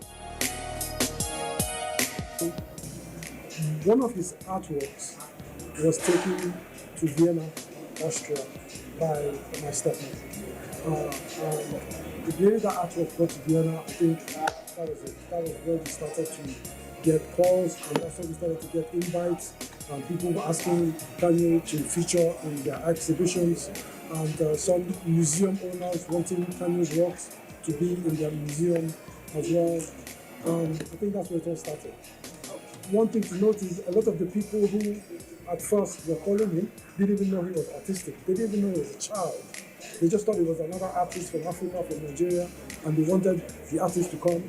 And then when they now found out he was a child, and at that time he was 7, 8, when they realized he was so young, they were really excited and they wanted him to come over.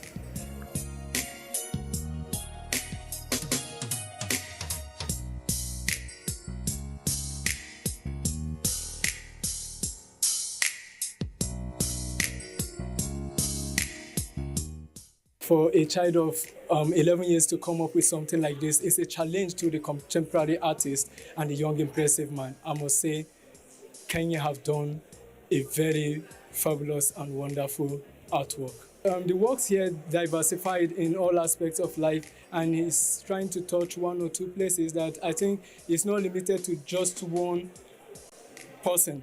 He speaks to virtually everybody. So for me to do this exhibition for him, I think is a good thing to encourage the young, impressive ones coming up as well. The experience of expressing oneself through art has widely been practiced as a form of therapy, as art brings a sense of calmness and serenity. Through the art of creativity, therapists can help enhance a child's imagination, improve skills, and develop their ability to communicate. And I am the founder and executive director of Autism Social Communities. We're a 501c3 nonprofit organization in the United States, specifically San Francisco, California. And this is my first time here at this event, and it's gorgeous. I love all the artwork I see around. Kanye did a beautiful job. Just all the abstract art, it's gorgeous. It's gorgeous. I'm so proud and I'm so honored to be here today. I think that it's gorgeous that his parents are allowing him to express his creativity through art. And I hope that more parents, I hope that this exhibit allows more parents to see that just because a child may have an autism diagnosis, that they're capable of doing anything and inspiring anyone. And that's what this event is doing for me. And it's beautiful and it's amazing.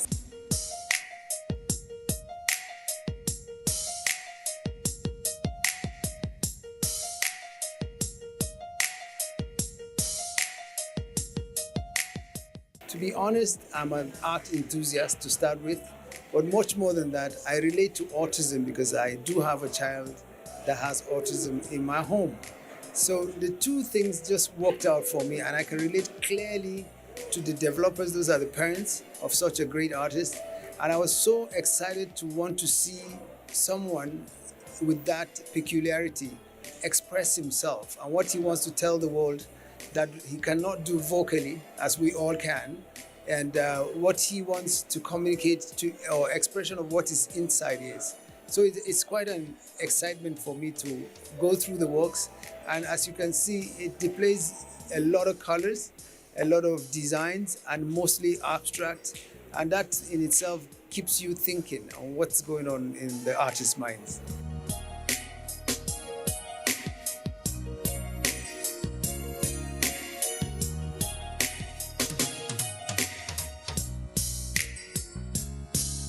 Kanye's work is outstanding. Kanye has given hope to most parents who thought children with autism are like a hopeless case. But every child is special, and every child that God sends into this world has something to offer. And from this artwork, it is clearly that parents should never give up on any child. What Kanye has done, so many of us cannot do it. He has won laurels at international events. I learned that this year he will be in New York again for another art competition. So far, he's the youngest, best artist in Nigeria. I congratulate his parents for the encouragement they are giving him. I congratulate and urge all parents with children with autism to support them, patiently encourage them, and the best out of them will come out. Looking at this is a huge, beautiful artwork, and in the midst of all the turbulence in the world, if you stand firm, you will come out victorious, and that's the crown.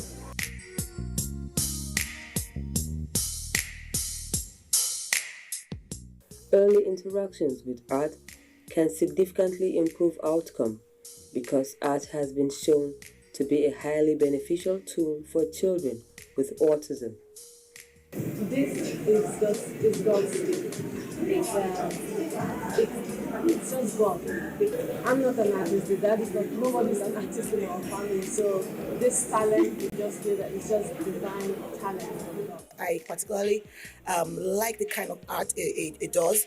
If you look around now, I remember you asked me which of them do I connect with, and I said I connected with everything. He's such a talented young boy. I remember meeting him like 5 years ago, and I particularly like the fact that his parents took it upon themselves to help him nurture his strength as opposed to looking at his weaknesses. They realized that he was good with artwork, and then they got him a coach and made sure he did what he had to do. Well, we're all here today to celebrate the greatness that we're seeing in Kanye, irrespective of autism. And I told one of the parents that I see this particular artist, Kanye, as an ambassador to the whole challenge of autism spectrum in the world, because he is going to be their voice as against them not being able to communicate to the world how they are not being in consideration in so many things. I think he is going to serve as an ambassador to so many people, because as an artist and an arts enthusiast that I am, these are beautiful works in itself. So the story behind the work itself is what will help in selling the problems or the challenges of autism in the world. You just have to love that child, accept the child, and try, not you coping, also help the child to cope as well. It's hard for the mom, but it's also hard for the children because they are trying to cope with the everyday activities that they have to do.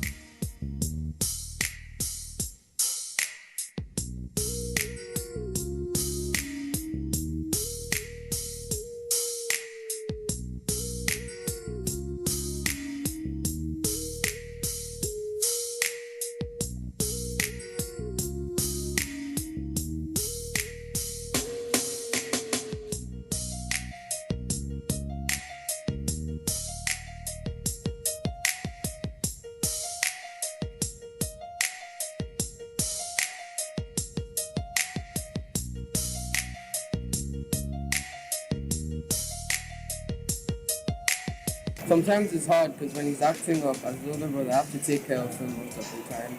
Like when my parents are out, I'm always there with him. If he's always getting agitated, I have to hold him and I'll tell him that's okay, that he should calm down. And when he's like painting, I'm happy to see him doing something active instead of just sitting there doing nothing. Because before he was just scribbling on paper and I was trying to find something for him to do. But with the painting, I can see what he wants to do, his emotions. If he's angry at something, if he's sad, then I can cheer him up. If he's happy, then I can play with him. We are blessed, yes, and we're very thankful. But he's still Kanye. He's still a child living with autism, like every other child. We have to still manage his condition. What you see here is not an end in itself. We still have to pay attention to everything that has to do with him, like every other parent that has an autistic child. We realize that a lot of parents as well, they go through a lot with their own kids. We always try to tell them, because we try to let them understand that they need to pay more attention to be able to discover the talent of the child. Kanye is gradually changing the perception of autism in Nigeria. With limited verbal skills, his story speaks about change, patience, love, focus, and attention.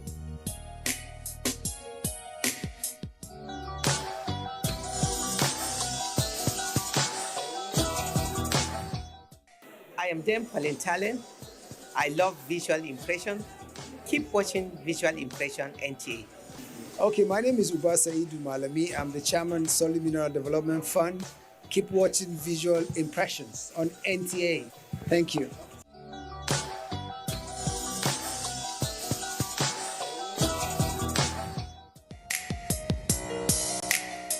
Born Stephen Wiltshire in London in 1974 to Caribbean parents, Stephen was diagnosed with autism at the age of 3, the same year his father died in a motorbike accident. He became fascinated with sketching London buildings. Stephen first came here. He was a very anxious child. He came here at 4. He screamed quite a lot and cried quite a lot. You haven't got the language. You can't say to the child, Stephen, why are you upset? Tell me. You just have to try and work it out. And clearly someone very cleverly worked out that the calming factor for Stephen was drawing. The instructors at Queen's Mill School will deal with his lack of verbal communication skills by temporarily taking away his art supplies so that he will be forced to learn to ask for them. He responded by making sounds and eventually uttering his first word, paper. Stephen can look at an object once and accurately draw a detailed version of it.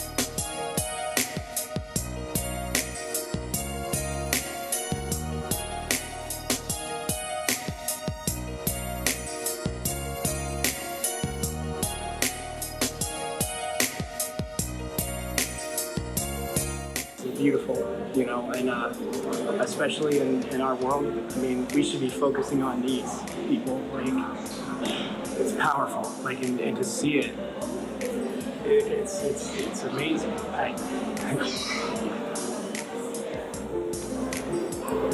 I myself am an artist. You know, I graduated from art school, and I've never done anything with it. I live in a corporate world, and I hate it.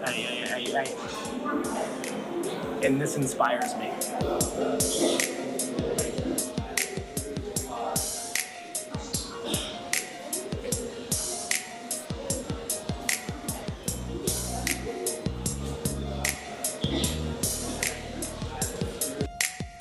In 2009, Stephen completed the last work in the series of panoramas, an 18-foot memory drawing of his spiritual home, New York City, following a 20-minute helicopter ride over the city. He sketched the view of Manhattan, the Hudson shoreline of New Jersey, the financial district, Ellis Island, the Statue of Liberty, and Brooklyn.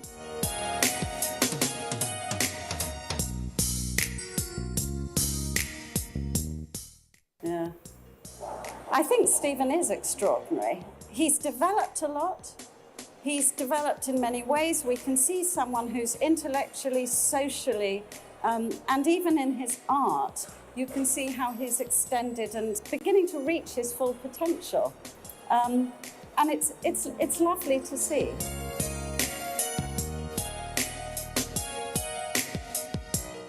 A 2011 project in New York City involved Stephen's creation of a 250-foot-long panoramic memory drawing of New York City, which is now displayed on a giant billboard at John F. Kennedy International Airport.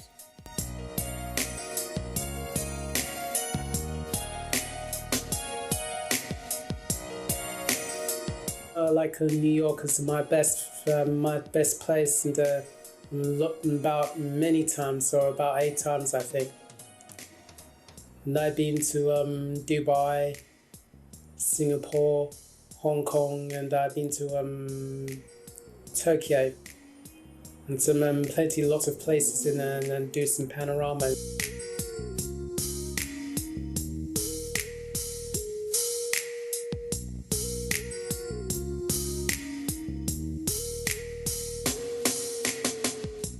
In 2014, Stephen again drew an aerial panorama of the Singapore skyline from memory after a brief helicopter ride, taking 5 days to complete the 1-by-4-meter artwork.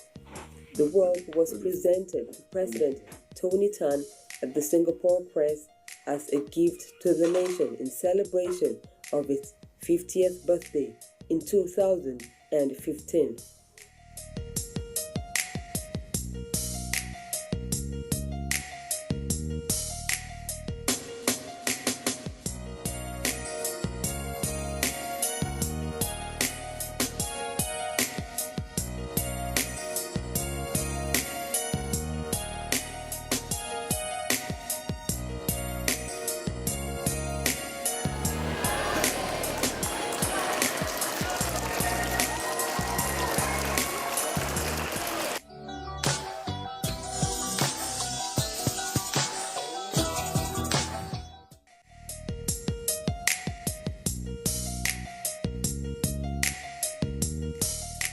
Peter Hodgson was born in London to Scottish parents. His first painting was a crucifix at the age of 6.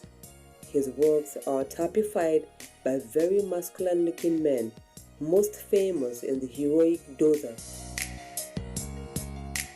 In 1993, he was commissioned by the Imperial War Museum of London to be the official war artist for the Bosnia War.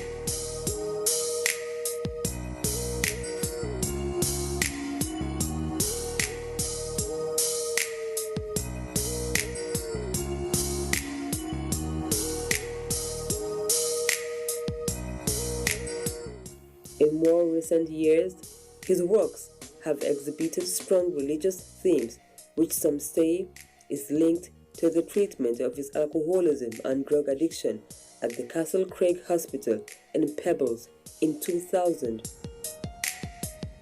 Hodgson was appointed Officer of the Order of the British Empire in 2009 birthday honours. In November 2010, BBC Scotland aired a documentary named The Madness of Peter Hodgson.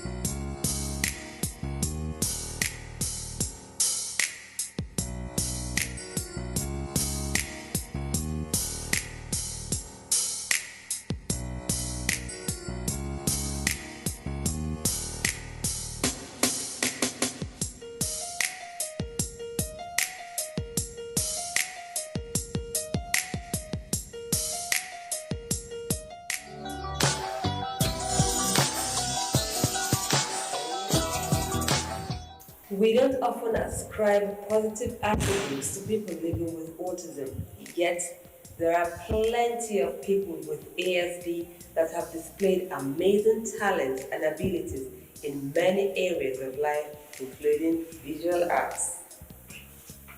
There have been highly acclaimed artists who were suggested to have had autism. Of course, we can't prove that to be true because the disorder was unknown until the 1940s. For instance, it's rumored that Michelangelo might have been autistic, and he's one of the most influential artists of the Renaissance period, responsible for the works of absolute genius, including the fresco on the ceiling of the Sistine Chapel, a project that took 4 solid years.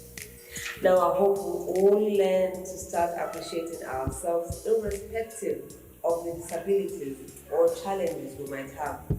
Only those with negative attitudes should we be wary of.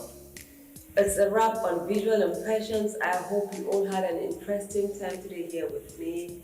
I hope to see you again next week. I am Omar Mohammed, and I'm going to say bye-bye for now. That Michelangelo would have been, sorry.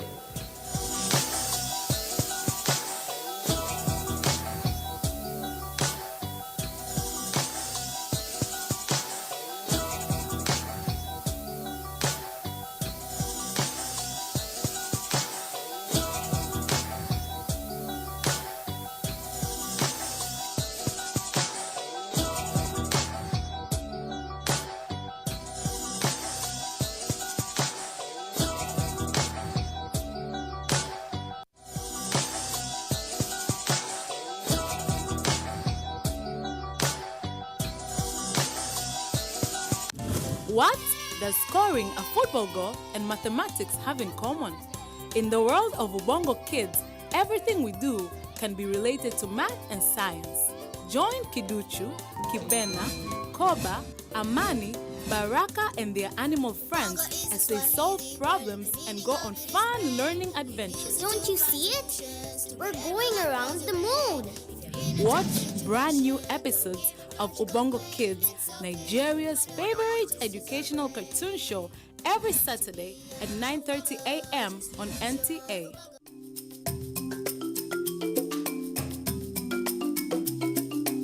Did you get to see the way Daily Babadu pulls this? Don't forget to send in your messages. There's a difference between picking, child, and issue. That is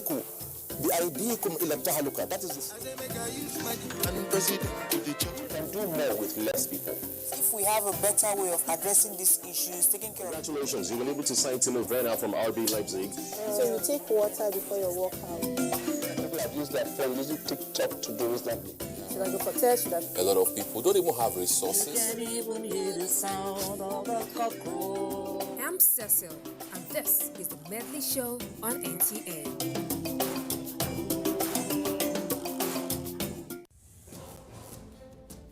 From dusk to dawn, 24 hours a day, NTA International is with you. In your living room, office, and everywhere, anywhere. We provide the company you desire in terms of balanced and up-to-date news, programs, and the best of entertainment.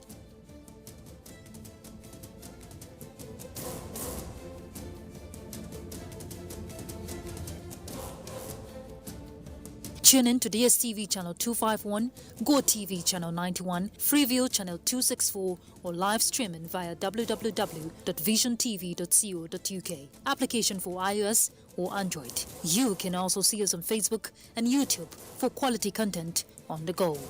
NTA International, Africa's window to the world.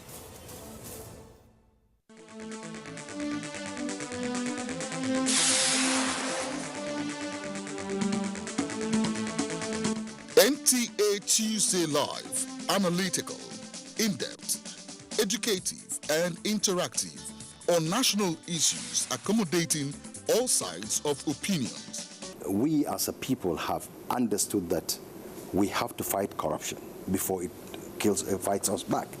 Poverty has a financial index, so it should be fought also with a financial weapon. Give it to the social investments program. It has been a very courageous battle. Tuesday Live, every Tuesday at 10:30 p.m. Join us.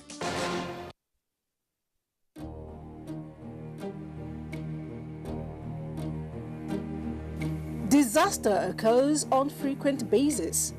Some we hear of, others we do not. Terrorism, flood, fire, earthquake, car or plane crashes, building collapse, and even armed robbery, each bringing assets and revenue loss, human mortality, and in 90% of survivors, great loss of hope. Flooding is the most common of all environment hazards, and it regularly claims over 20,000 lives per year and adversely affects about 75 million people worldwide. Nigeria has had its fair share.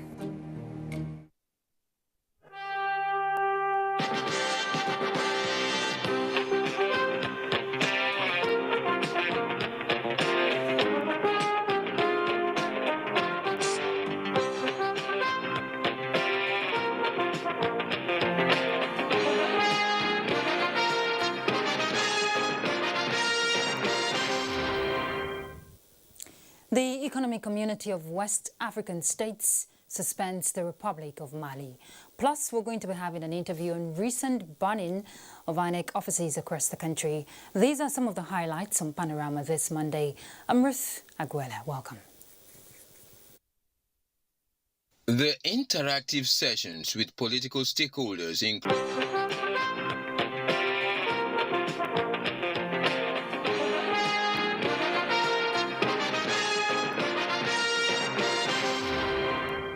Apologize for the hitch there. Let's start properly. The Republic of Mali has been suspended from all institutions of the Economic Community of West African States.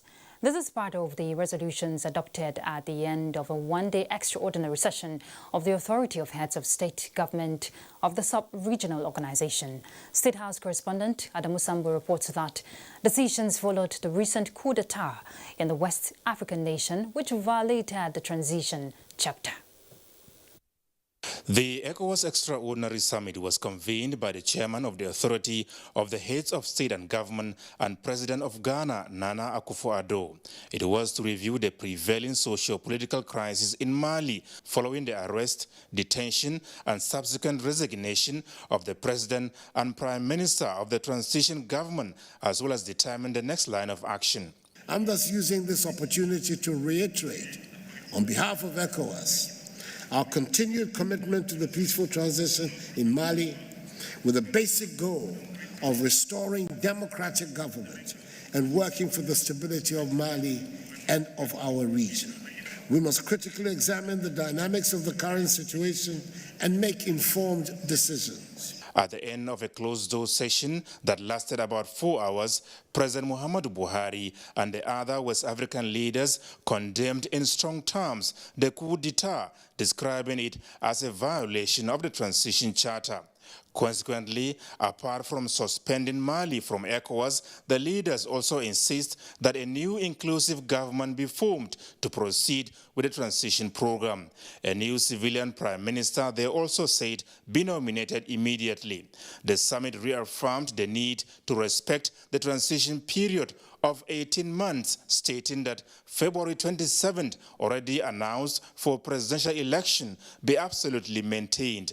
The ECOWAS leaders reiterated the earlier decision that the head of the transition, the vice president and prime minister should not be candidates for the election. And apart from resolving to accompany the transition process in Mali, the leaders urged the international community to support the country towards the successful implementation of the transition program.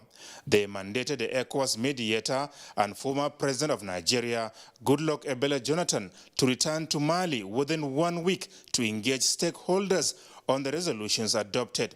Meanwhile, President Muhammadu Buhari, before leaving Accra, granted audience to his Gambian counterpart, Adama Barrow. Details of their discussions were not made public. President Buhari has since returned to Abuja. Adamu Sambu, NTA News. President Muhammadu Buhari has described as heinous the murder of Adamawa politician Ahmed Gulak in Owerri, Imo State. Reacting to the development on Sunday, the president considers the act as premeditated by evil people who he says are determined to undermine the peace, unity and territorial integrity of the country. President Buhari also expressed his deep condolences to the family, friends and associates of the deceased, as well as the people and government of Adamawa State, assures that all resources will be deployed to bring the perpetrators of the act to justice. Meanwhile, the Imo State Police Command says the killers of Ahmed Gulak have been killed. Now, this is contained in a statement by the State Command Police Public Relations Officer Bala Elkana.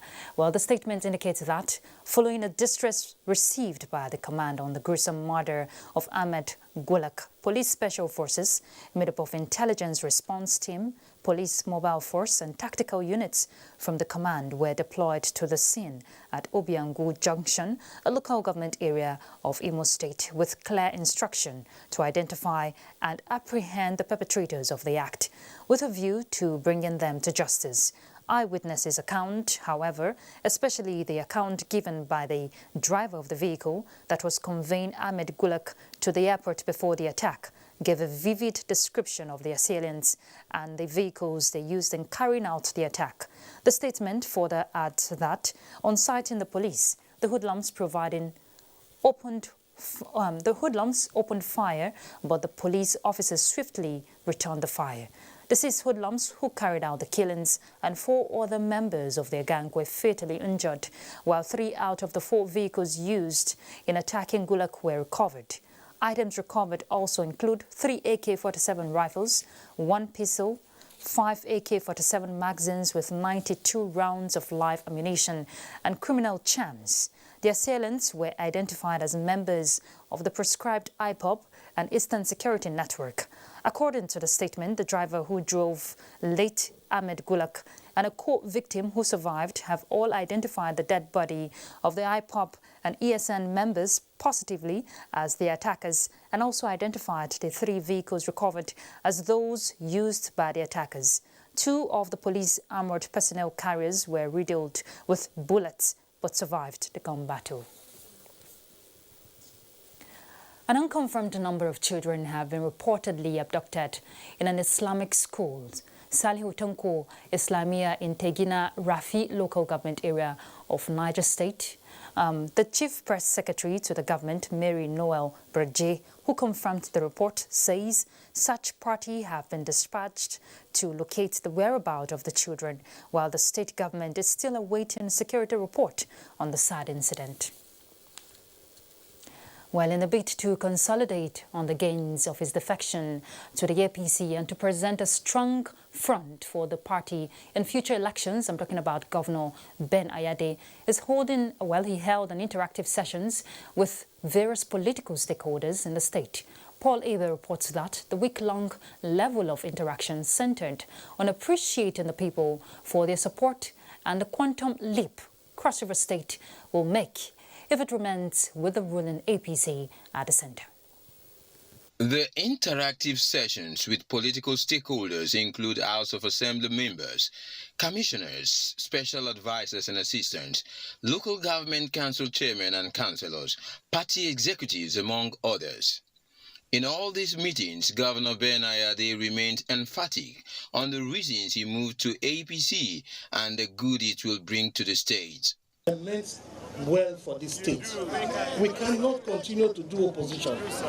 This country is boiling. You have foreigners coming to our country, attacking us and killing, and we do opposition by supporting and laughing and trying to say APC has failed.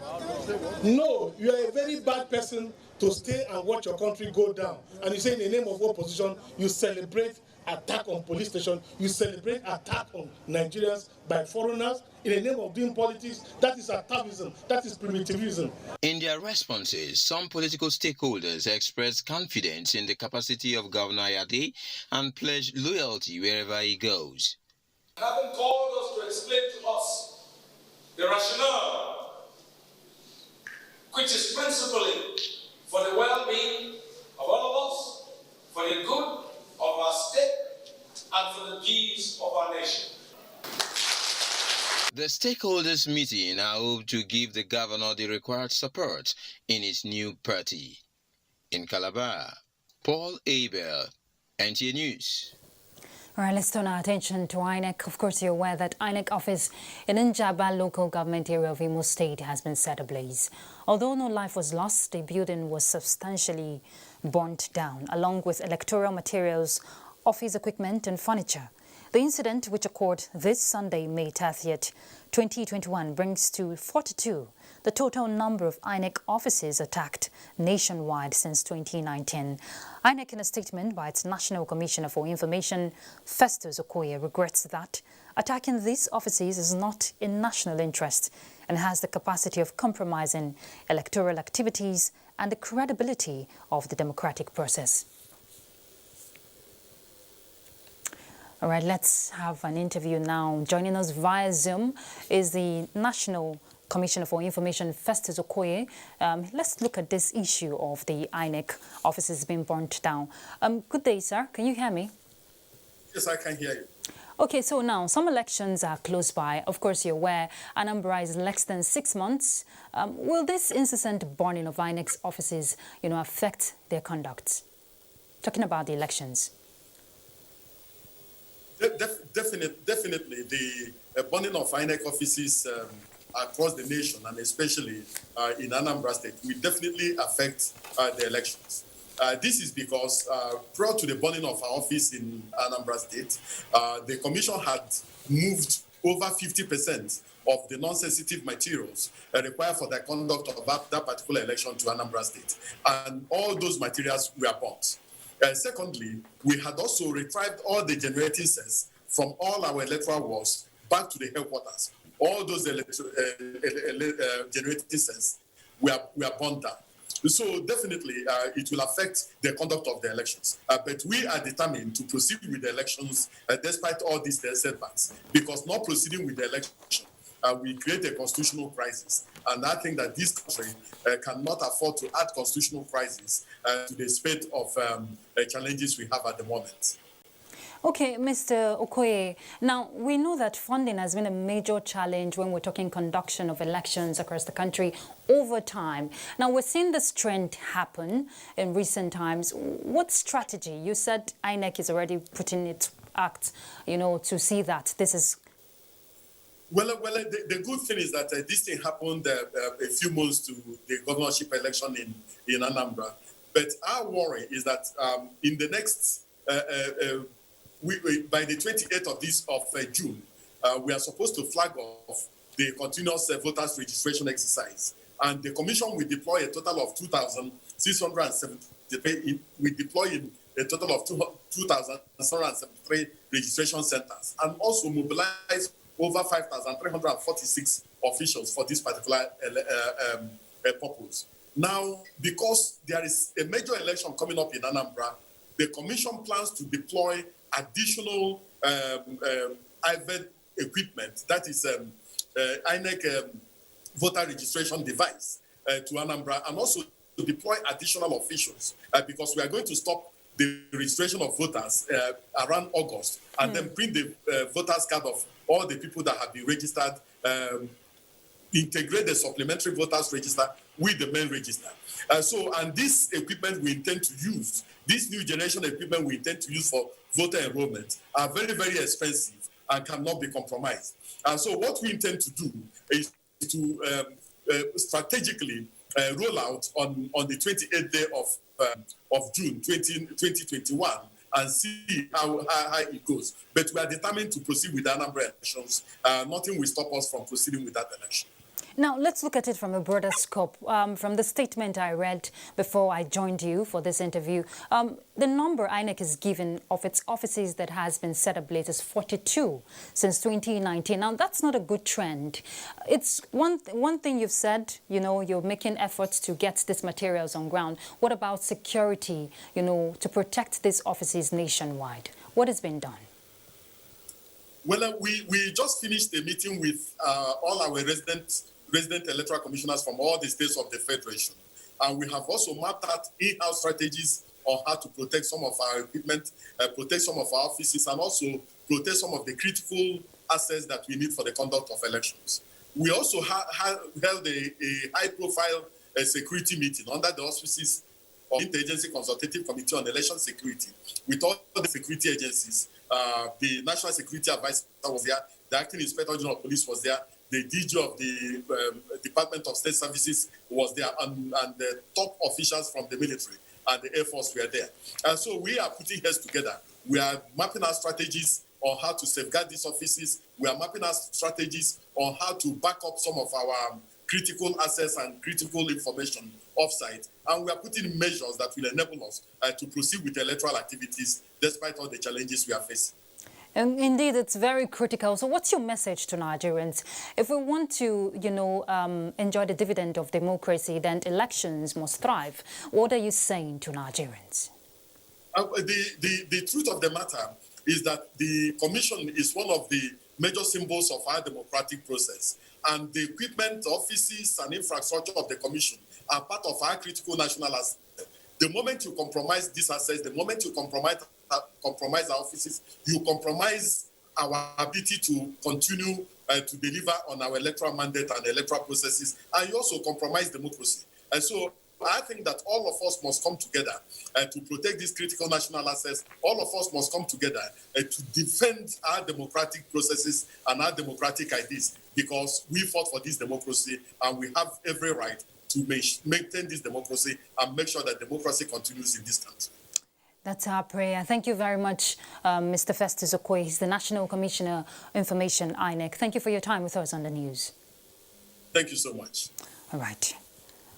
Let's look at other issues on JAM arising. Before we take JAM, let's go on a break. We'll be back. We'll take that. The struggle for independence had been a long and tough one. Our founding fathers and compatriots sacrificed their comfort and even shed their blood. We cannot at this point in history afford to spirit away their sacrifices for immediate but temporary gains of today.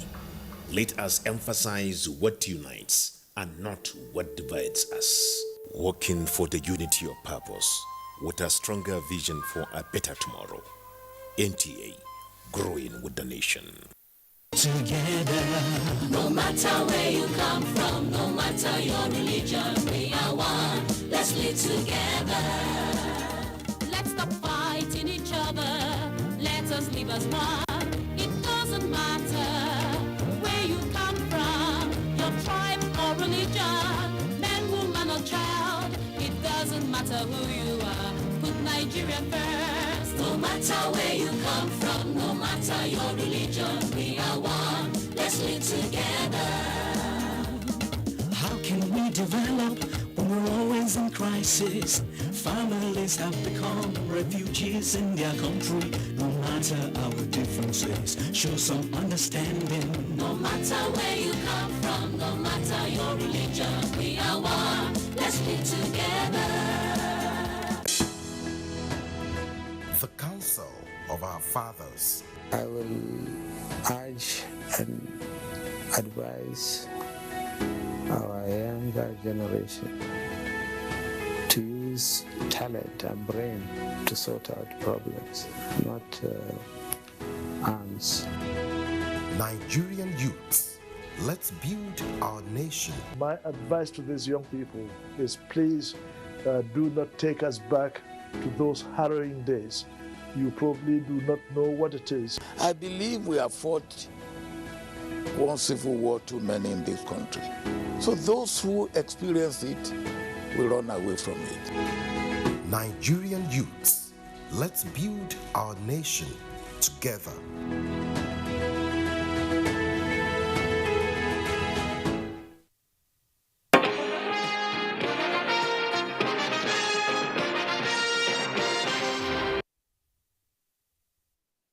Let's take that information from JAM now.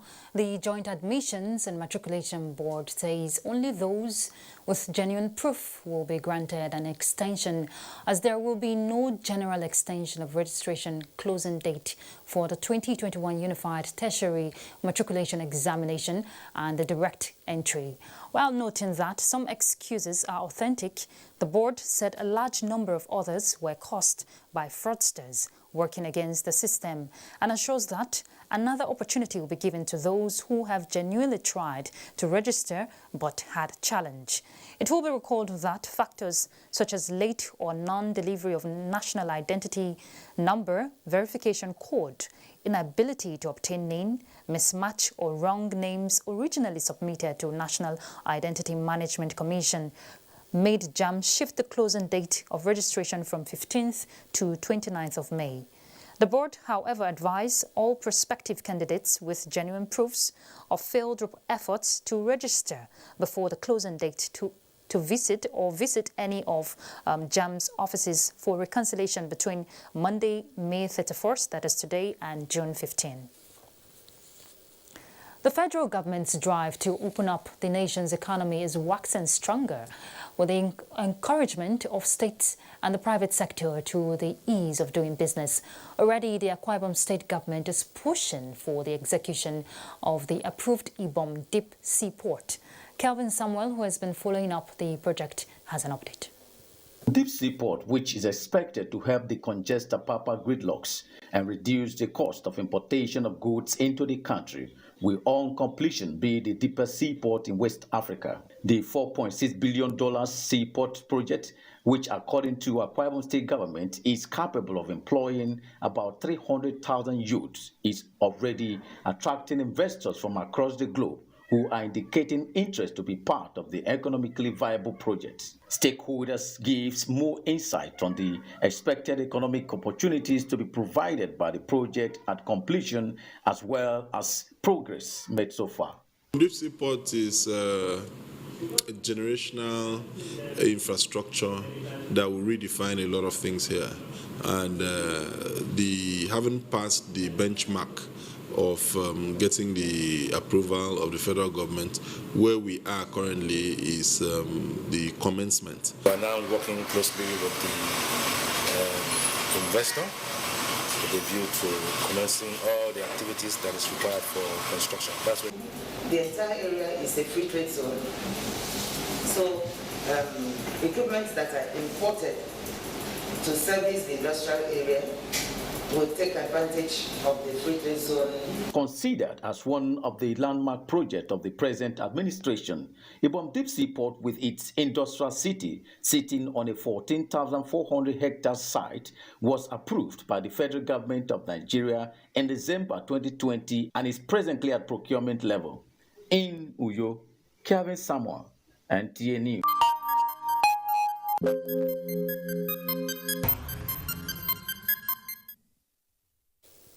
All right, let's bring you an update on COVID-19. 30 new COVID-19 infections have been recorded nationwide within the last 24 hours, bringing the country's total confirmed cases to 166,315. NCDC records shows that among the new infections, Lagos has 26, Rivers has 3, and 1 case was recorded in Kwara. Total discharged cases so far are 156,558, while the death toll is now 2,071. The Emir of Kano, Alhaji Aminu Ado Bayero, is on a royal visit to the Oba of Benin, Oba Ewari II, to cement the long-existing bond between the two royal families. At the reception in its honor held at the palace, the Benin monarch congratulated the Emir on his enthronement, describing him as a worthy ambassador of Kano Emirate Council and the country. Let's hear from Adogbeji or Jegba. The entourage of the Emir of Kano arrived Benin Airport, received by members of the Benin Traditional Council and Kano indigenes residing in Benin.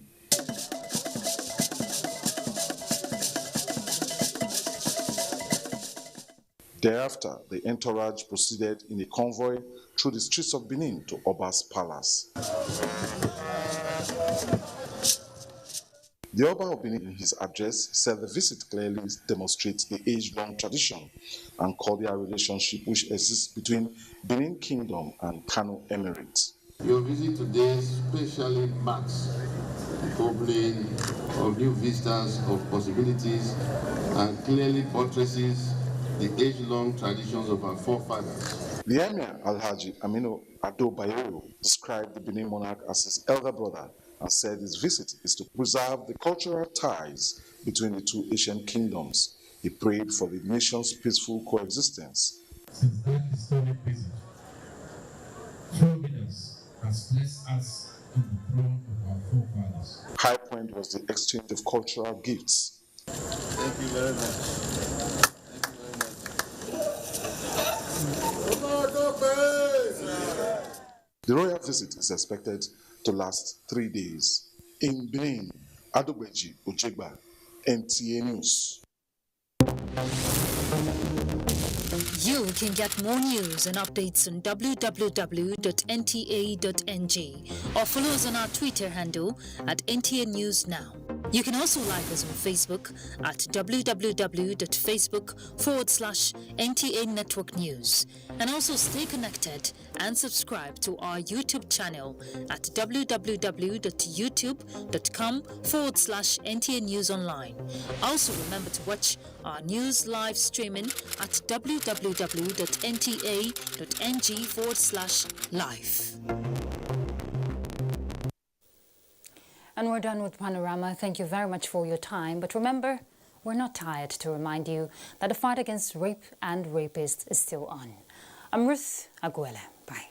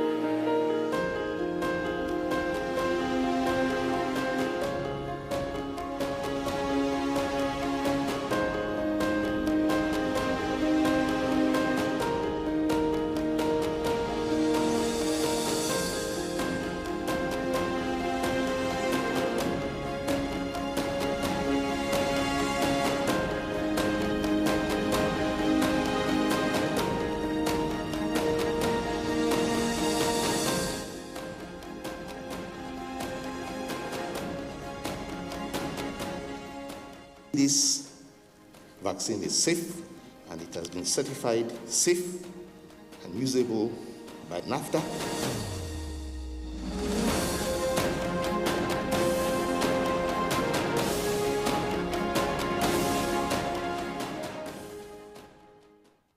You can follow us on all our social media platforms: Facebook at NTA Network News, Instagram at NTA Network, Twitter at NTA News Now, YouTube at NTA News Online, or visit www.nta.ng. For live streaming, visit www.nta.ng/live. Now, you can stay updated on the go, be it on your TV, iPhone, laptop, or iPad, or download the NTA mobile application from your Play Store or App Store. NTA, you can beat the rich.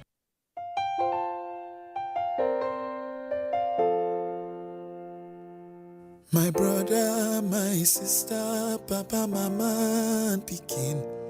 Corona, no big pass us. We go fight time, we go win. As long as we remember to always do the right thing. Wash your hands, love each other, we go win. Oh. Corona, na the virus, we dey worry human being. E no get Lego, but e dey waka from person to person. But we fit beat time, we fit stop am if we maintain good hygiene and practice social distancing. We go win. Oh. No shaking hands with your neighbor. Blow them a kiss from afar.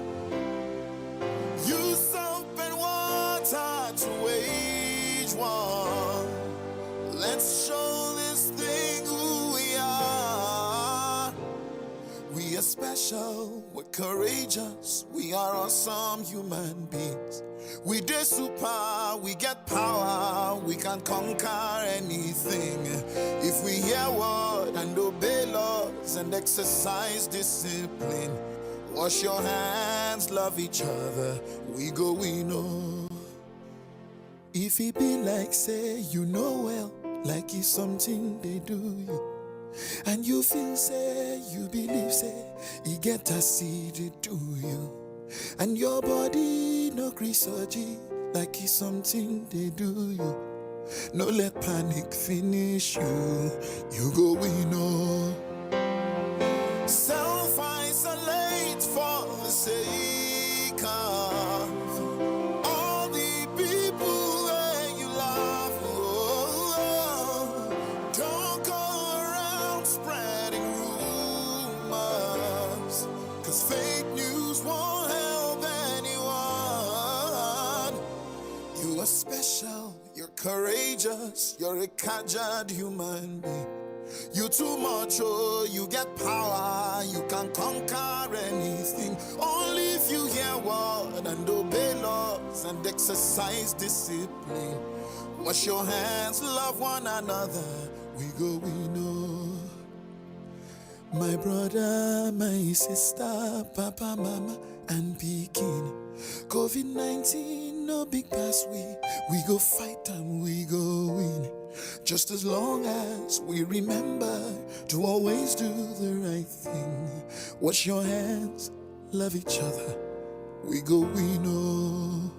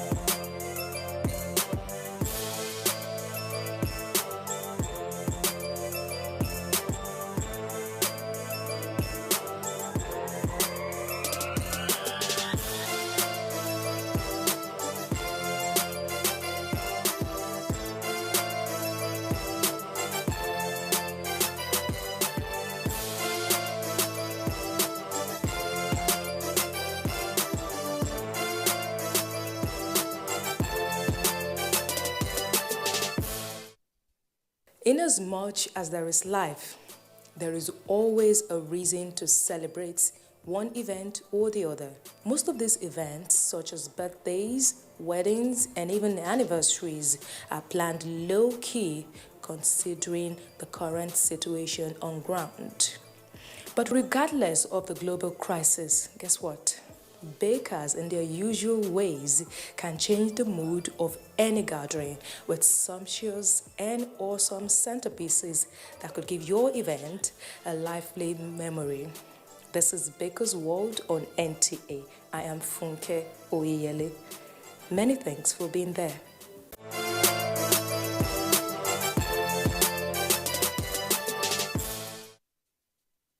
This episode of Baker's World offers you a versatile and easy to make cake recipe that you would love to try. Our baker today is a retired educationist whose passion for cake making is unbeatable. You'll get to know more about her in our conversation bit. I'm pretty sure her story will inspire you. Also, we have Baker's Gist and more for you on the program. You just relax and watch as we are set to educate, inform, and inspire you.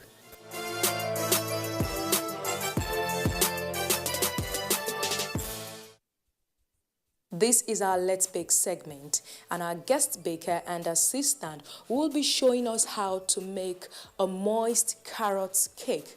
This recipe pairs very well with cream cheese frosting and buttercream. If you're a lover of carrots, this recipe will move you into the spirit of baking soon, as most of the recipes are readily available in the kitchen. So, if you're set, we're also set. Let's get started. The first thing we'll do is to wash our hands.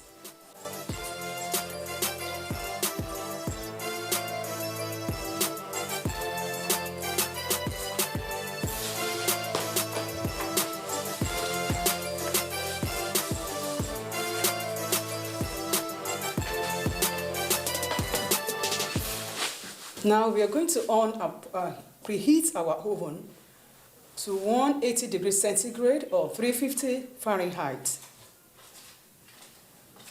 Now the next thing to do is to line our pan. This is is 9 inches span. She's going to teach us how to thoroughly line our pans.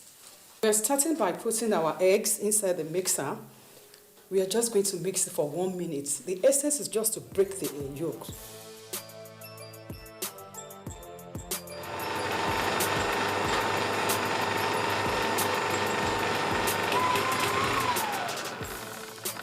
Now we are adding the sugar, the white and the brown sugar.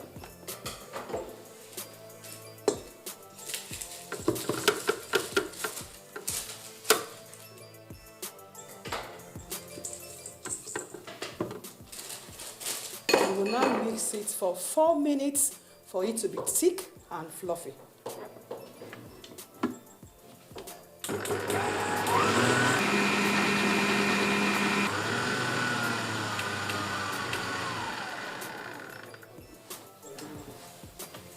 Now the next thing is to add our oil. We're going to add it slowly. We are adding 2 teaspoons of vanilla to give it a good flavor.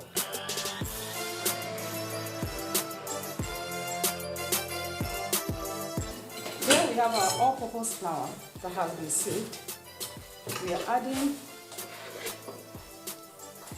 adding our nuts. Here we have our nutmeg, our cinnamon, nutmeg, baking powder, and bicarbonate. We're going to add all this into the flour. Then we add ½ teaspoon of salt and we'll give it a stir so that all the mixture, the ingredient will be well mixed. We're going to pour the flour inside this egg and sugar mixture.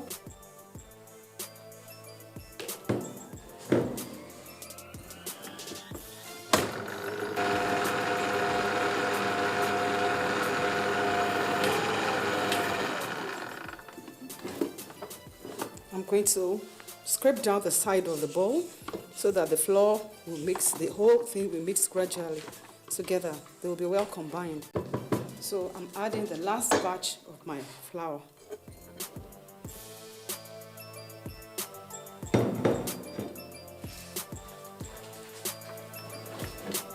I'm careful not to overmix my mixture. The next thing I want to do now is to pour my carrots right into the mixture.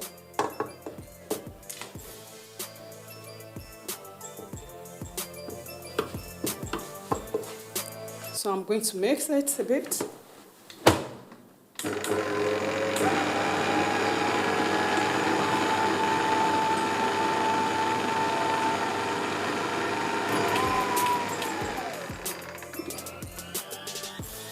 Lastly, I'm adding my nuts. This is almond toasted and grated parsley. This is dates. It's optional. It's up to you. Then I mix it for the last time.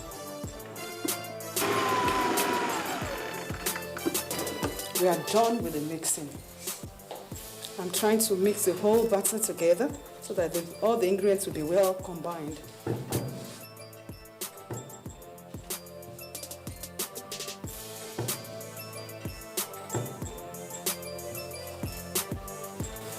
I want to scale my batter to ensure that I have the same quantity of butter inside the 2 pans.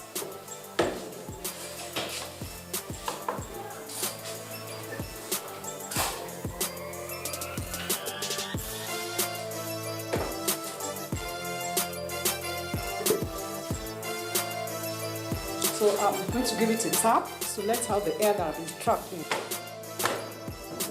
to ensure that our cake is well leveled.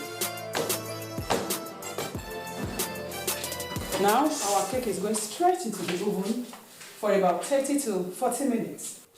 While our batter is baking, we'll take a short break here, and when we return, we'll be having a chat with our guest baker.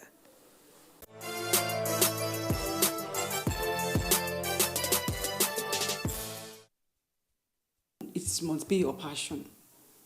If you are not passionate with this baking, of this profession because it demands a lot. It demands your time. If you are not careful, it will take away your life. You will not be able to attend to your family, but you have to set your priority right.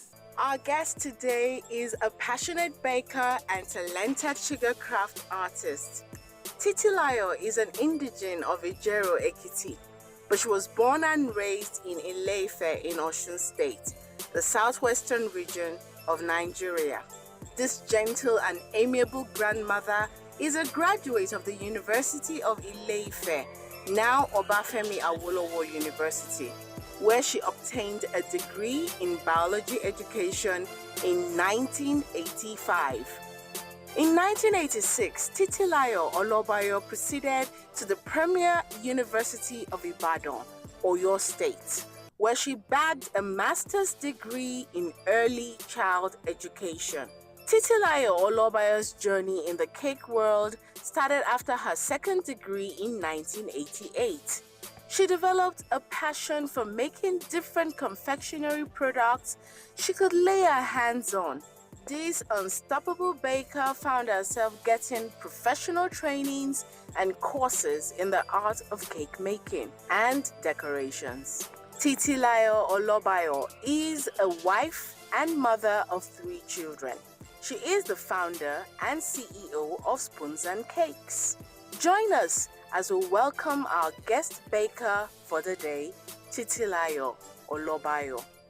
You're welcome back. You're still watching Baker's World on NTA. I have with me an amiable baker, a very passionate woman. She's here with me today. You're welcome, madam. Thank you very much. It's so rare to find such an elderly woman like you still baking at this stage. So I have to ask you, how did you get started in this business and what has kept you going till this moment? A few months to my marriage, and I thought, let me learn how to bake cake. Let me know how to make snacks so that I'll be a blessing to my family and make them happy. So I started. I went for a course in baking, and I just fell in love with baking. And I said, okay, let me just go all the way. I want to know how, even at this stage, you're still able to, do all this physical part of the baking, knowing that, it could take you well into the night. Sometimes you might not sleep, and you still have to, deliver the cake you're making. It's really God that has been helping me and keeping me fit, So, and I have good workers, I have good hands, and I treat them well. So I don't really have a problem that most people have that say after training somebody for so many years, they leave them. I don't really have such a problem except for 1 or 2 instances. And well, if you say eating right, I eat right. But I don't think that one is really enough for one to have the strength that God has given me. I give God all the glory. After all this while that you've been in this business, how have you been able to, keep, manage, and sustain your business throughout all these years?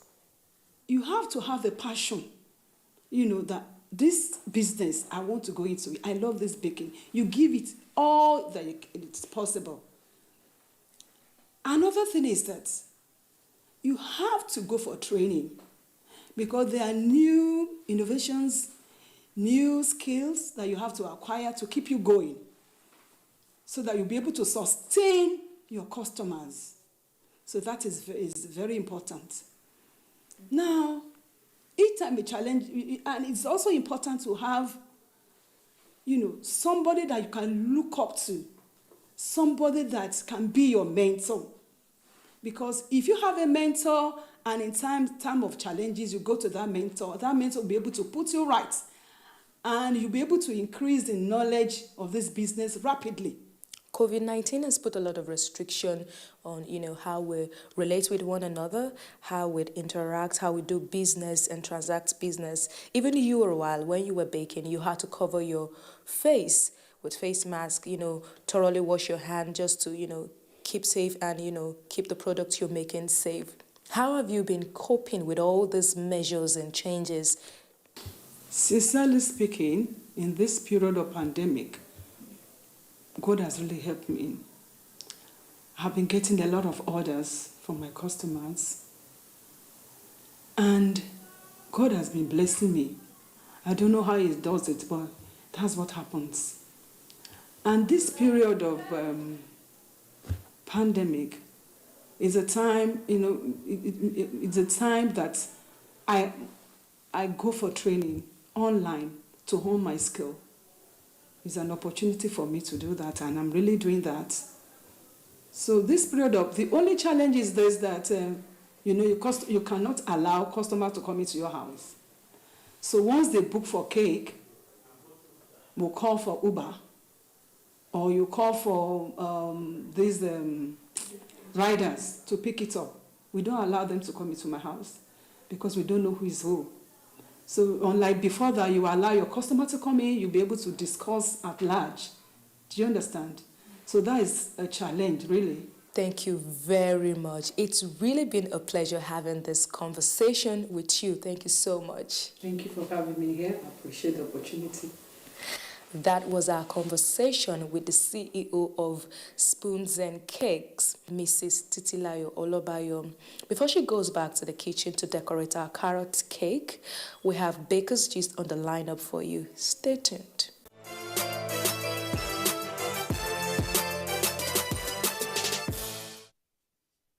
The health havoc occasioned by COVID-19 across the globe has taught humanity great lessons. Part of these are new ways of going about our businesses. Baker's Gist today offers some new normals that can sustain your cake business as the pandemic continues.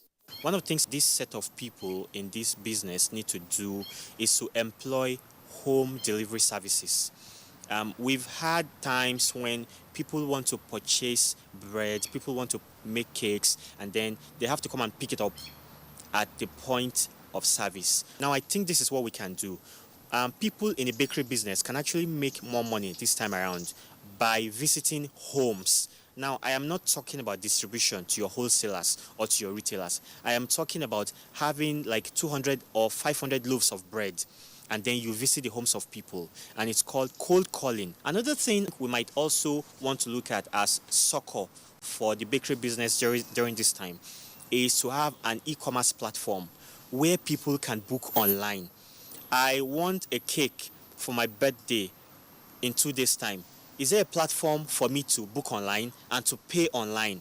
Two things: e-commerce platform, e-payment system. The e-commerce platform, e-payment system is now going to help us to have the home delivery. So we need to be able to integrate our e-commerce platform, e-payment system, and the home delivery. With these three systems working hand in hand, we can make more money with less stress.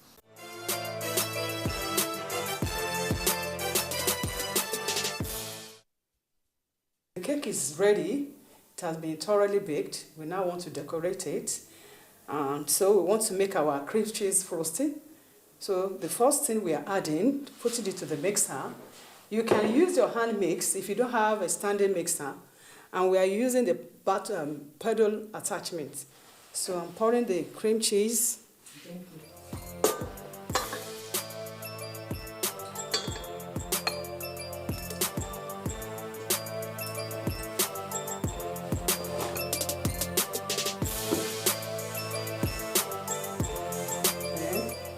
Our unsalted butter. I will add the vanilla, 1 teaspoon. I'm going to mix it for about 1 minute on a very low, medium speed.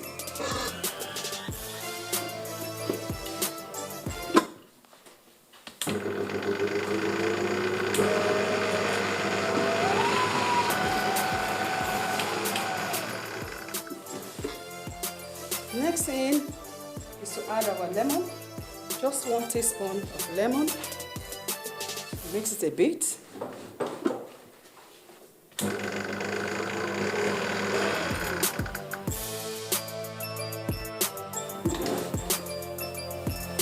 The last but not the least, the essence sugar. It's 500 grams. So I will add it gradually.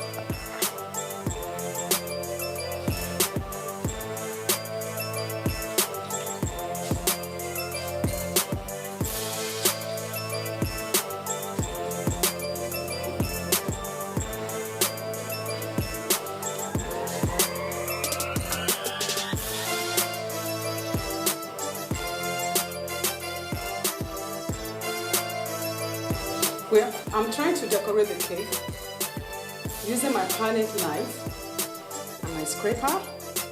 So I'm trying to smooth the top of the cake now.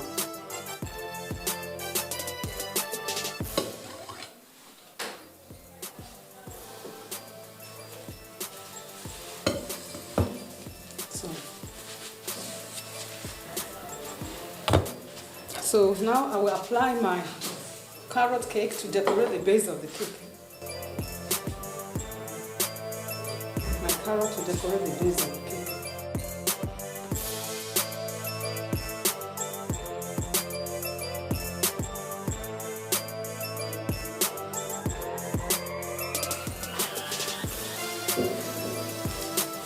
Now we're going to decorate the top of the cake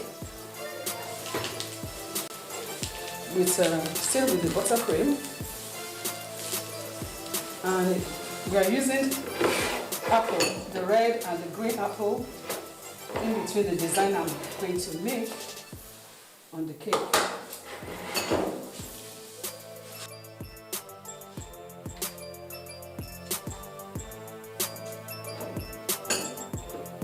As I pipe one shell, I will put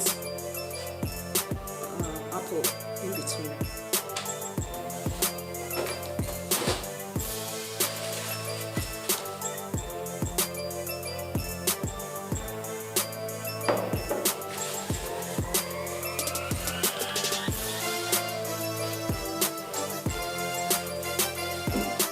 So right at the center of the cake, I'm going to squeeze icing just at the center of the cake.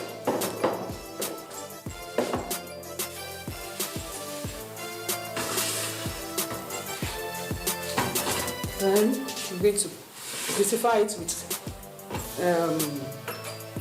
almond, grated almond, finely grated almond.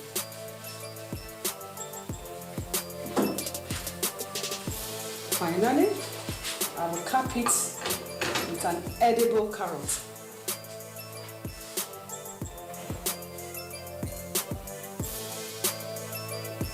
There you have our decorated carrot cake, 2-layered cake. The filling is cream cheese.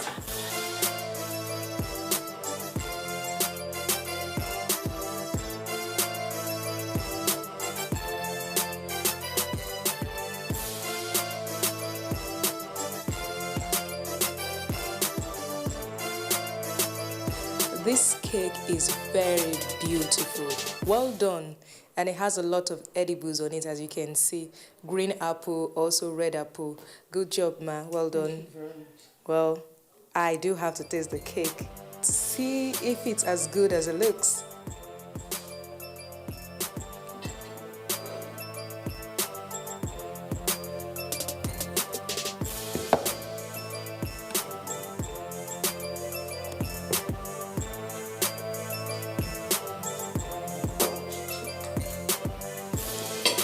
From the look of it, the cake looks moist, very moist. It's soft, it's almost shaking on the roots.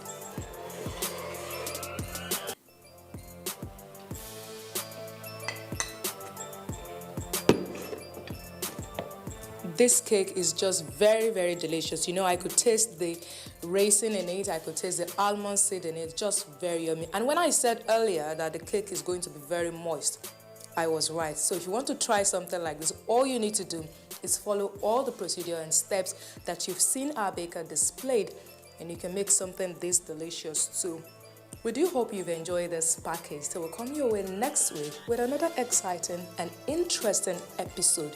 You can reach us on all our social media platforms, Facebook, Instagram, YouTube. It's Baker's World on NTA. Also our Gmail account, Baker's World on NTA. Till next week, I am Funke Oyele. Bye for now.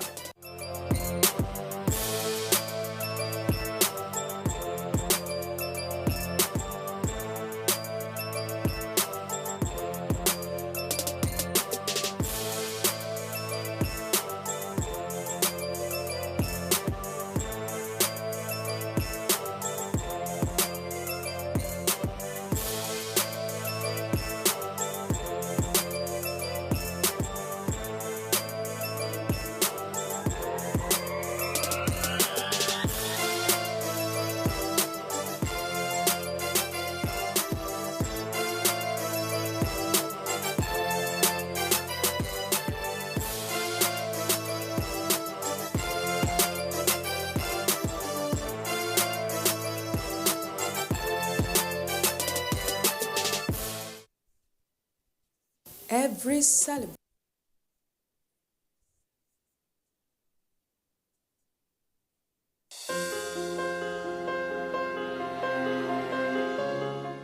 The vaccine offers hope for a safe country free of coronavirus. I urge all state governments, traditional and religious leaders to take the lead in the mobilization effort within their environment and spheres of influence. I similarly urge all eligible Nigerians to present themselves and be vaccinated in accordance with the order of priority already mapped out at the various authorized designated centers only.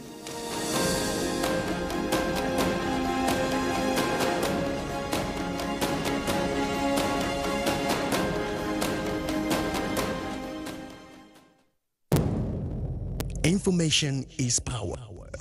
Everyone wants power. So feel powerful with the NTA News mobile app, the one-stop information center. Real news at your fingertip. Be the first to report by uploading first-hand information on the U-Report link. And be the first to know by simply clicking on any of the links on the sidebar for headlines, domestic and foreign news, economy, security, politics, sports, and more. Stream live on your smartphone and tablets and stay connected. It's pretty easy. Simply download NTA News app from your Google Play Store and you're good to go. NTA News mobile app, your access to real-time information. What does scoring a football goal and mathematics have in common? In the world of Ubongo Kids, everything we do can be related to math and science. Join Kiduchu, Kibena, Koba, Amani, Baraka and their animal friends as they solve problems and go on fun learning adventures. Don't you see it? We're going around the moon. Watch brand new episodes of Ubongo Kids, Nigeria's favorite educational cartoon show, every Saturday at 9:30 a.m. on NTA.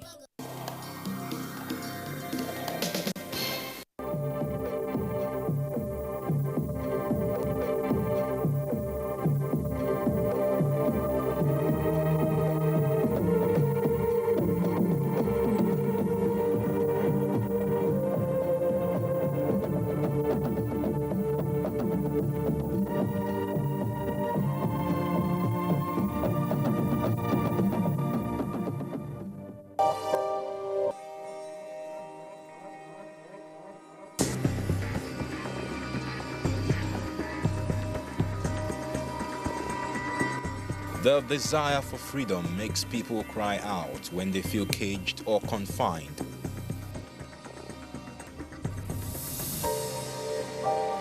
The power to move or right to act, speak, associate or think as one wants without hindrance is said to be freedom. On our history today, we'll be taking a look at a particular place where during the colonial era, a lot of our nationalists found themselves as guests of this particular place, and they lost their freedom for a particular period or for a particular time. Where is this place? What actually is this place? We'll be visiting that site today on Our History. I welcome you. My name is Cordelia. Our history. Every nation that was under colonial rule in the past fought at some point in their history for their freedom. Ghana gained their freedom in 1957, while Nigeria got hers in 1960, albeit after a whole lot of struggles. In Nigeria's colonial history, most of the laws made were to promote Her Royal Majesty's interests, which were more of economic. They enforced their system of government on native people, and when the people found it strange, they agitated for their freedom. It was to curb agitators and criminals during the colonial period that the British government constructed Her Majesty's Prison, referred to as Broad Street Prison, in 1872.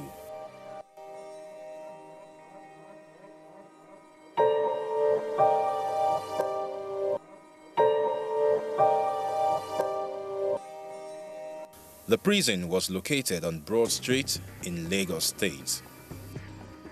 The prison started in 1972, and then it started with thatched roofs and mud house and thatched roofs. So, because locals, as in prisoners who were within the prison, kept by the colonial masters, locals around were throwing fire and trying to burn up the prison.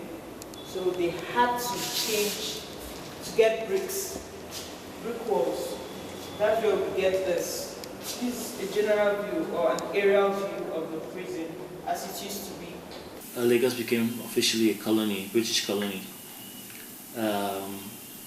But that was not essentially with the agreement of the indigents. So they had to establish certain instruments to keep law and order, to suppress any agitation that might come about, to establish some police stations. And 11 years after the signing of the treaty, or the annexation of Lagos, they established the Her Majesty's Prison in 1872. At that time, it was built using mud walls, but then again, the indigents kept on throwing fire into it, mud walls and thatch roofs, so they kept on setting it ablaze. And in 1885, the British imported bricks to rebuild the prison, and this time they built it to be more fire retardant, fireproof. It was finally pulled down. It was finally closed in 1972. So the history of the prison spanned 100 years, from 1872 to 1972. So you can imagine the stories that we could get from the 100-year spell. History has it that Nigeria's freedom fighters or agitators and prominent national figures like the late Albert Macaulay, Nnamdi Azikiwe, Michael Imodo, Anthony Enahoro, and Chief Obafemi Awolowo were held in captivity at different times in this prison. Well, after independence, the prison in Nigeria is like any other prison in any country. They're supposed to punish those who are said to have offended. The leader of our group, my political leader, Chief Awolowo, and myself, we are taken up and put into prison. But General Yakubu Gowon, in his wisdom, released us after 4 years. And I'm ever grateful to him. And that reduced the heaviness of the sentence, which the government of the day imposed on us. In 1963, Awolowo and his team were incarcerated here for treason with Calabar. They were distributed to the prison, so they now moved them all over the country. It's possible that when I was in Kirikiri, my leader was in what we call broad, and I don't think that a prison is better than another prison.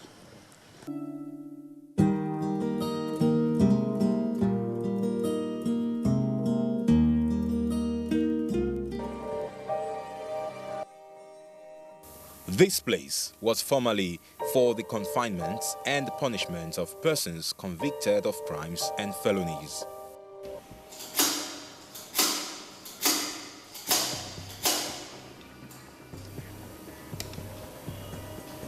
Though the prison is no more, some relics of materials and symbols are still reminders of history.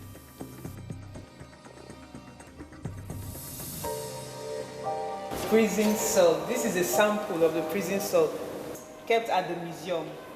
So it is actually a prison cell contains a bed, a small bed like this, a Bible, and then a bucket.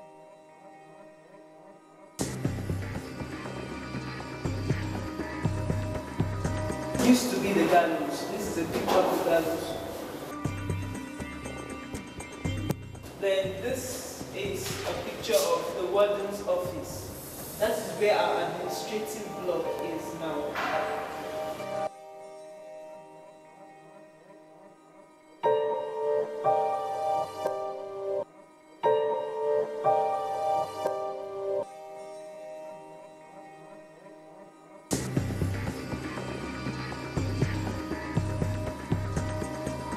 If you look closely inside here, you see some chains and blocks of different sizes and thickness. Here symbolizes the suffering and hardship that was in the prison then. The hardship and suffering that our founding fathers went through for our freedom. So if you look closely, you see the blocks and the rocks and the stones. Then the chains, different sizes, which are used to keep them captive and make sure that they keep shut.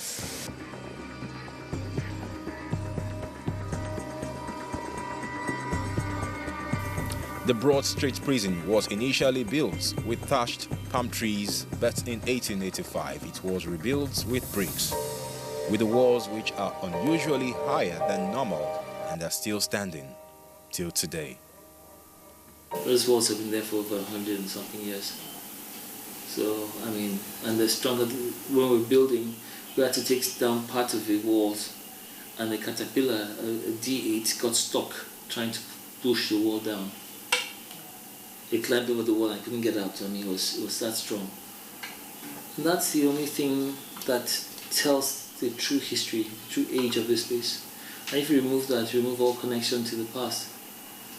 I mean, it's only be a matter of imagination for what was here at that time. So that's very important that we don't touch, we don't destroy that.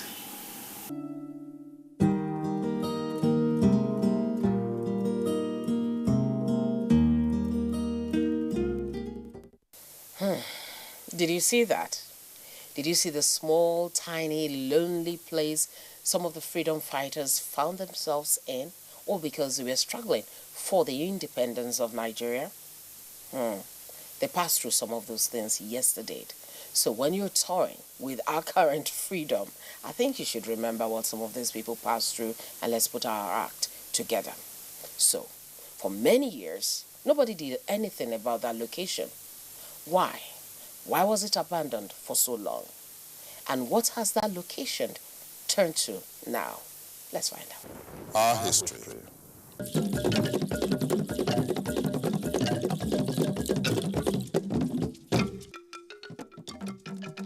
After Nigeria's independence and early in the post-colonial era, Our Majesty's prison was abandoned and the place was left fallow for a long period.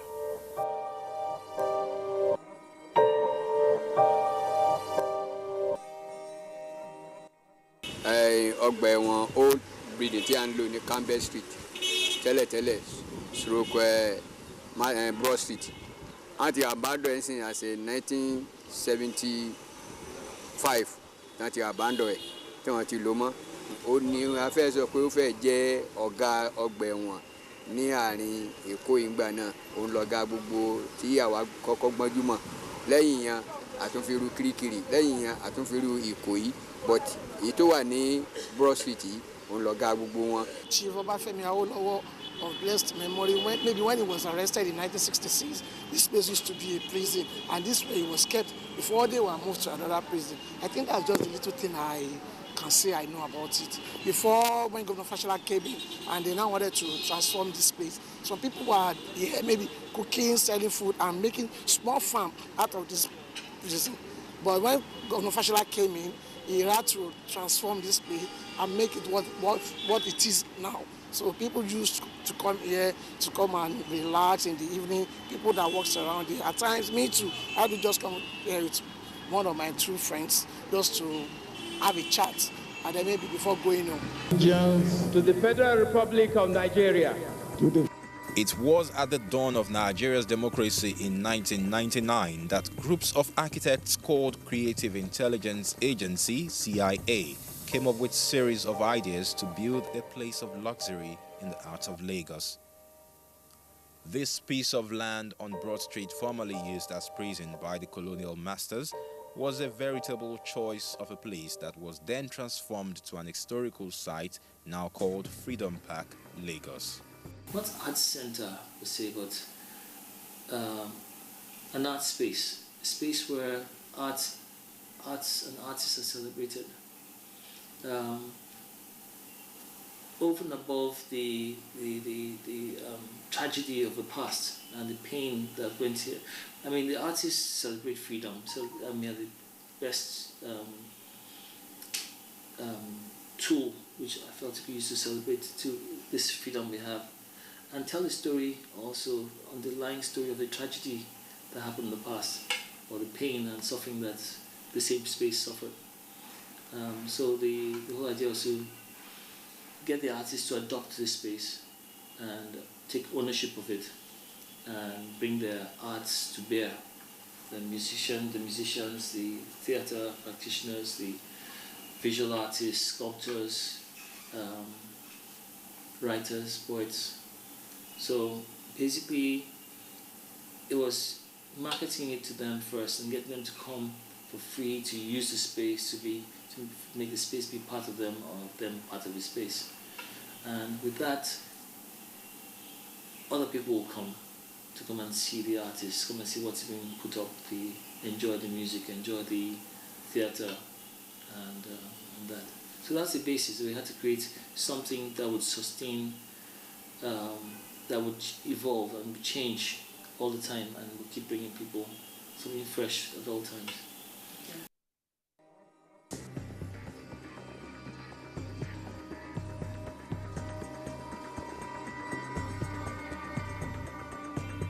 The prison was built with thatch roof, bamboo sticks and mud. So this place is like a symbolic point of exit and entrance for the villagers, where they come to give the prisoners food and then maybe free some of the prisoners.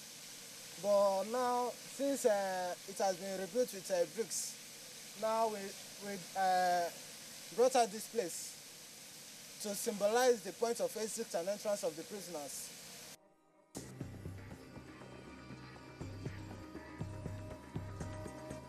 This was the robbers alley. Now it is our house store. The robbers alley was where the white prisoners were kept. The British men that went against the administration or as a result of insubordination, they were kept here till they are taken back to London. So now we incorporated our art stores here. Our art stores, we sell different kind of artworks there, clothes, crafts, works and artworks.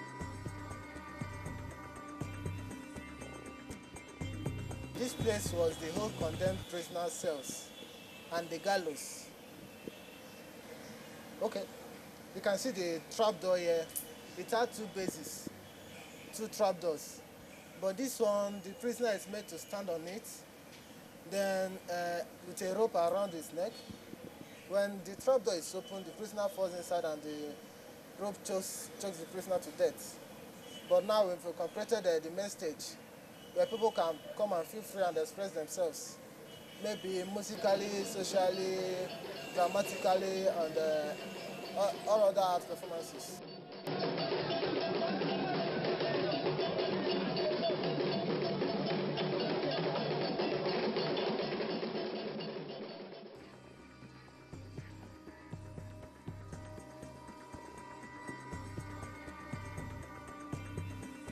The project was inaugurated as part of Nigeria's 50th independence anniversary in October 2010 by the then Lagos State Governor, Mr. Babatunde Raji Fashola, SAN.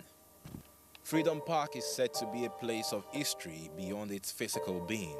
It answers the question of where historical preservation fits in, as symbols were kept to uphold the different areas, as reminder of the era when it was a prison yard. this place is called the skeletal cells. They are cells that, as in, it's the cell block C for the male blood cells. It was the only cell that had a story building. So this is basically the demarcation of a cell.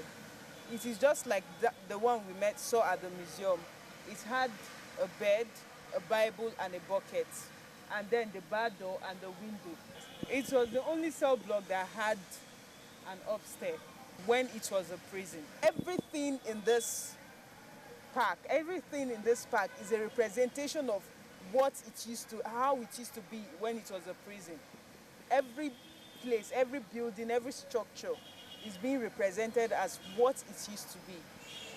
In Her Majesty's prison, they had only one source of water, which is this way here. So now in the Freedom Park, we've incorporated a water feature to symbolize freedom, the easy access to water. So this is a pond. Inside it, you can see some fishes and some geese. So the well was the only source of water in the prison then, but now you can see many sources of water in the park, which symbolizes freedom.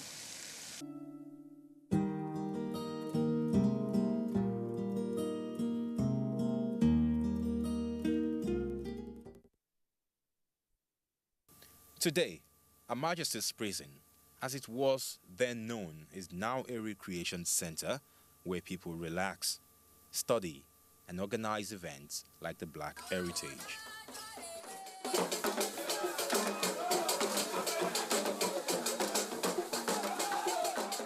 it's this love that keeps us going, even through the turbulent forces.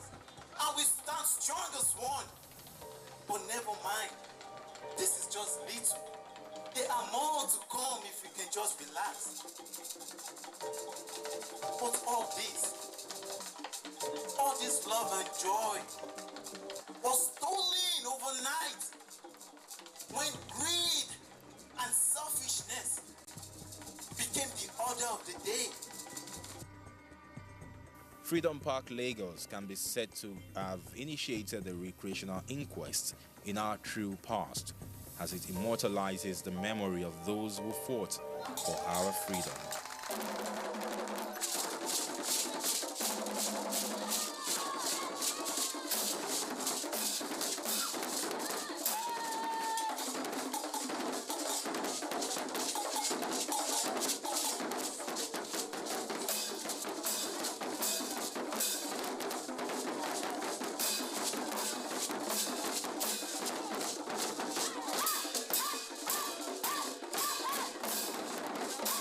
Our history. You actually do feel that when you go there. I love Freedom Park. I love going for shows there, exhibitions, or just generally hanging out with friends. That is what that point has turned to. You have a feeling of joy, you experience beauty, and you have a sense of peace when you are at Freedom Park. It has become a heritage spot, a place where the pains, the agonies of our freedom fighters, our nationalists, were truly expended. Today, what do we have? A free Nigeria. We can't have our history without tying it to the Freedom Park. So, remaining free, is it like a walk in the park? I don't think so. We have to fight to make our freedom what we want our freedom to be. Fight first, corruption. When we do that, our lives will be like a walk in the park or Freedom Park. Thank you for being with us this week. We'll see you again some other time. My name is Cordelia Obey. Have a beautiful day. Bye-bye.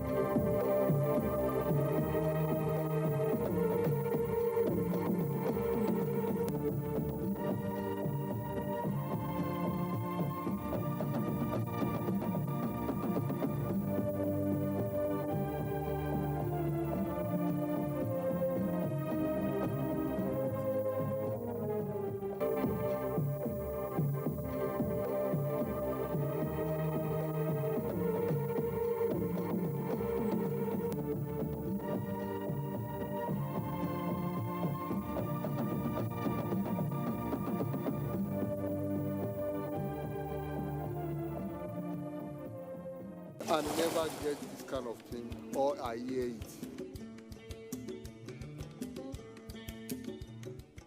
somebody called me that there is a form that people are filling. I should go and fill. Then I went there, she gave me one, I filled the form. We are 3 in number, they working together. We got form from federal government. After 2 weeks, I received a lot of 30,000 naira from federal government. I used the 30,000 naira to buy so many things like equipment. The money really helped me. The next week I went to market, I increased my business. I thank my president who got touched to give us this such amount. I say, may God bless him. I really thank the government, the federal government, more especially President Muhammad Buhari, because he's the one that signed the money. I am very, very grateful for them. People always try to protect themselves from danger. When one sees a car coming towards his or her direction in speed, one runs away from such danger in order to be safe. Safety is the responsibility of every person.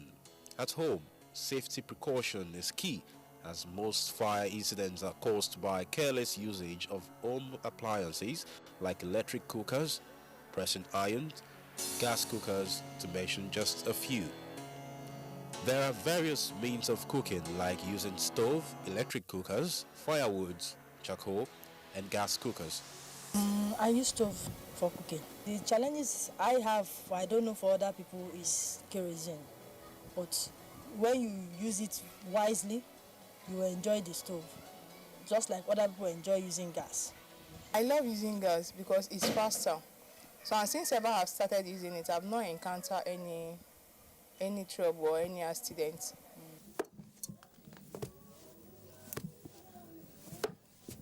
Cooking is often a relaxing and fun task for some people, but without safety tips in mind, it is one of the major causes of home fires. Today, it seems more people use gas cookers to cook. It is said to be a fast and efficient way to cook, and they come in different sizes. Generally, gas is, we call it, the full meaning is liquefied petroleum gas. It is a byproduct of natural gas processing and petroleum refining.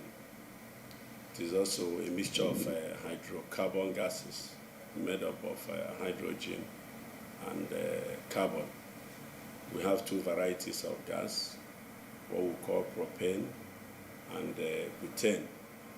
Propane is normally used in cold areas of Europe and America, while butane is used in Nigeria. But that butane that is used in Nigeria, there is a proportion of mixture of propane also, because propane is highly inflammable. So you add 20% to make it to burn fine. In this busy world, everyone wants faster means of doing things to cook. We know gas, basically it's leakages. They have the direct burners, which are like the 3 kg, the 5 kg.